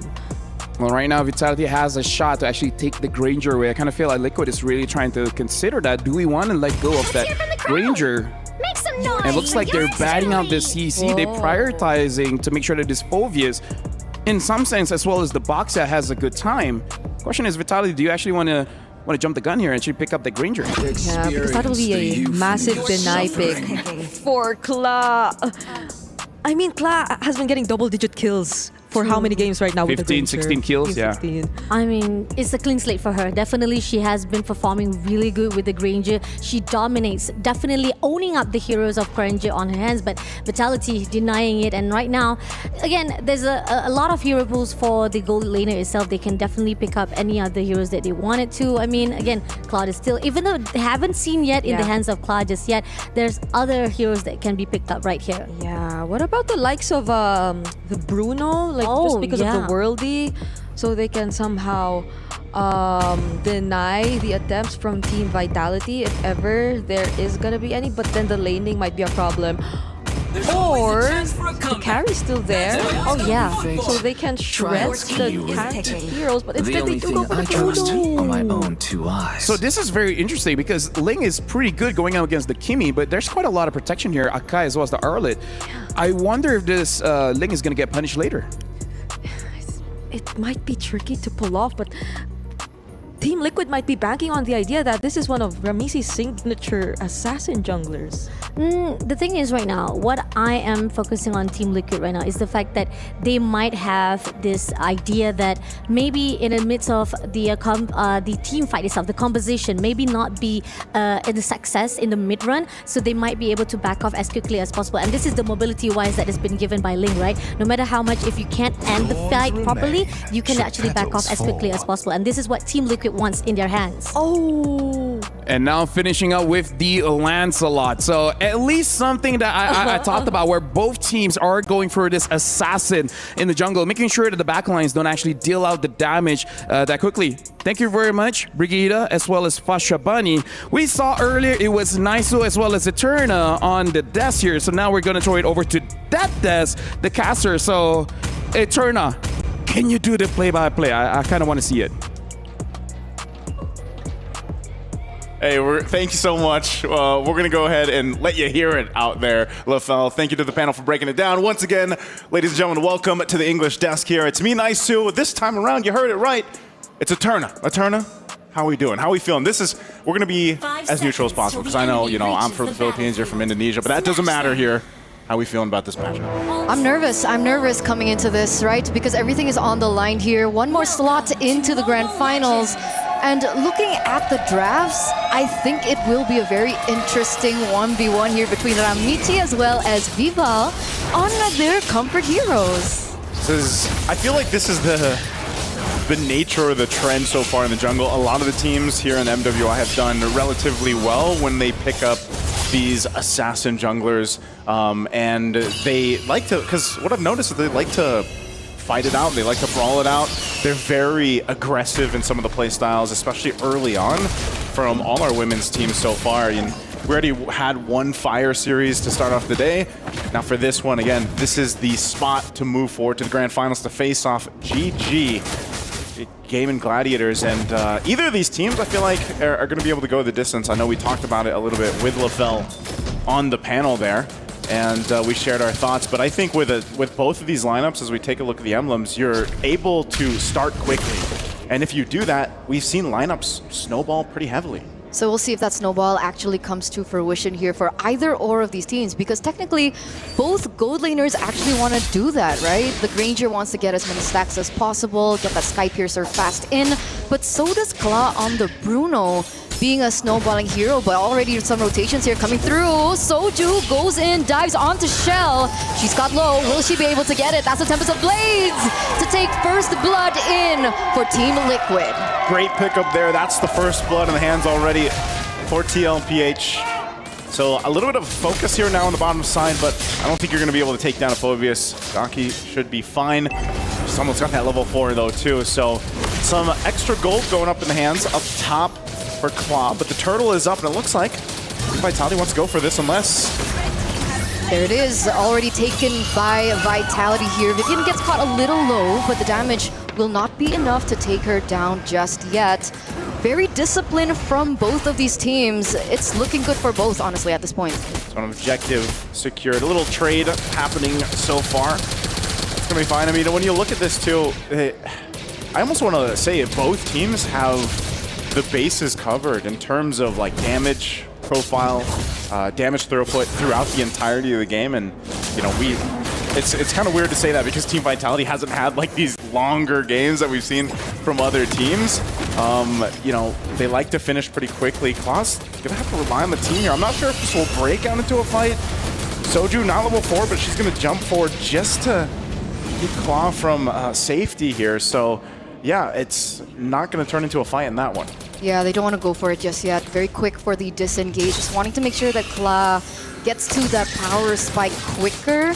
She wants to look for a snowball that... Oh, wait a second. Claw has to be careful here. Vivian already on the rotations. That's the heavy spin, and there it is! Vival goes in for the kill. Soju is next on the chopping block, but he still will not not survive that. Gonna be taken down. That's a 2-0 trade for Team Vitality. Vivian saw that and she's like, I got this. She goes in, utilizes the heavy spin, picks up a kill for the team, and then flickers on out to survive. Ramichi's gonna jump in, trying to keep this turret from going down, but we're gonna take a look at the instant replay. I think that turret's gonna go down too. It looks like it does. But again, this was a decision from Vivian, a call made. She knew she could survive with a flicker. She does that, and they back off. So that whole interaction actually gets Team Vitality a good chunk to swing in their favor. Not only a kill, but a turret going down this early on. So you can already see how TLPH earlier had a little bit of a lead. Well, Team Vitality has it now, and this turtle is up. So Team Liquid might want to go ahead and turn this one into a fight. The problem is, once again, Vivian on the Akai. We talked about it on the panel for a little bit. This Akai has been a surprise. I don't know if it's been as big of a surprise for you, though, Eterna. A little bit, but the way that these women here in MWI love to go for team fights, it does make sense, right? The tools utilized, that's a final slash onto Soju and Zaishi there. But they're not going to commit just yet, but that's a resource burnt out already. Vival. Oh, wait a second. Daiki forced in a flicker there. That's some damage coming through. Again, disengage. These girls, these ladies, they're playing this very, very carefully. They don't want to make a mistake yet. It's like, hey, here we got all our ultimates. Let's go ahead and use them. And they burn some resources down. Turtle's still going to be standing. Fumi Echo, though, trying to zone out Soju. Final slash again. That's Soju taking some damage, half health already. We're gonna see the Retribution battle here. Heavy spin already utilized. That's a Tempest of Blades! Ooh. Ladies and gentlemen, there it is, the pin down, and Vival will still be able to get that Retribution down. Daiki gets caught in 4, and Soju's gonna be the next one to fall. All members there looking for more objectives on the board. 2 members taken down, and it looks like Team Vitality is not done yet. Going for a little bit more damage. That's a slice in from Fumi Echo to take another member from TLID down. Wow, Team Vitality, it's like they flipped the switch just now. They end up delaying the turtle take by quite a bit. We're going to take a look at an instant replay of that. This is an early retribution that's a little bit too much, and then Vivian finds the lockdown on the right targets. They get Daiki, and Ramichi had no choice but to get away, and Soju left there all by her lonesome. So an objective, a couple of kills, they then get the mid turret, and this is where you start to see some of the gold lead going in favor, especially in the gold lane. Shell's got a nice little lead against Claw, so Team Liquid has to basically buy some time here to allow Claw to get back, caught back up, because, you know, this is one of the things too, like a Ling eventually is going to have to worry about buffs being taken, your jungle being taken control of, and you definitely don't want to be in that position if you're Amici. So Team Vitality with a healthy lead now. They look to go ahead and put pressures elsewhere on the map. What can Team Liquid do here to, I guess, stall this out a little? Oh, Amici's just going to have to get out of there. I don't think she can even 1v1 Vival at all. Yeah, she's a little bit behind, but to answer your question, I think the Ling is really great for Plan Z. Plan Z being a split pushing on the opposite side of the map. We're going to see whether or not they're going to be able to utilize that to their advantage, because this is a 2v1 now onto Vival. She should be able to get out still, but those waves still will be crashing in favor of Team Vitality on the top lane, and that's yet another push. Oh, she has to get away. Escapes the traction pulse. This shield's already going to pop, though. No holy defense on the top turret, so that's early. 7 minutes in, Team Vitality will get that down. This is just a showcase of how much control they actually have in this portion of the game. And they do this all until this Lord comes up. Once that Lord comes up, they have quite a bit of control to deal with, and most likely a decisive team fight for them. Well, Team Liquid's lineup needs a little bit more time to get online here. I'm just not sure if they're going to get it. Oh, that was very close. That was a lot of damage already on to Zaishi. Gonna force her to recall. But yes, going back to the point of both of these teams, this is the problem with the Bruno, right? You're really great early game, but now the mid game kind of dips for the Bruno. Yeah. So somehow TL will have to find a way to withstand all this aggression here in the mid game to get to that late game Bruno that really just goes in for that crit build. Daiki forced in the flicker. Should be okay at this point, but I gotta say, Team Vitality are not letting TL breathe one bit, and that's the plan Z that I was talking about. The plans. Why is it plan Z? Because it's like the last thing you want for a Ling. The split push is the last opportunity basically that you have. I mean, anytime you have a Ling, that's true. We see this quite often. And like I said, you're going to see your buff just kind of take it from you. So Ramichi's going to be left in the situation where Lings don't want to be. You're going to be purpleless, right? You want the purple buff as much as possible. So she's left to make a decision of where should I push? Should I push on the opposite side of the map? Should I get some of these turrets down? Because they don't have any. I mean, if we look at this exactly on the macro level, they have nothing for TLPH, and that's a really tough position to be in because itemization-wise too, you're outgunned, out-defensed, out-offensed, everything.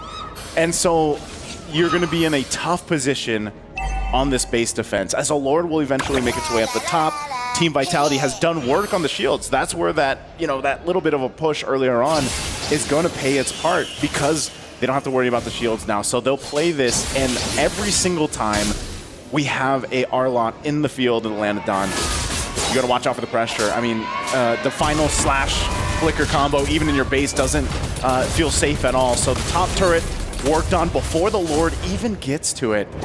And they're going to go ahead and make their mark here. We'll see if TLPH can dig down deep. Nearly the 10-minute mark. They're going to have to pull out a miracle of attempts. Traction pulse goes through. Okay, that's a damage onto Daiki. Daiki's going to fall here, but Fumi Echo gets taken down as well. That's a heavy spin from Vivian. And Ramichi is the next one to fall. A 2-for-1 trade so far. The flicker burns in as well, but Vival is going to be able to take Soju down too. The turret in the mid lane is going to be targeted. Zaishi gets caught low, but will it be enough for them to clear out these minions? Vival goes in very aggressively into the back line, but Vival will be the one taken down. But look at the base. The base is going to be the target. Shell and Cine still on it. This is a 3v2, and it looks like TL will still lengthen their life here in game number 1. Wow, a successful defense from the Filipino team. Wow. I am surprised that that wasn't an end, because I think Team Vitality thought it was going to be as well. They had to readjust themselves in the chairs after that. For Team Liquid to defend, I mean, I'm surprised they were able to pull off. Great that they did, but what does that actually buy them? They lost all the base turrets. Ramichi has to get out of here. She's still planning to go with Plan Z throughout this game, but nonetheless, you're still massively behind. 7,000 gold behind, no turrets to work with. So what does that mean? Essentially, it's really difficult to move around the map. The problem is Ramichi is a little bit behind, right? Is she 2-3 levels behind of the Lancelot right now? Yeah, she's 2 levels. So even if they want to look for a neutral objective contest, they can't play that 50-50. They need to figure out a way to utilize their tools to shut the Lancelot down. But look at the composition that they brought in. It's not going to be as simple. I think part of this is why she's everywhere right now. And, Team Vitality's doing a great job at kind of controlling Ramichi on what she can really do cross-map. But ultimately, this is just another Lord. When you're this far ahead, this Lord is yours for free. There's nothing you really have to do here as Team Vitality secures that Lord. And we'll see if Team Liquid Philippines can do it again. Can they make a base defense work? Claw's had some time. She's had an extra couple minutes to build up, but even looking at the items, I don't know if it's enough. Maybe the Malefic gun that she recently picked up will help a little bit with her positioning, but ultimately I think still you have to watch out for that final slash from Fumi Echo, from the initiation, even from Vivian. And the hardest part about that is the range advantage that Team Vitality has, because Shell's just been popping off from the backside with those Death Sonatas. Lord will make its way into the base. Team Liquid on the defense. Oh, Daiki again. That's a final slash on the Fumi Echo. But there it is. Daiki gonna look for something, but she gets taken down. Uh-oh, Soju gonna be the next one to fall here as 3 members are on her. As we look into the base, Team Vitality are doing a great job at making things messy. All in favor of them. That's the damage. That's the range that we were talking about. Cine. There's a trade in damage there. Wow. Ramichi. Uh-oh, Fumi Echo goes down. 2 members from TL are off the back. Wow. But again, a successful defense for TL. Team Vitality can't close. How did they do it a second time? Even with a lead that Team Vitality had, Team Liquid makes it happen. And again, a big part of it was the distraction that Soju bought in that mid lane. Vivian? She's gonna go down here. She's fine. She's got the heavy spin, but luckily enough, she has an immortality too. I almost thought that would get popped, but it doesn't. But right now, the mid lane is going to be the focus from TLPH. They're looking to at least get their first turret of the game.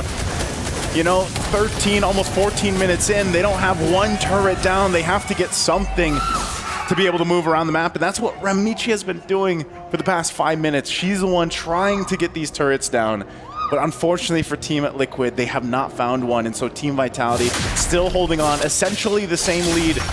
Oh, Ramichi going to be forced once again. This is such good macro control from Team Vitality. Yeah, they're experienced, right? They're experienced with these kinds of plays, but the fact that TL have come this far with absolutely no inhibitor turrets, it also goes to show how crazy they are, right? That mental fortitude that we were concerned about for TL being quote-unquote newcomers to MWI is definitely not showing. They're remaining resilient here in this first game, despite the 6,200 gold lead that Team Vitality has been able to pick up. I'm really curious now, Eterna, like what is, out of all the games that Team Vitality has played here, what is the longest game that they've played? I mean, we know that some of their fastest games at one point were the record, which was eventually broken. They had about a 9:37 game time. Finally, some turrets are going to be going down here, though, too.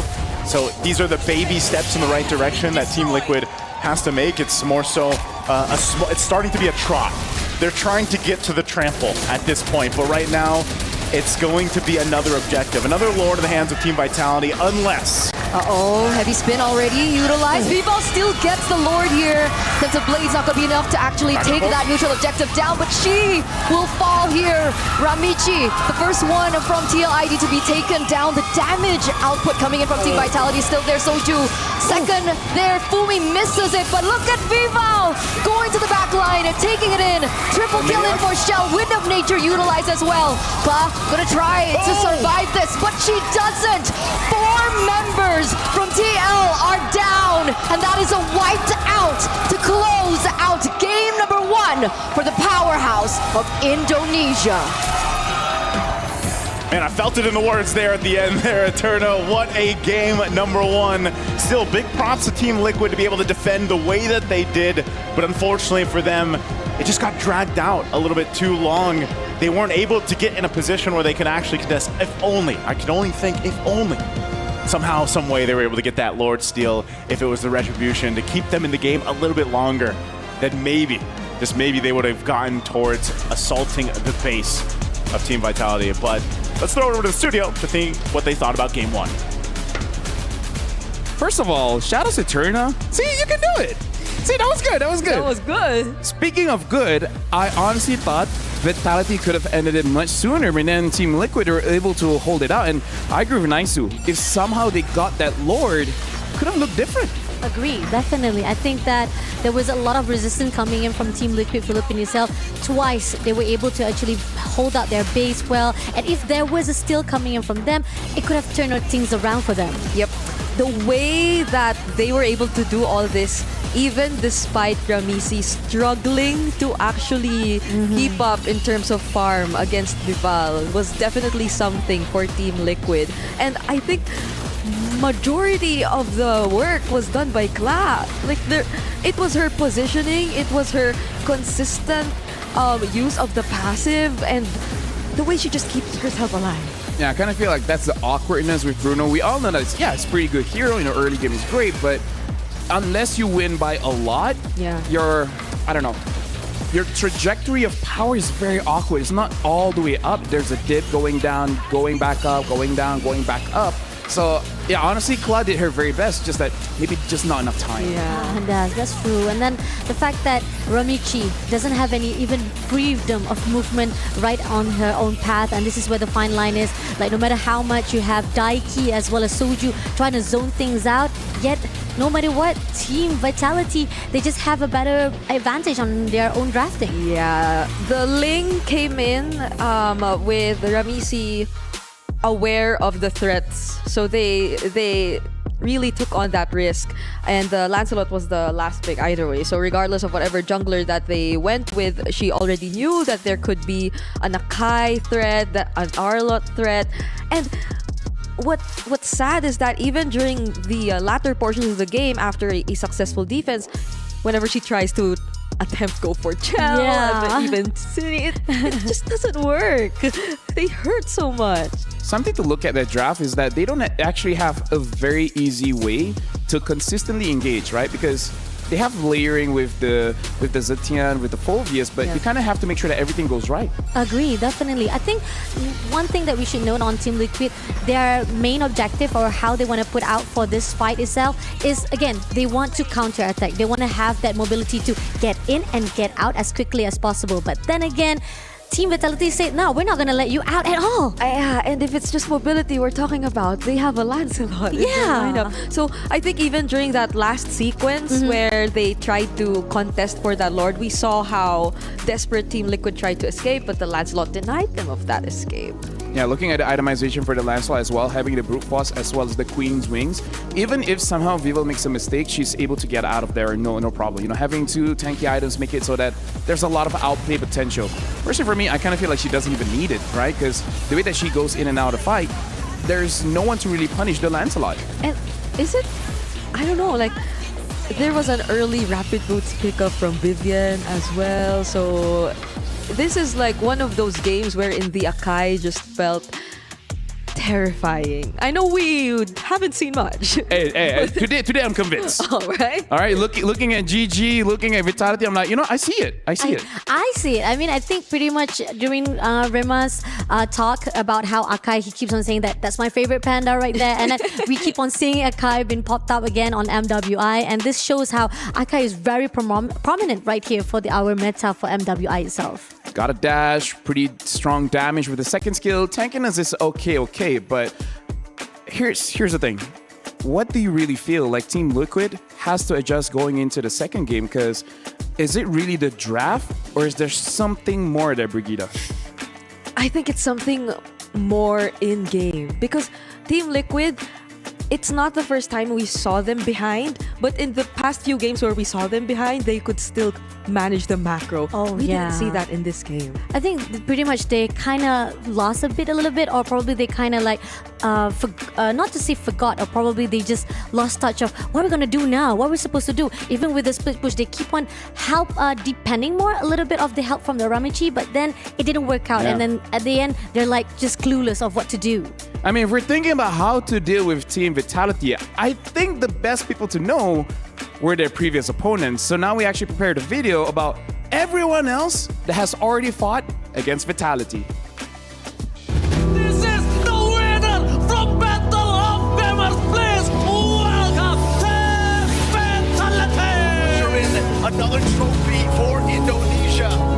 As the entirety of the Filipino lineup is wiped out, Indonesia will emerge as your Asian Esports Games champion. I think Team Vitality is definitely one of the strongest team here. So if we were to meet them, they would be a very difficult opponent to beat. I think they are very prepared and they want to get back their title. I think the is really strong then in MWI. I think they're gonna really good place and their Maganda is so good. I think they will have a good match, not an easy match, and they are competitive and we are eager to win.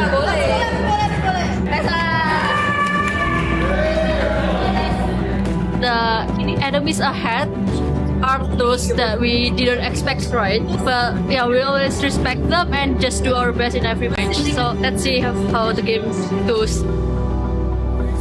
Chell gonna be targeted down, no immortality! The queens of MLPP have fallen!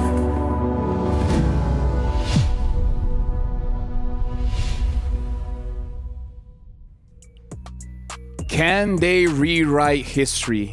They couldn't do it last year. This year, like we saw everyone, nothing but good things to say about them. Their micro is great. Their macro is great. Their chemistry, they've been building this for years at this point. And our grand finalists, Gaming Gladiators, even they say like, oh, if we fight against them, there will be a tough match. And if they win this one, that will become a reality. Oh, That's true, though. I mean, again, they have been trying to go on to get that title. Just one more title, just close enough to say that they have everything under their belt. So definitely those feeling, that ambition just rising off, this burning desire in their hearts, just trying to prove here at the MWI. Yeah, I can actually feel how badly they want this win. To the point wherein they say that even if they don't win any other tournament, it doesn't matter to them anymore because this is the most important thing for them at this point. And you see it in the way they play and the way that after Navi PH get taken out, it just feels like they feel all the more convinced or confident that there are higher chances of them actually getting it this time around. And the crazy thing is that we can actually say that Team Vitality, they're really hungry for this win, which usually you don't see to champions because they've eaten well, they've gotten everything, but there's no one hungrier than the ones that already had their hands on that trophy and then getting swiped away.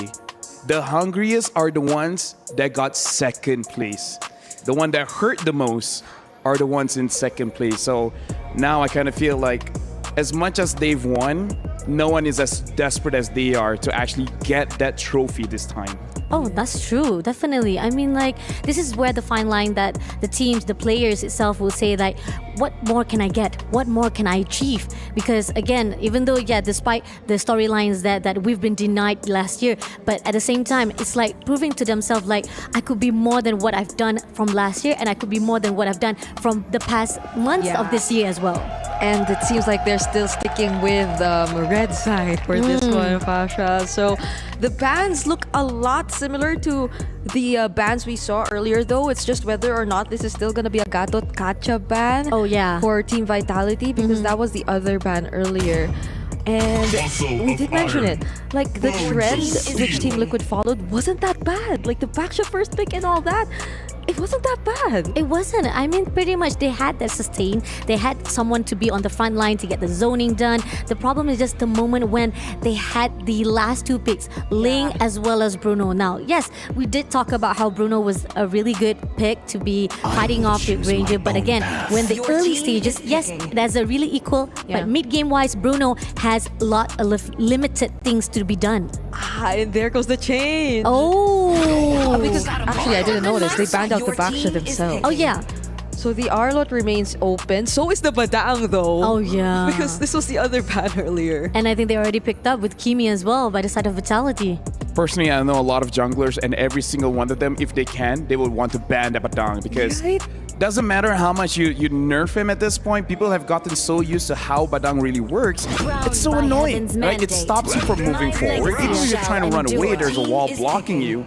So now, Team Liquid, getting the Fredrin, getting the Arle, getting the Zetian, kind of looks like they're going for more team fights, but the previous match, they didn't have enough damage. Will they have it this time? I think pretty much right now we've seen the same combo that we saw previously, where Alit and Fredrin, one of the best combos as well. Zetian as well, we have the CC. Fury of the Phoenix definitely can have that stun movement to the side of Vitality. That could be one of the things that was missing out from the draft that Team Liquid needed previously. And now coming off to Team Vitality, they don't really care. They're pretty much like in the definite division, they will punish or probably prioritize on burst damage and their own sustain, as well as their own setup for right now. I was a bit nervous of whether or not Team Liquid would replicate Team Vitality's job earlier with the Kai instead of the Fredrin, but it seems like they're just playing it a bit more safe. But it's such a great response to see the CC coming in from Team Vitality. Yeah, my problem is that Team Liquid is putting up a good defense, but everything that Vitality has punishes front lines like crazy. Yeah. That's a problem. And, yeah, it is. And I'm so worried about how is this gonna pan out in terms of the macro if ever they're forced again to defend, to play from behind. Because if they're drafting a lineup that relies purely on team fight, how confident are they that they're gonna win against Team Vitality in terms of team fight? This is the thing. Team Liquid, they're not to say like it's a tunnel vision for them, but I do feel as if they're just holding out to say like, we want defense. We want to make sure that no matter what, if you attack us, we have that counter attack. But again, if that counter attack does not succeed, Vitality is just going to punish you over and over again. Personally, for me, if only this Zetian was a Farsa. I understand the Farsa was banned and they themselves banned it out, but I kind of feel like Farsa is unique in the sense that level 4, you already have a big burst. You don't really rely on anything else. Maybe just the arcane boots for the extra penetration, but Zetian has damage, sure, but not Farsa level of damage. So I'm really concerned if that in the early game they couldn't do it. Unless they're able to get a fast roaming gold laner, kind of like a Granger, then maybe the story could be different. Although the first one picking after the banning phase is Team Vitality. It's Vitality, yeah. So if they want, they can take it away. Experience the youth. And that's what happened earlier too. So which is why TLPH and Granger gets banned. And Moskov as well. Moskov and Granger are the fastest roaming gold laners to actually join that turtle fight. So now it's denied. So I kind of feel like Team Liquid, they're being too honest, and Vitality just read it out. Oh my goodness. Oh my god. If this is team fight lineup again, or a team fight draft, then what if they go for Harris again? I honestly would rather go for a Beatrix. Just go for ultra late game, yeah. Oh yeah, Beatrix will be actually a good idea as well to be picked up here. But again, with Akai as a respect ban as well, we saw how it was when it comes to Vitality just dominate. And Lancelot also been banned off. I think this is again a respect ban. Needless to say that pretty much Lancelot in the hands of Vitality is very dangerous. Yes, it's super dangerous. But whether or not this is a Granger, banned, really, or no, whether or not. Okay, so never mind. They already banned out the Granger. So this is Team Vitality only lacking their potential gold lane. If they want to double down, pick out something like a carry so that Fredrin really cries. Yeah. Oh my gosh, they took carry. You did talk about it. Because it was good for Team Liquid. Okay, that's weird. Oh my goodness. I did not see this coming. Because like it feels like Team Vitality always want to go for that aggressive start, the early games, and Harith hasn't been popping off that much in terms of like doing that. So what does What about like Irital Angela? Okay. I mean, there's no chance of an Esmeralda anyway. Called it, by the way. Yeah, you did. I just want to say. But Kalea. Kalea Beatrix is pretty strong. Right? Catching in an instant burst, that could work. That could actually work. I think that pretty much Team Liquid has a better answer right now compared to what we see on the first draft. Yes, they have their sustain right now going in to actually get a little good setup for themselves to fight off Vitality. Team Vitality, on the other note, they will also want to counter it out with the setup they've done with Badang picking off, or probably just like try to shred it out with the Fist Break and Fist Crack as well. Hey, maybe this Beatrix is just trying to show that she can be the female Filipino sniper. Oh. But Team Vitality, they have the option of getting a dive or a jungler that can dive the backlights if ever they want to. Need to consider the Kalea though, if ever you are gonna. I was thinking of the X-Borg. It's like, hey, why not just double down? Oh my! Let the Fredrin have an awful day. Like he had a day where he got coffee and then it spilled on his pants.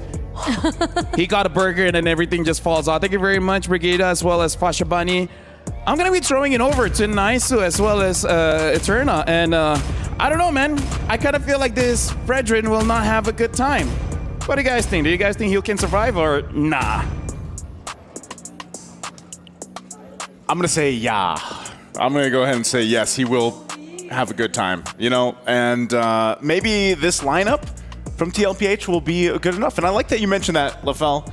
Maybe this is the chance for Cloud to become the Filipina sniper on this Beatrix. So, Turno, what do you think of the drafts here as we jump into the Land of Dawn? The drafts are good for They're TL. hot. They're hot because of the X-Borg.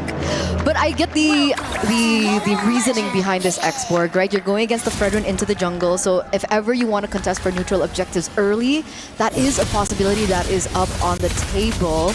But it depends. I guess mid-tier rotations are also going to be a big factor as to how the early game will go. Yeah, one thing about this too is, I know we'll get a glimpse at it in just a bit with all the emblems, but For the Kalea this time around in this game, Soju went with the focusing mark, so that is going to help some of that initial damage burst that can come out as we get a glimpse of it. As I said, so you still run with that tanky emblem. You need that tenacity, the firmness, because Kalea is still that initiator for the team here to set things up. Oh, Vivian? Yeah, caught really low here. That's a flicker, but she still will be able to survive. That I know the crowd's feeling that one. That was close, right? That was almost a first blood already, and that focusing mark will really help that. So I almost expect Team Liquid to be in a position to get a first blood, but Daiki's in trouble. Oh, that's the range, and that's the oppressive force that the Kimmy in the mid lane can actually offer. So looking at her emblems earlier on, she also went for Mystery Shop alongside Shell on the Harriet. So they're looking to find that snowball early on.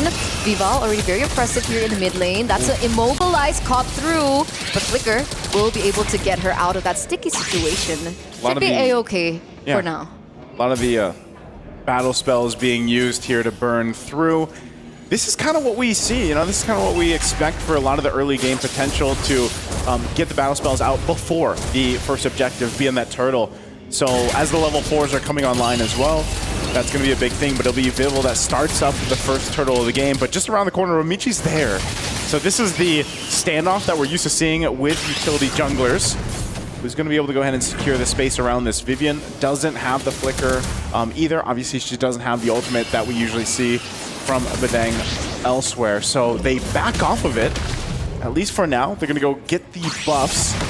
And this is the main thing with with both the lineups. They need those level 4s. They need some of those crucial, valuable ultimates to be. Zaixi's gonna get caught. Oh, that's a final slash hit coming from Daiki. Vivian gets out alive, but Zaishi will still fall.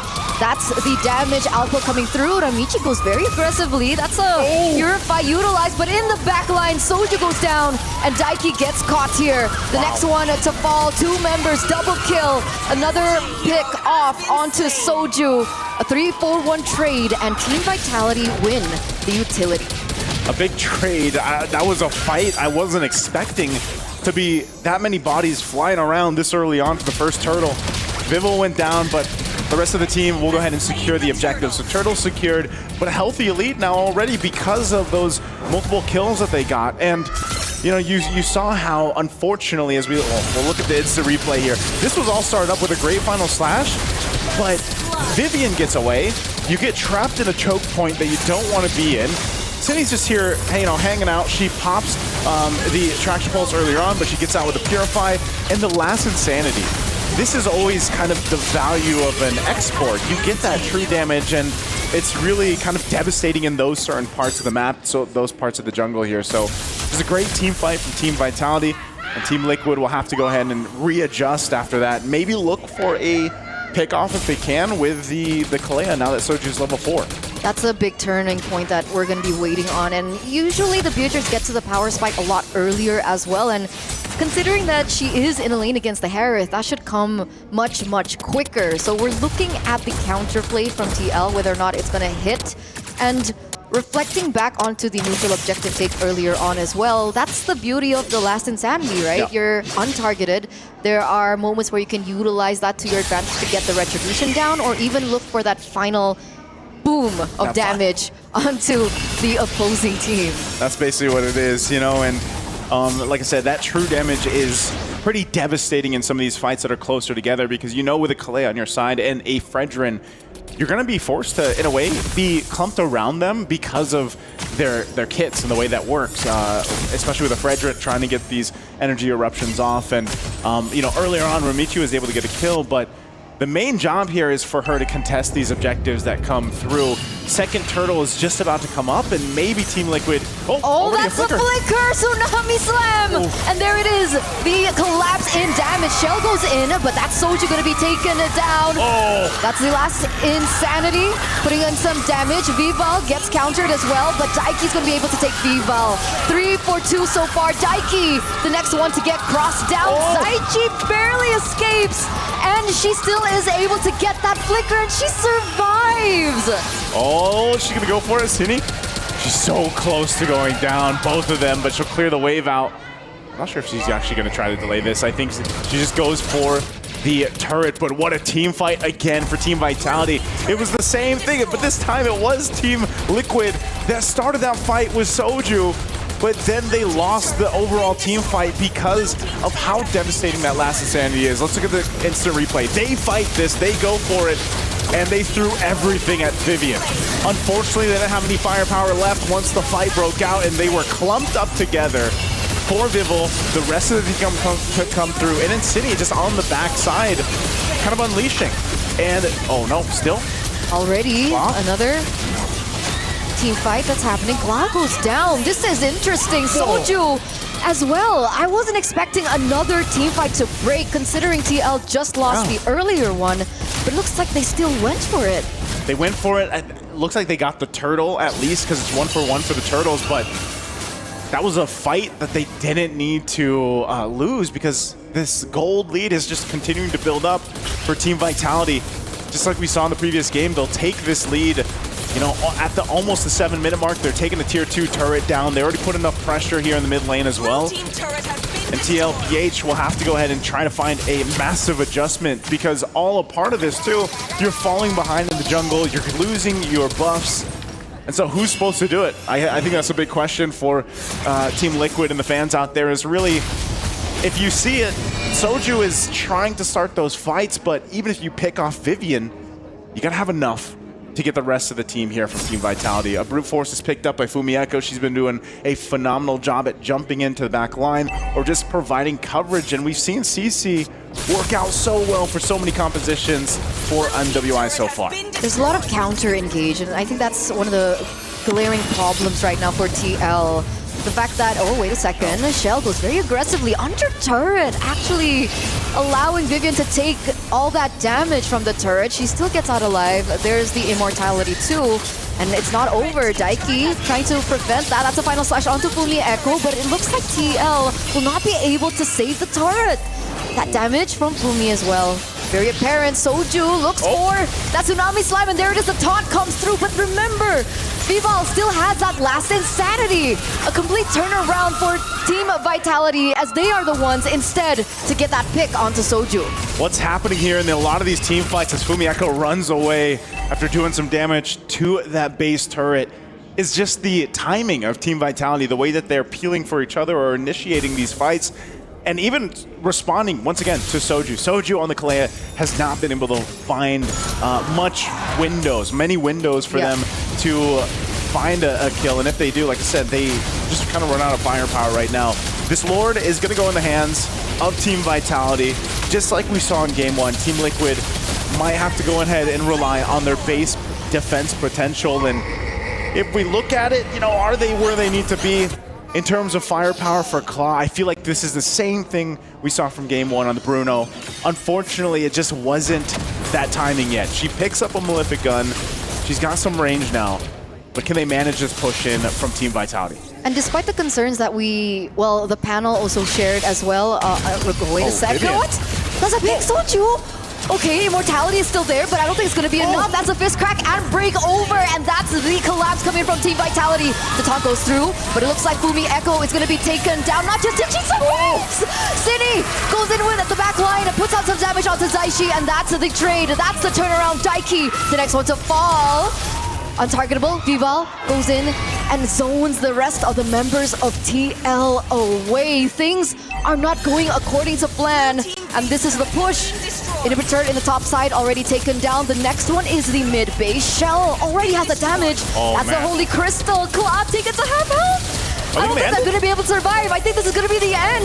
Game number 2 secured clean by Team Vitality.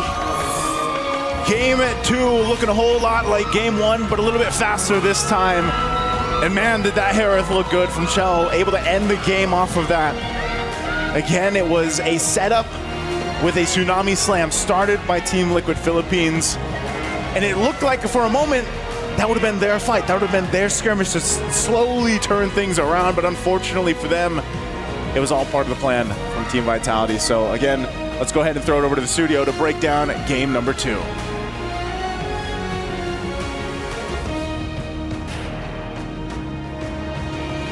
Hello. Hello. Oh, I think I'm on. All right. So here's the thing. I don't know if this is a hot take. I feel like the game ended before it began. The moment you saw the export. Honestly, the moment I saw the first 3 picks from Vitality, I'm like, this ain't a good Fredrin game. Howdy, partner. That guy ain't gonna have a good time. And he did not. Like, look at that. How could you even... There were so many problems. I think we have an endless list to talk about in the draft. And it pretty much showed up in the game itself. And for me, I feel like one of the biggest contributors to how this panned out was the fact that usually if you see an export, you find a way to deal with it in terms of your burst damage heroes. But they were lacking in terms of that. And the fact that we keep on talking about, you gotta actually make sure that at least Last Insanity has already been thrown out or been used already, but then they didn't wait it out, and then at the moment when they were trying to catch out, that's when Vival was saying that, oh, you've already done all your utilities or you've already done your setup, now it's time for me to come up forth and take you guys down. Honestly, looking at the draft here, you guys can notice is that their damage profile doesn't help their draft and doesn't counter the enemy draft. So there's a lot of mismatch here when we're talking about heroes. Yeah, and it's sad to think that most of their attempts felt a little desperate. It seems like they were going after Vivian, they were going after Vival, 2 of the least best options most of the time if you look at the entire lineup of Team Vitality. But then, how could you use it on Chell? She has to Purify too and all that. Oh yeah, and the fact is, the moment when you've already done all your skills-wise, Fumieku just come in with a curtain call and literally wraps around you, and you couldn't even go out of your own zone. And if you want to move away, you ended up just being in the favor of Team Vitality. It really feels like they have a lot of setup, but no payoff. It's like trying to make a sandwich with just bread. Nothing in between. It's so hard for Team Liquid. I mean, even looking at the gold, by the time that game ended, Kla was way too behind. And that's another thing. They were always able to find Kla in the team fights which broke out. I mean, it's good for Team Liquid that they're able to coordinate, that they fight together. It seems like most of the fights, they were complete. Before they started the fights, they made sure Kla was there. But that just put her in danger. And I feel like it contributed to the way Team Liquid greatly lost this game early on. Oh, there was a lot of things that needs to be said from Team Liquid itself, because again, they're just playing into the hands of Team Vitality, how they actually go out of their way. Probably pretty much, again, we've talked about how the draft wise, right? Probably the things that Team Liquid Philippines has to do is that what are the main objective they want to go in? The counterattacks, is it with it or is it not with it, to a point that they pretty much look at a little bit blindsided to what they can actually go up against Team Vitality? It's just that hopefully that reset does come in. Yeah. Because I think the strategy that Team Liquid did from Game 1 and Game 2 was already a change. Like, they tried to switch things up already. But even that wasn't enough. Or was it Team Vitality just prepared for anything that can come out? I don't know. Personally, for me, looking at the draft, it looks like they want to put all their eggs in the club basket. But that egg takes a while to mature. And like I say, if the draft had a Farsa, it could have looked different, right? Because with the draft that they had, with Zetian, with the Fredrin, as well as the Kalia, it kind of looked like you want a prolonged team fight. But do you want a prolonged team fight against an X-Borg? Actually, right? Now that you mention it, because even if they left the Farsa open and went for a different ban, yes, they had the Fredrin. I think they were planning to go for the Fredrin draft, but they had the Zetian trade. So it was still out there. And we don't see that happen. Like, the Farsa-Zetian matchup rarely happens right now in MWI. Yeah, I mean, like, here's the thing. Has damage, but not the right kind of damage. And now it looks like Rose is talking to someone named Atlas. So let's see what Rose has to say with Atlas. Hey guys, welcome back to Reporter Hits. This is Rose, and I was bored over at our studio, so I decided to walk around the boulevard, and I made a new friend over at the League of Legends studios. So to all of our MLBB fans, say hi to Atlas from League of Legends. Hi. I'm here at the League of Legends Stadium. We have a quarterfinal going on right now between FlyQuest and Gen G, and we just concluded our defending title holders T1 holding on to their position, moving on to the semifinal. Now that is very interesting. So Atlas, for the side of Mobile Legends, quite a bit of stuff has been happening, a lot of upsets, a lot of plot twists. For the side of League of Legends, is there anything interesting that maybe we should know? Oh, there is one that comes to mind. It was our quarterfinal yesterday. G2 taking on BLG. BLG 3-0'd them at MSI. It wasn't even close, but this time around, G2 managed to get the comeback victory, 2-1, and they're waiting in the semifinals. Absolutely crazy. Oh, that is crazy. That feels like a revenge match. And I'm pretty sure that was amazing to watch and to cast. It certainly was. Okay, now one last thing. I won't hold you back for too long, Atlas, but maybe you could give us a prediction on who you think will be making it to the grand finals. All right, so I think it's definitely Gen G. They have looked so incredibly dominant over in the LCK, and being our MSI champions as well is making them a bit of a shoo-in. But then there's Anyone's Legend or our defending title holders in T1, and I think we have to make it the fairy tale. MSI rematch, T1 versus Gen G. And there you guys have it from Atlas. T1 versus Gen G is his predictions for the grand finale of League of Legends. Thank you very much, Atlas. I'm sorry for disturbing you. No, that's fine. But with that, let us throw it back to the panel. Thank you very much, Rose and Atlas. G2 making it to the semifinals. That's insane. You know, shout outs to G2. And now we got to break down a little bit more about what happened in the previous game, where we have a clip where we're going to show kind of the reason why they just couldn't do anything. I mean, I think pretty much we saw from the last fight, this is where the fine line that what happened or what was the reason, the failure of the draft itself. If you actually had a really good setup, start out from the last fight itself, this is where the fine line, okay, they actually try to steal away the players itself, right? But then after the setup itself, it didn't work out for that long. Okay, let's take a look on the side right here. If you guys can see, yep, they steal away Vivian first of all, but then the moment when Fumieko was been zoning out, immediately shutting down, but then again, this is it. They had no much damage to actually burst up. Fumieko managed to move away, and this is where Shell comes in, Cindy comes through, and then all things just falter in, because this is where they put out the traction pulse. We can continue on the clips. Traction pulse comes in, the dash, Chrono Dash as well, Zaman Force.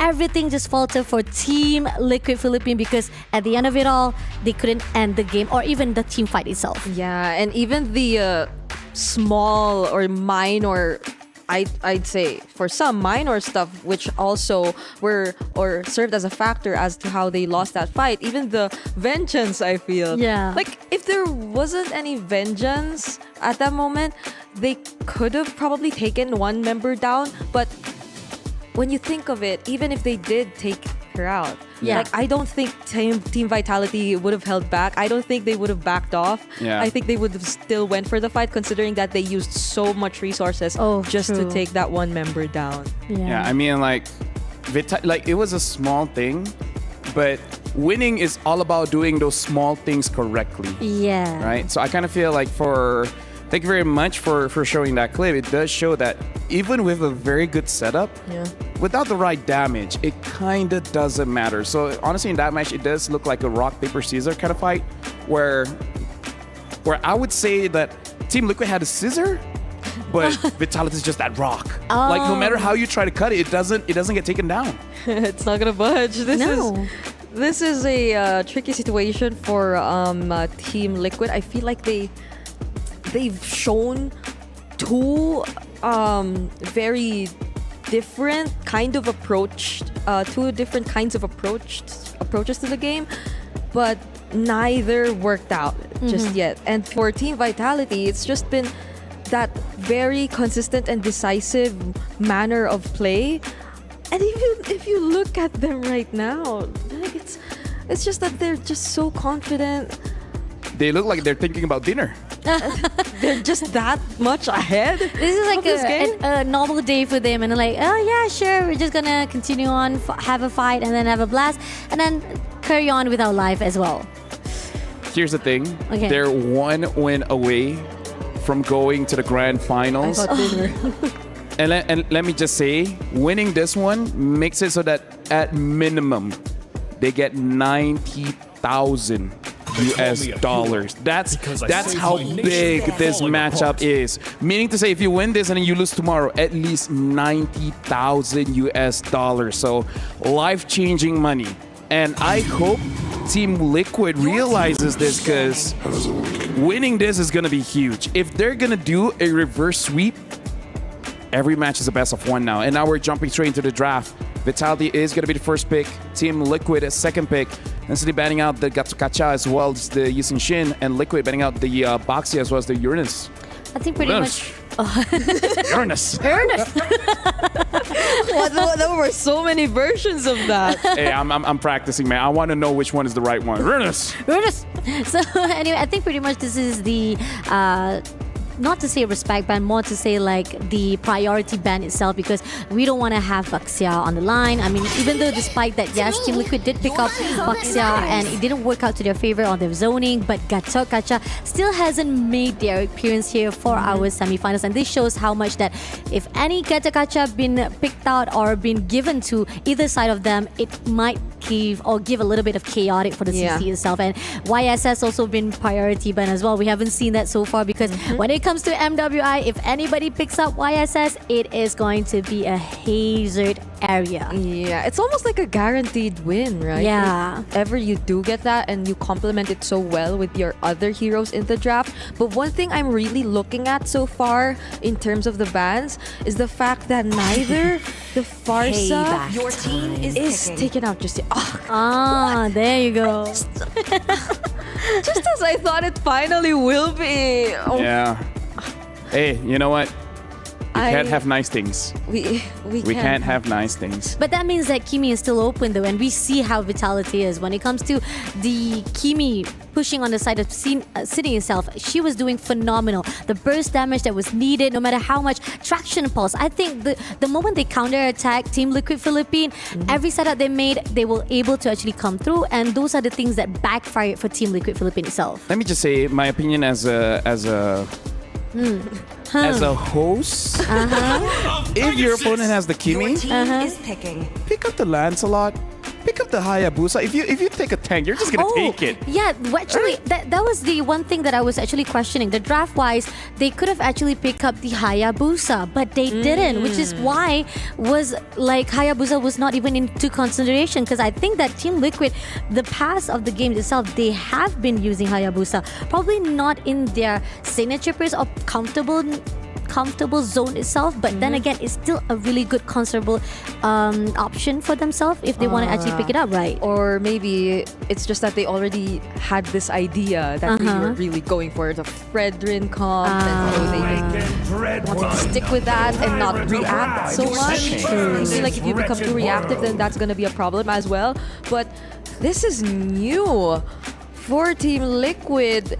If they used to always save class hero for the second phase of the draft, now they decided to switch it up. No, they have to secure her hero right now.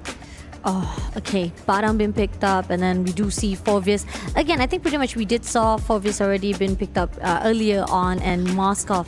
Right? Yeah, exactly. So I think, again, Team Liquid Philippines is playing a little bit too safe, or not to say too honest, but direct too much, to a point that they say, like, no matter what, we're going to pick our comfort zone. This is our comfort zone. And also, they didn't pick up the likes of the Kimi just yet. I feel like it's not going to be prioritized here. But what I like is that they balance it out with at least the Fovius to make Team Vitality think twice about what options they want to go for, because they'll have an answer to those heroes with lots of dashes. But just as I mentioned that as well, they picked up the Selena, which has a lot of dashes. A lot of dashes. They don't care. Yeah, they don't care, especially trying to actually catch up with the Brazil Arrow. That's also one thing that we do see from Team Vitality as well. So Team Liquid, Lafel, what are your thoughts on this? I'm just seeing Vitality having so much burst right now. Yeah. Like, we thought the game ended pretty fast before. They could end it much faster right now because they have a lot of lockdown as well as burst. Picking up the Jushin, honestly, I think it's actually quite good. Making sure that you win the mid so you don't give a lot of vision for the Selena or the Batang. But this is the point where I feel like Vitality is asking Team Liquid a question. Which do you really want to go for? Utility jungle or assassin jungle? Because at this point, it's a very good first 3 picks for Vitality because even though in terms of the lanes, it's pretty clear where they're going, but the draft is still very much flexible just because your jungle can go either way. Yeah, honestly, it's like Team Vitality. They can play this early game in whichever way they want to so far, but I'm considering that Team Liquid might also have that option up or as of now, for now, because if they already have the Moskov, then at least they have a surefire way to manage the lanes, and the Jushin can also be a great asset in terms of if ever they want to go for the team fight comp. Yeah, I think pretty much right now Team Liquid realizes that they need mobility-wise. This is the things that are a little bit of lacking on their own draft itself because movement-wise, they cannot go into the team fight as quickly as possible or even away from the team fight as quickly as possible. So and not only that, most of the time they keep on focusing on a lot of the sustainability, but damage-wise was not there. So good-wise coming in from Team Liquid, but on the banning-wise now, Akai been taken out and Lancelot also been put on a priority ban. It's also a really good high note from both sides of teams. I'm starting to think about what the jungler matchup is gonna look like because Team Liquid are banning out the likes of the Akai. They also took out the Baksha earlier on, so it's only in terms of the utilities, the Fredrins that are remaining. Personally, for me, I kind of feel like for Liquid, this is going to be quite risky. Still consider picking up some kind of backline diver in the jungle, but also maybe consider some kind of heal. You know, like a Matilda, Florian, and Angela, because in terms of going up against bursts, if you're able to heal from that burst, then you're able to survive. But that does open up for Vitality just to pick up an assassin and then actually go for your healer.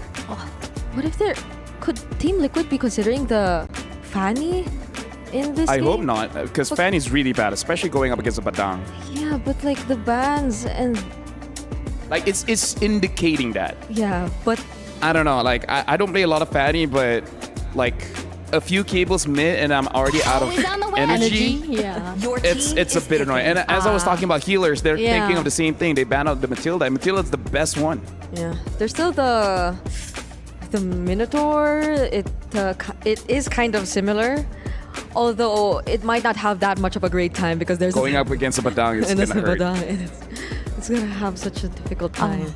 But I still think that there's a possibility that Hayabusa is going to be picked up here because again we've seen so far that Team Liquid has won one of the games with Navi MY with Hayabusa on the drafting as well. Those are the adaptation that we've seen, even though they lost on the first match, and the moment they picked up Hayabusa, and then they even had a really good motion, but Kali have been prioritized again to be picked up again, and now Vitality. I kind of don't like it just because if you catch someone, where's the damage? Jushin isn't burst. Moskov isn't burst. Heck, Moskov needs 4 items. Like, whatever their jungler is, has to be able to one-tap someone. I might have seen a lot more Khalid Jushin games than Kalea Jushin games. Yeah, in the mid lane. So this is an odd pairing for Team Liquid. Because it's the same as the previous match where you guys showed the clip. A lot of control, but no damage. A lot of setup with no payoff. This is going to be a problem for them. But at least they have a chance of... Oh no! The Esmeralda makes this worse. Yeah, it makes it quite difficult, yeah. Because the Kalea, the Jushin, these are all shield-generating heroes. Even the Phobias, even the matchup in the EXP lane itself. Oh, this is going to be rough for Team Liquid itself. I mean, again, draft-wise coming on from Team Vitality, it shows a lot of core strength as well as pretty much covering every single ground, right? They have their frontliners, they have their backlines covered up as well. No worries about what the setup. But again, like I told you, definitely Hayabusa will pick up. But the question is it going to be enough though with having Hayabusa? Well, thank you very much, panelists. Brigida as well as Fasha Bunny. Very interesting draft coming in. I want to see how Team Liquid really pilots this one. So now we're going to throw it over to Eterna as well as Naisu, where possibly it could be the final game of the day. Thank you so much once again to the panel for breaking down the drafts here. I'm Naisu, and this is Eterna with me to bring you the action for game number 3. Right now, it's match point for Team Vitality, a place up in the grand finals. Once again, for against Gaming Gladiators. Eterna, we shared some of our thoughts here for the draft. What do you think? Are you leaning towards Team Vitality completely here? In this particular situation, yes. Right, it looks like the winning lanes aren't as apparent for TL in this particular situation, and that might be a problem because even looking at the mid trio, maybe they have a fighting chance with the Jushin and the Kalea, but I agree with the sentiment that LaFell shared earlier on, right? That's a lot of catch, but there's no burst damage to follow it up.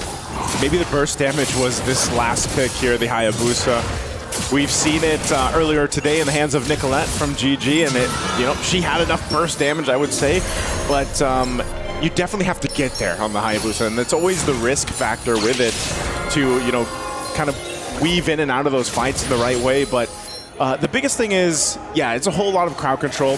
Claw needs plenty of time. LaFell just mentioned this, you need like the 4 items on the Moskov to really be able to go ahead and push in some of the lanes, but maybe in a way too, this is, I don't know, would this still be Plan Z on your list? Is Moskov a Plan Z? It can be, but remember on the far side of the map, it's the Ling, and people consider that the Ling is the far lane king, right? Because of the mobility, the Tempest of Blade damage, and just the base damage of the Ling itself will make it very difficult for Claw to control in that far lane. However, there is a difference from the previous game, and in this particular game, Team Vitality have no Purifies. So there is more opportunity to go in for that catch if TL sees fit. I see this as, because anytime you have a Kalea on play, you want to have usually a Purify, right? But with Team Vitality going all flickers essentially, and the sprint, I think that's just confidence. And after game 1 and game 2, that confidence is going to be apparent here. So maybe, just maybe, that's something that Team Liquid can go ahead and punish. If they can burn, for example, those flickers down early on, then it opens up that pick-off potential. Now with a Jushin kind of like sprinkled in there in the hands of Zaishi, that might be a little bit easier to pull off because like in the previous game, we had to see so many initiations from Soju to try to start up a fight, to try to get the pick off. But now, we've seen how effective the Lantern Flare and the Beacon from a Jushin can be for a lot of these teams. This first objective will be a showcase of that. Already level 4 on some of the important heroes that they have for Team Liquid. Team Vitality wants to buy a little bit more time. They'll go ahead and they don't have to pressure this up. So they'll let Team Liquid be the ones to start up the turtle.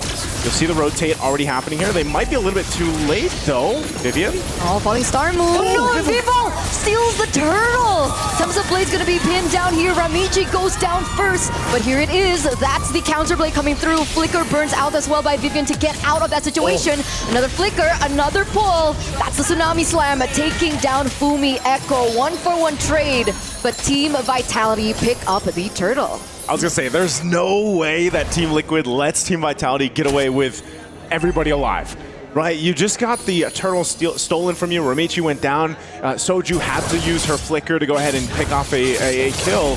So at least they get something. At least that goes in the hands of the team here. And we'll see. Once again, the rotations from Team Liquid are the biggest factor. When you have this Kalea to be able to rotate in and be a little decisive on the pickoffs, I think once again, as you build up, it has to be Ramichi providing the early damage because it's not going to be Claw. Claw joined that fight, by the way. She threw that Spear of Destruction, joining that turtle fight, and they just weren't able to really pump out enough. She could be in trouble here. 3-4-1, that's a dive, that's a Tempest of Blade as well. Claw almost escapes, but unfortunately with 3 members diving down there, that's not going to be an opportunity for her to get out. And I do agree with you here. It's very interesting that here in MWI, we see a lot of the gold laners actually participate in the early game. Neutral objective takes even before they get into the power spikes. Remember when there was a time when gold lane was just in its own world? Yeah. Like they would just stay in the lane. Maybe they'd 1v1 each other, but ultimately they just did the thing, got the items they needed, and then they would join later on. But now we're seeing a lot more aggressive rotations, and I don't know, maybe that also is more exclusive here for the MWI specifically, but the meta is always changing, I feel like, even just to the slightest. So right now, we have to take a look at what Team Liquid is going to be doing. Right now, they're focusing on Fumieko. Yeah, that's a lot of members really just going at it here. Fumieko still is able to escape with the falling Star Moon, and that's the backup play coming through from Cine as well. Vivian is in the vicinity. This is a 3v1 situation. Meanwhile, on the bottom side of the map, comes a Blades. Clash is sure to fall here. Another takedown as, again, neutral objective on their mind. TL will be able to control the neutral objective here for Turtle 2. Okay, still going too. Oh, all right, Vivian. She's not going to be able to catch Ramichi, so Ramichi puts some pressure now in the mid lane. Want to focus down the turret. Fumieko will jump in. Vival joining as well. They burn a flicker, though. Once again, I'm not sure if this breaks out. Uh-oh, Shell already with the Rhapsody. You're pushing out the damage, just zoning the members of TL away. This is tough for Claw, Eterno. I mean, she has had a difficult early game already. You know, 0-2, and there's not much she could do, honestly. Wow. She's got to just go ahead and stay in the lane. You see she's down 1.5k gold at this point, and for a Moskov against a Granger matchup specifically is not where you want to be. You can see how much, even right now, Vival is just staying on this side, making it even more difficult for Claw to go ahead and farm up, but she's got Soju here, so maybe Soju can go ahead and help them, but still, I think Vival is mobile enough, and it's a Ling by chance that you really won't be able to convert a kill just yet unless they get the perfect setup. But I think Vival knows this too. The rest of the team's still in the mid lane, but it will be a turret that does go down. So that's good for Team Liquid. They needed to get some space to work around the map with. Oh. But at what cost, right? Okay, Cla's still going to be able to get out, but I don't think this is okay here. They know that they have the man advantage and they're going to take advantage of it. Meanwhile, in the mid lane, you do see that they are trying to get Shell as farmed as possible. And that's the twist with Team Vitality, right? They not are only focusing on their own winning conditions, but they're also aware of the enemy winning conditions. And one of which, wait a second, Zaishi, be careful. Viva also very aggressive into the enemy jungle, looking to steal that purple buff away. That's the arrow that connects and hits, but they're not gonna go for it. But back to the point earlier on, they're aware of the winning conditions from TL, which is Cla in the later stages of the game. So they're trying their best to make sure that that doesn't happen. Right now, too, the turtle is going to be up. Claw still farming away. She can join the fight if she wants to once that Spirit Destruction is back online. But right now, the turtle is probably just going to be taken so quickly by Team Vitality that Team Liquid has no choice but just to find something else. And that something else right now is the golden XP needed for Claw. Right now, Romichi as well, like we said in the early game, this Hayabusa might have been the answer to go ahead and provide some of that damage, but so far from the shadow kills that she's shown us, she hasn't been able to really do too much. So it's a game of let us catch up, let us get to that point. But ever so, Team Vitality builds up. Here we go. Initiation. Oh, Tsunami Slam, 3-4-1. She's sure to go down here. Fumieko, no way. No way, right? Okay, the Spear Lens is going to be able to take her down. Another push in for Cla, so that is a little bit of resources given over. Plus, she also gets that turret. But meanwhile, already some drama here in the mid lane. Daiki getting caught quite low. That's under the turret. Viva already. Should be A-okay. Oh, and meanwhile, too, jungle matchup going on. Tempest Blade's gonna be used. Michi will go ahead and try to get out. It's Vival that actually goes down. So Team Liquid able to get something. Oh! That's a shutdown taken. That's another pick here. Zaishi traded in. But all in all, that's actually threatened Team Vitality's early lead, right? 3,000 gold lead earlier on, shrunken down to 2,600. So in that skirmish alone, they've lost 1,000K. There's a little bit of 1,000K. That's what I was gonna say. That's quite a bit of gold. Hey, you've been working for many of the heated matches so far for MWI, and this is definitely looking to be a better Game 3, I would say, for Team Liquid. They still have a lot of grounds to cover, but you're seeing one of the big things is for Claw to get back in that position. She shrunk the gold difference, at least between her and Shell, but Shell, she's having a free day. You know, a lot of times we see her just kind of popping off in the back line, and that's what this lineup allows her to do. So now he's left. That's a flicker as well. Utilized. That's a lot of members there taken. Vivian here trying to do her best to stall the engage coming in from TL. But will it be enough? Shadow kills in the back line. Ramichi takes down Vivian. And Vival is also going to be able to take down the enemy gold laner. Vival, 2v1 situation here. The double kill goes through for Shell. That's the triple kill. Looking for the maniac. Daiki, Cine, don't steal it. Cine, don't steal it. Shell, will she get it here? And that's the maniac in for Team Vitality here in the 9th minute of the game. And Team Vitality will have a massive fight once again in their favor, and somehow, someway, Viv will survive to tell the tale. Look at that, the instant replay. This was all set up. This is going to be a whole lot of action on different sides of the map. Shell, though, ultimately getting the space to work in a situation 1v2. A great arrow coming out from Cine, and then Vival relying on Shell to come and help her out. And look at how this happens. Of course you give over the Maniac to Shell. Once again, the connection here between Shell and Cine, and just the team from Team Vitality. The Lord was taken, that's secured. The buff's going to be taken. A whole lot, once again, for Team Vitality to go ahead and march towards the base of Team Liquid. The sister chemistry. The sister chemistry. The sister chemistry, the sister buff. They know. Is what we're looking at here. And that's the funny thing about Team Vitality in these team fights, because you'd think face value that it's so scattered, but at the end of the day, they still work in unison. Look at this, mid lane, oh, again, Tsunami Slam. Uh-oh, Vivian gonna get caught here, but look at the fist crack and break come through even despite that. A 2-man down, that's a double kill in for Ramichi. 3 members actually. Vival alone here, Temps of Blaze opened up, that's Zaishi taken down. Uh-oh, the stun comes through. Vival still gonna be able to get out. What a response. Yeah, they only lost one, but TL might have just kept him into this game, because I feel like if that whole interaction didn't happen over Michi, she's tired of her purple buff being taken. She's taking this one. She gets it too, so great response from Team Liquid. Again, this was all started by the Kalea. That's what we expect as the game continues on, is that Tsunami Slam is going to be crucial in finding a target, forcing Team Vitality to fight.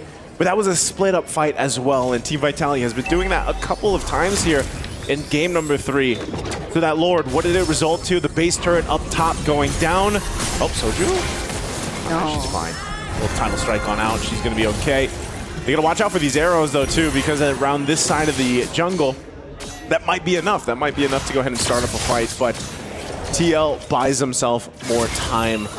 A buff secured here. They're a minute away from the Lord, so I would say, in terms of they're starting to find the pieces of the puzzle that they needed so far throughout the series. No, for sure, for sure. We're looking at the damage dealt rankings here, and obviously Cine and Shell are up top. Kla is getting there, right? 12 minutes in, we're expecting to see the Trinity come through soon, and when that hits and when that lands, that's going to be the opportunity for TL to turn this game around, where initially it was Team Vitality coded. And there it is, right? The DHS, the Corrosion, Vivaldo, okay, she's fine. And as well as the Golden Staff. So she's ready. The problem is now she needs a little bit more tools to work with, and that's it, right? Tools to work with in these particular team fights, but with the Wind of Nature, she should be able to survive a little bit longer, just in case Viva looks for a cheeky play onto the back line. That's always a big defensive item for a lot of the gold laners. You can see Shell picks it up too, so they both have the option of using that Wind of Nature to buy themselves a little bit more time of damage against the physical damage type, especially when you have Vival on the Ling. You need that because she has been going to that back line to put pressure there. So, like you said, Eterna Claw might have just got one of the most valuable items for her in this game, and the rest of the team's going to have to survive this. They continue to deal with these arrows, though, from Cine, and that's tough to be in a position to take a Lord when you don't have control of this area. That's why Team Vitality is going to be the one to start it up. Now, what Claw can do is do this. Just send her down to the bottom lane, push that into the turret if she can. But you can see the response already, too. That buff, that orange buff is going to be up. Vival will check it out, but it's just the standoff right now. They know they have to manage these waves. Vival will clear that bottom one out, but Claw will stay there, and she can. She can stay here for the next wave to push in. And so we have to actually see, even though Team Vitality having some of the lead they've had, how they manage having a Moskov across from them. She goes back to base, sees Vival still there, so this might be a window of opportunity for Team Liquid to try to find a win they massively need in this game 3. All resources are up as well, right? So this is definitely the calm before the storm right now for both of these teams. And luckily enough for TL, the inhibitor turret that was taken away is on the same side as the Lord, right? So it's not going to be as difficult to control in these far lanes that won't be naturally pushing in favor of TL. Okay. Still back to it. It's kind of crazy when you think about this. Like, the way the series has gone, this is about the closest it's been. In terms of TL being able to actually face off against an objective, this first Lord, it's Team Vitality giving that respect, and it's all because of the play of having the Moz come across from them. But this is what Team Vitality likes to do. This is how they like to play it. Take their time, slow the roll, and let Team Liquid be the one to potentially make a mistake here. So who's making her way down to? They might just go for a play. The Echo is just around the corner. They might have some information here. They again, that's the whole point of this Lord, Fumi Echo. Oh, she shows. She shows on the map. They actually sent Fumi Echo there, but now she should be aware that there are actually 2 members in the bottom side, and that's also information if Team Vitality sees so fit, because essentially the Moskov can instantly come in to play, but the Kalea needs a little bit more time to rotate. So now Fumi actually rotates into a different area here. They actually send Vival down to clear in that lane. BOD now picks up a little bit more damage for them to work with.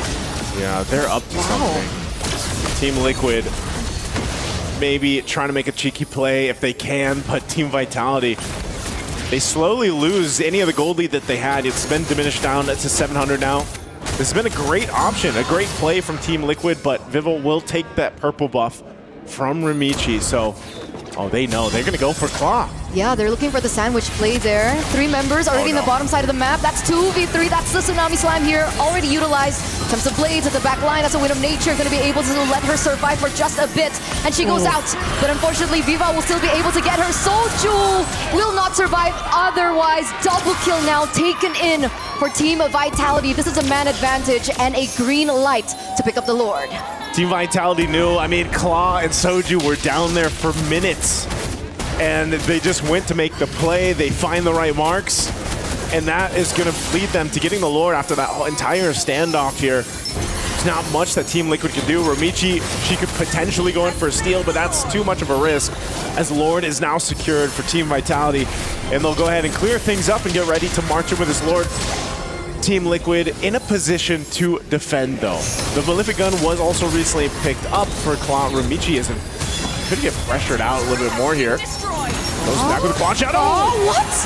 Ramichi gets taken down even before the defense. That's a Tsunami Slam here onto 1. Vivian still has the Immortal, so she should still be able to get out of this alive. But look at the damage coming from Claw. Cine gonna be the next one to fall. That's a double kill in for Zaishi with a Sky Piercer stacks as well. And now the chase down ensues. Vival, what's the call? And the call is to go back. They're gonna be able to defend this. Yeah, they lose 2. It's a trade, but ultimately this Lord still has to be worked on. Team Liquid will go ahead and do that. The waves are being managed here. Well, I'm not sure if they can get any more base turrets. Vival, up the defensive blades, she's gonna be fine. Gets out, but ultimately we can call this Eterna a successful defense on this Lord push for Team Liquid. Felt like Team Vitality a bit more than they could chew. Really good opening coming in from Soji, and that was one of the glaring things that I was afraid of, right? I was concerned with no Purifiers on the board for Team Vitality, that TL just needs, one moment, one pick to turn things around. So yet another Lord failing to siege the base from TL. And if we're looking at the in-game equipment, we do see a little bit more range that Kala has under her belt with the Malefic Gun. And we saw that damage coming through, the Pierce as well into the back line. Cine was taken down way before the drama happened. I would say that's why Team Liquid is there. Like their potential to fight against Team Vitality is good, but it's more so the difficult part is how do we get the advantage in the fights? And a big part of that is just because they know that the back line is going to be pressured. So more than ever does Claw's mechanics have to be on point. And she can rely on some of the peel that comes with this lineup from Team Liquid, but I think even for Daiki's got to catch up defensively on some of the items on this Phoveus, because you saw at least in the difference between the gold and her and Fumi Echo, she's lacking a little bit, so it looks like we're going to get a little bit of a breather here for them to go ahead and get things situated. Of course, we want to make sure that everything is settled and smooth for our players. Claw, as you're looking at her, I feel like she's feeling a little bit of the pressure, though, because it hasn't let up from the early game. Eterna, like, she felt that pressure from the first minute. And that's what you want, right? I think a lot of the teams out there were looking for a way to punish Cloud because so far she has been the beacon in TL. She's been the one. She's Yeah. been the one. Her performance from yesterday's matches up until this point with the triple kills, the maniac that she was also able to pick up, definitely put a spotlight on her. So T Vitality in this match from game 1, game 2, and game 3, they're heavily respecting that fact. So I do understand why she looks a little bit concerned. She's like, guys, let me play. Let me play. Because you got to remember, Claw, for those that might have missed it, you know, at one point, I don't know if she has the highest KDA in our matches so far from MWI, but there was one point where she was playing the Granger, she was like 16-0. So that's exactly why Team Vitality, the strategy they've had throughout the series has been to put pressure on TL's gold lane, to put pressure where they need to delay the power spike for a lot of these gold laners that are picked up. So we'll see how it plays through. Once again, jumping back into the game here, TL is in a position. This has been a longer game that I feel like this has been the distance for Team Vitality, at least so far. One of the longer ones they faced off against. So if anything can go in favor of Team Liquid Philippines, it's they've gotten to this point. They've allowed themselves to not get too out of hand in terms of a gold deficit like they have in the previous 2 games, and they're in a great fighting position. They only have 1 turret of the base down, so it's up to them how they manage this next Lord. It's coming up in a couple seconds. This is a evolved Lord, so it's going to be much harder to take just on the whim like Team Vitality has in the previous Lord takes, but you can already see the plans coming to fruition here.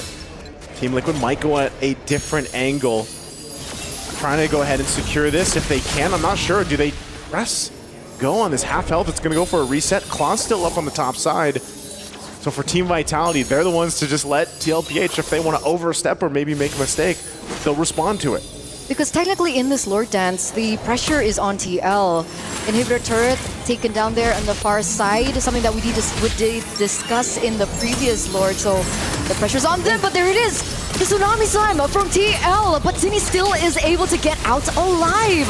Fumieko, the fist crack also goes down here. Vival in the back line to do the damage. Fumieko, but the Zaishi will taken down. Cini, the next one to fall here. Claw doing the best that she can, but that's going to be a double kill in. And this is tragedy. This is a disaster for Team Liquid.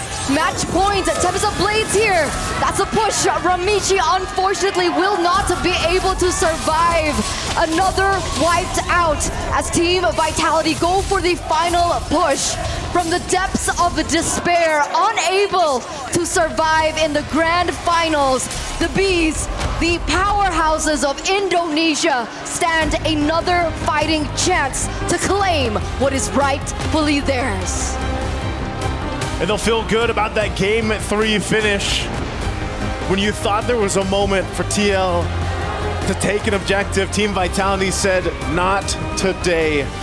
They have been dead set on getting to the grand final, getting that trophy that was so a goal of theirs last year, and it was taken from them in a sweep, and they have been on a revenge ever since then. And unfortunately for Team Liquid, they're in their way. And Team Vitality wanted to get to that grand final. They want that trophy here tomorrow. Look at the smiles. Finally, we're getting a little bit of emotion coming from this team because every time they've won their match, it's always been so stone cold, so locked in. And it's official. Up until this point, Team Vitality have not lost a single game. A single game. Undefeated run. They have swept their way through MWI so far. So far. So far. I would say, you know, if anyone, I hate to see TL, you know, the 2 Filipino teams get taken out. I can't claim them, but you know, I hate to see it. But if anyone can do it, I think so far a lot of everybody that's been watching has been impressed with, of course, Team Vitality, but what waits them in the grand final. Gaming Gladiators can do an amazing thing ahead of them. So let's see if, you know, we have a phenomenal grand final tomorrow. We also have that 3rd place match though too. So it's been a great day so far. It's me, Naisu, and Eternal. Let's go ahead and throw it over to the stage for our winning interview.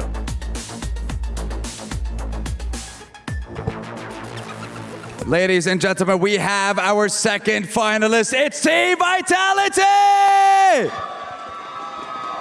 I am joined by Vivian and Vincent on the stage. First of all, congratulations, you have made it to the finals and you will be facing off against Gaming Gladiators. Thank you. I want to ask you now, with the reigning champions out of the running, how confident do you feel in being in the finals and going for this trophy? Oke. Jadi setelah berhasil tentunya selamat pertama-tama berhasil menang, berhasil masuk ke dalam grand final dan bakal bertemu Gaming Gladiator. Pertanyaan pertama tentunya di sini, seberapa pede sih kamu bisa memenangkan tentunya trofi MWI ini? Sangat pede. I'm just very confident. We will get it. I like that. Very simple, very confident. And now I want to ask you, when it comes to your opponents, Gaming Gladiators, Ashley said that she wants to be the mother of tanks. What do you have to say in response to that statement? Sepertinya dia butuh tidur. Bisa kalau dia tidur di dalam mimpinya. Maybe in her dream. Ooh, okay. All right, I like it. I like it. The confidence is phenomenal with yourself and your team. I mean, getting to the finals 2 times in a row. Let's see if you can make it all the way and if you can lift this trophy by the end of the finals. Now, last time you were here, you talked to us about how much it means to you to be crowned champion and to win the tournament. Now you have another shot at that. Can you tell us, what would it mean to you, your team, the organization to win MWI at EWC? Oke, jadi tentunya di sini kamu berhasil masuk ke dalam final kedua kalinya dan semoga kamu bisa masuk ke menjadi juaranya. Tetapi untuk bisa menjadi juara MWI ini ada nggak makna yang penting tentunya buat kamu sendiri, buat tim kamu dan juga buat organisasi Vitality apabila berhasil menjadi juara MWI dari EWC 2025? Yang paling penting bisa ngebanggain Indonesia, terus ngebanggain Priuk. Terus juga mau kasih tahu ini sebagai tanda bahwa player wanita Mobile Legends terbaik itu adanya di Indonesia dan di tim Vitality. So of course, I just want to be the pride of Indonesia, the pride of my hometown Priok, and also I want to be everyone know that Indonesia is where the best women belong. I mean, so far you're on their way to proving exactly that. And now talk to me. How do you feel about crushing your opponent's keys? Sorry, can you? How do you feel about crushing your opponent's keys in a moment's time? Jadi sekarang tentunya bagaimana perasaan Anda untuk bakal menghancurkan key dari tim lawan? Rasanya senang banget karena tadi dia nggak boom gini ke kita. I'm just very happy because they don't fist bump us after the game. Oh, well, you know what? We're still going to see that key being crushed in a moment's time. Ladies and gentlemen, make some noise for your second finalist, Team Vitality! Let's head on over back to the studio and wrap up the 4th day of MWI here at EWC. Thank you very much, Sandstorm. And that was expected and surprising all at the same time. Oh my goodness, it's a sweep in the semifinals done by Team Vitality, who, by the way, literally have not dropped a single game. Yeah, exactly. That's what I'm saying. Like, who was supposed to be able to actually probably dirty a little bit the record itself that has been done by Vitality, right? We expected like Team Liquid Philippines could do that, just at least not the series. Maybe not the series, maybe at least 1 match, 2 match, steal away a little bit from the team of Vitality. But nah, even this last draft itself, we were thinking like, okay, you pick the Hayabusa at the end of it all and you expected maybe you have that diving conversation from the back line so that you can actually have that maneuver mobility-wise, but it was still not done. Yes, they did manage to actually elongate the game itself, the duration of it all, but yet it was not enough. This is probably why it does, or like people say that their basis for whether or not a team could be a contender is if they could get a game off Team Vitality. Yeah. Because that's just how clean they're able to play their games. Like, they seem to have mastered it already. And that's their basis now. Like, if you get a game off them, you might just be a contender. Agree. Yeah, Vitality has this reputation just like SRGOG back in Malaysia, like Onyx Indonesia in Indonesia and Philippines. and you guys keep changing. You know, the one at the top is like, you're there for one season, next season is someone else. So, you know, shout out to you guys. But this is unprecedented that Philippines is not going to the grand finals. But if you're a Team Liquid fan, they're not out. Yes, their key is going to get crushed, but they will be playing tomorrow for the third placement match against Terror Queens. Yeah, and that's a best of 5 too, by the way. So It's a best of 5 or best of 2? That's a best of 5. Okay, let's say best of 5 too. It's a It's a dumb joke. Let's move on. Let's look at the draft, because looking at Team Vitality, they got a lot of damage, a lot of lockdown, and Team Liquid, Kla was able to pop off. Agree, yeah. But yeah, if only the early game went a little bit more smoother. Oh, definitely. I think pretty much that Kla had a lot of job done, and I think that they were pretty much heavily dependent on her to actually get that movement going on. And yes, we know for a fact that Soju keep trying to set things up, try to actually steal away Cine, getting that tsunami slam, but yet it wasn't really going in their favor. That follow-up was a little bit too slow. At the end of it all, Team Vitality just said, this is the part. I definitely think that it was just a little bit too messy that Team Liquid tried to rush off that team fight itself. And I think what contributed to this being a little messy in a good way for Team Vitality though, was the way they were the ones who can decide their timings, or of whether or not they're going in at this time, or if they want to come in a little later. And I feel like for majority of the fights, Vival, the late entries, that was what spelled disaster for Team Liquid, because they, to some extent, it feels like they're already winning the fights, you know? Like they get some pickups here and there, they get to dish out the damage. But what they forget is that there's still Vival, who can still come in with the Ling and eventually do the cleanup. And that's happened quite a number of times, honestly, to a point where I feel like Vival was confident enough to even just go on, look for Kla by herself. Even when there was a Kalea right beside Kla, that didn't matter to Vival anymore. Honestly, just looked like Vitality was much more prepared for this matchup compared to Team Liquid. Oh, definitely. I think that they read a lot of the drafts when it comes to Team Liquid Philippines. When it comes to Team Liquid Philippines, on the other note, I mean, yes, there was a lot of answers, but then again, the answer was just not enough for them, because again, sustainability wise, it wasn't really there, but burst damage wise, that was really needed for them to actually break through, to actually shred off all the possibilities from the drafting of Team Vitality itself, is just not there. Sounds like a trauma from an Asian kid. No matter what you do, it's never enough. But you know what? Again, they'll be doing it again tomorrow, going up against Terror Queens. But honestly, looking at Gaming Gladiators against Terror Queens, I don't think it's going to be easy for Team Liquid. Based on the way they played today, yes. So, actually, if you think about it, it does seem like there's such a great discrepancy in terms of performance from today and the past few games of Team Liquid. So that's something they definitely need to revisit, because Terror Queens, despite the loss earlier, I don't feel like they're that down. Yeah. You know, unlike Team Liquid, this was a sweep, this was a stomp by Team Vitality. So you can't help but feel frustrated, I guess, or disappointed in the way that things turned out. Right now, we're going to look at the head-to-head here between the gold laner, Shell and Kla. And the thing is, Shell is using the hero that Kla made a name for herself. And I kind of feel like maybe that's part of the reason, just because, I don't know, man. Granger, this patch, once you get like 4 to 5 stacks, it's just too much. Look at all these stats. They're all in favor of Chella. Literally, I'd say there were highlight moments from Kla, though. There were a couple of times wherein it felt like she tried to save the game, but that's the thing.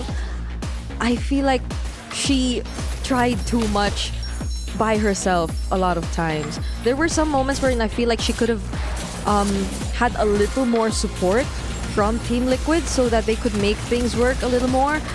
But it was during these instances wherein, again, as you've mentioned, it gets too messy. There is no order that we see in terms of the way Team Liquid plays this out. I think pretty much this fight itself, where I love how Cine and Shell was just like saying, even Eternal was like saying like, give it to Cine, give it to Shell, stop it, give it to the Maniac. Has already been deserving from that point on. But again, the team fight that was rushed on by Soju was just not in that favor. This is where the fine line that you need to have a really proper shot calling from your team is the communication is really a really good key for you to actually have a really good setup. Because again, by time and time again, Team Vitality, they can definitely counter-attack all the movement or the attack that was done by Team Liquid itself. That was a jump. I mean, up until that moment, that previous clip, the 7-minute mark, I feel like they were still keeping up. Yeah. But after that, things just went downhill for Team Liquid because the map was a lot more open for Team Vitality. And these are the moments I was talking about, right? Kla could have done so much more if there was a little more support from her team. But unfortunately, I guess they were a little too pressured as well because that was a do-or-die game for them. It's the desperation. You can actually feel the tension and desperation coming in from Team Liquid itself. And even Soju getting the key players despite they losing it shows how much determination that was done by Soju to make sure that they have the good setup. But again, the follow-up was just not falling through. I mean, I kind of can't blame her because as a roamer, you have this instinct of you have a good target. True.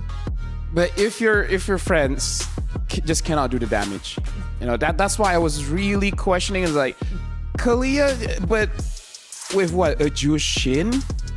Like, honestly, at that point, I would even be okay with, I don't know, Odette. Because at least with her ult, there's still more damage compared to a Jushin. Because Jushin, her ult is all about making her utility much better. So I really feel like, I don't know, they're just, the priority was not prioritizing. Yeah. They needed some kind of damage dealer alongside that Kalia, because every single time you see the Kalia is able to catch someone, it's not just bump, you're gone.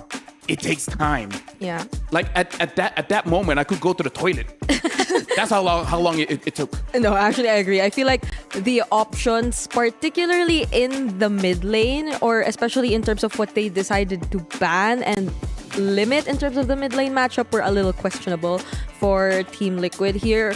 Mostly because the mid lane heavily impacts the plans that they actually have decided to go for in the past 3 games in the series. And you know what? Let's actually talk about it with a little bit more visual, because I believe you guys have a clip just to show us what really happened in that game. Because, you know, even though people say show don't tell, so let's actually look at this one, because I'm interested to know what really went so wrong for Liquid that it just couldn't happen. I mean, I wish I could show it right here on my Illustrator because it's already off somehow. Just now it was okay, but yeah, I think we can see how much that it was started out with Soju, who tried to pick off Sini first of all, but then this is where the fine line, the rest of the team from Vitality was already aware of what Soju was going to do, despite no matter how much they try to actually initiate the team fight, yet they ended up in the favor where there was a zoning coming in from Soju itself, and then even I think Vival was coming in at the late run of it all. But the fine line is pretty much every setup that was done, it was just not in the favor of Team Liquid itself. Well, time for the sad part. Oh. There's this triangle. Oh no! Made out of gold. Oh, the horror. This is gonna upset all the Filipinos in the studio. You know, shout out Naisu, shout out Chantel, shout out Brigida. But we're gonna be looking at the key crushing here, where again, Vitality claiming another one. Team Liquid, unfortunately, they tried their best. Just wasn't enough. Brigida, talk us through, you know? Are you okay? Like, this is... No, obviously the answer would be no. It's not all the time LaFell gets his revenge on me like this. Oh. Wait, it didn't snap into 2. It did. Do you want him to do it again? Oh no, it did. Yeah. Oh. Okay. It's not all the time this happens. I must admit it feels very weird. Let me just tell you, you know how that guy looks very stoic? What? I was able to see him outside of the key crushing, still just like that. Yep. He's just like, all the time. Definitely, he was walking around. He's like, I don't even care. I was doing my job. This is the He job. has to keep his emotions in. because all the other people around him are already feeling the emotions. The ones who had to hand over the keys, which sadly in this case It's was not Team my Liquid. key. It's So not that's his key. the mindset that he has. Speaking of key, let's look at Sony MVP of the day. We got two amazing matches, best of fives. One of them was a sweep, but I gotta say, today Nicolette coming in from Gaming Gladiators, the jungler. She is performing like crazy. And the thing is, she did amazing last year, but somehow this year, she looks way stronger. And could you believe that it wasn't even her first role? Like, she's been very vocal about her struggles in terms of how she transitioned from being a mage to a jungler, because those are two very different things according to her. And I feel like most people would agree that they are indeed two very different things and roles. But the way she played it in this particular series against Terror Queens, who seemed like they were also riding on their very own momentum, didn't seem like she had a hard time adjusting at all. Those Hayabusa shadow placements and timings even, they were very on point. It looks like it's first nature. Oh yeah, definitely. I think I like the fact that she actually picked a little bit of, how do I say, highlights or even credits to the boot camp they had actually at the Malaysia, right? And she said that those are the things, the crucial things that change her perspective, as well as how it actually deepened her knowledge, as well as her ways of using junglers in the MLBB scene. And I really like that motion. And now after 4 days, we're about to go to the grand finals. We're going to look at the brackets to see the journey. And more importantly, what's going to be happening for tomorrow, because I'm looking forward to that one. We're looking at the playoffs bracket. It started with all 8 teams here. Believe it or not, folks, for Gaming Gladiators to get to the grand finals, they had to defeat the players of last year's champion, taking down Na'Vi PH and then eventually taking down Terra Queens. While looking at Team Vitality again, all of it was a sweep. Taking down Foot Esports, taking down Team Liquid. And now for the grand finals, it's going to be Gaming Gladiators going up against Team Vitality. And a third place match, it's going to be Terra Queens going up against Team Liquid.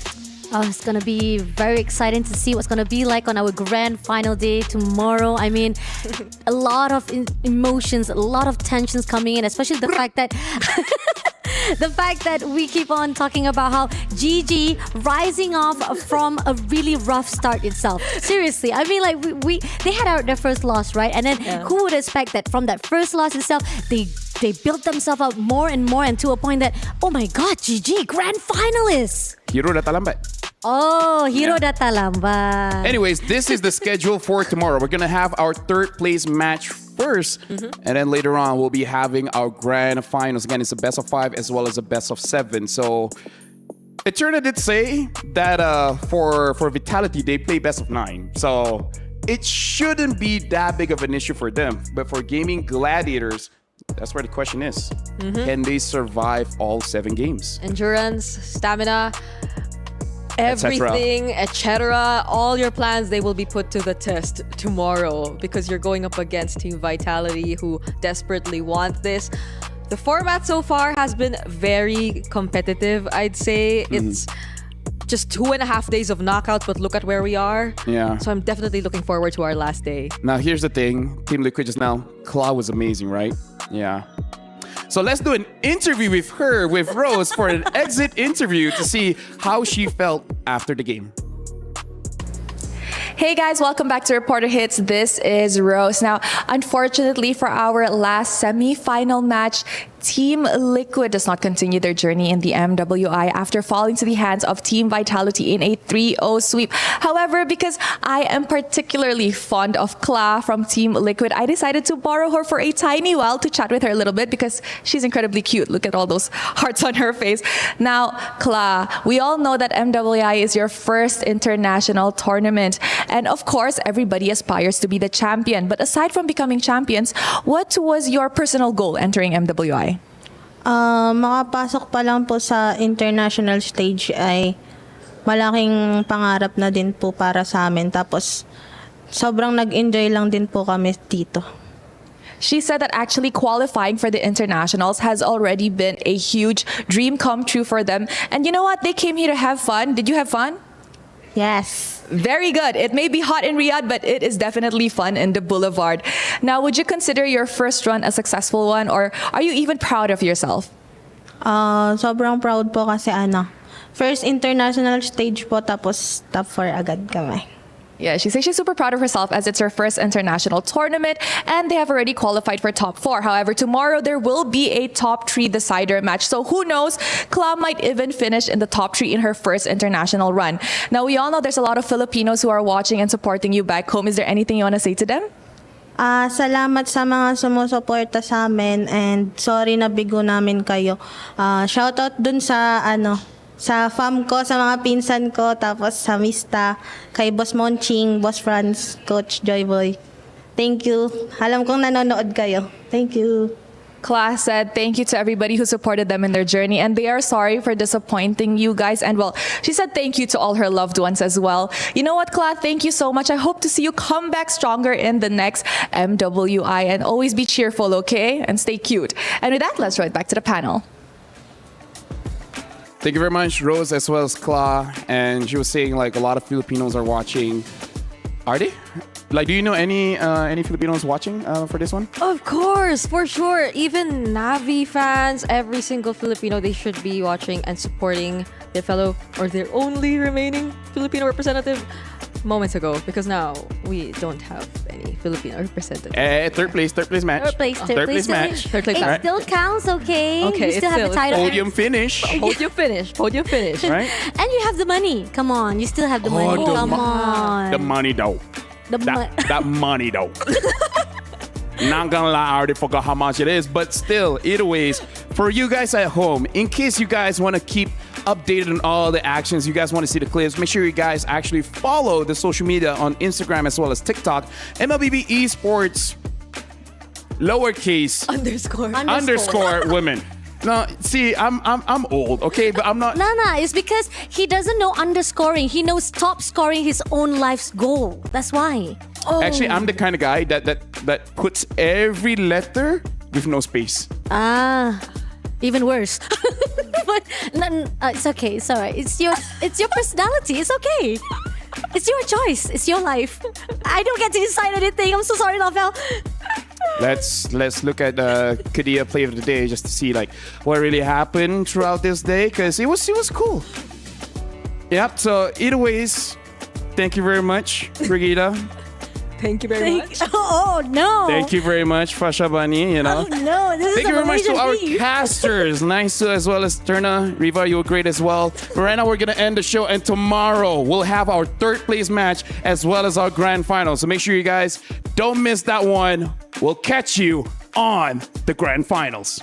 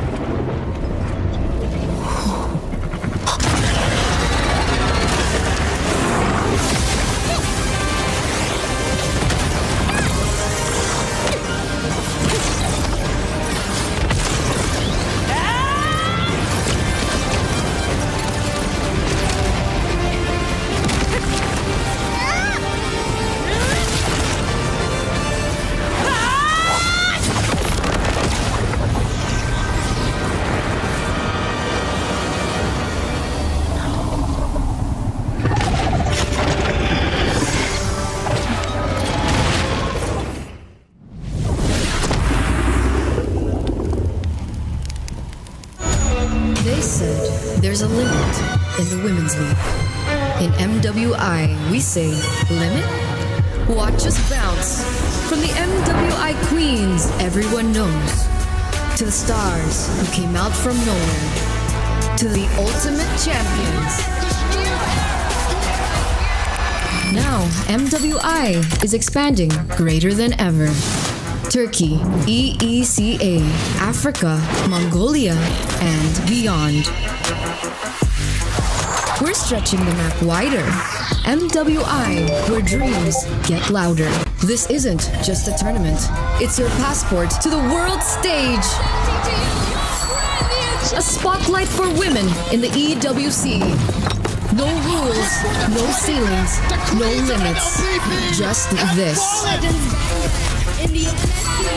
We're vibrant. We're ready. We're limitless.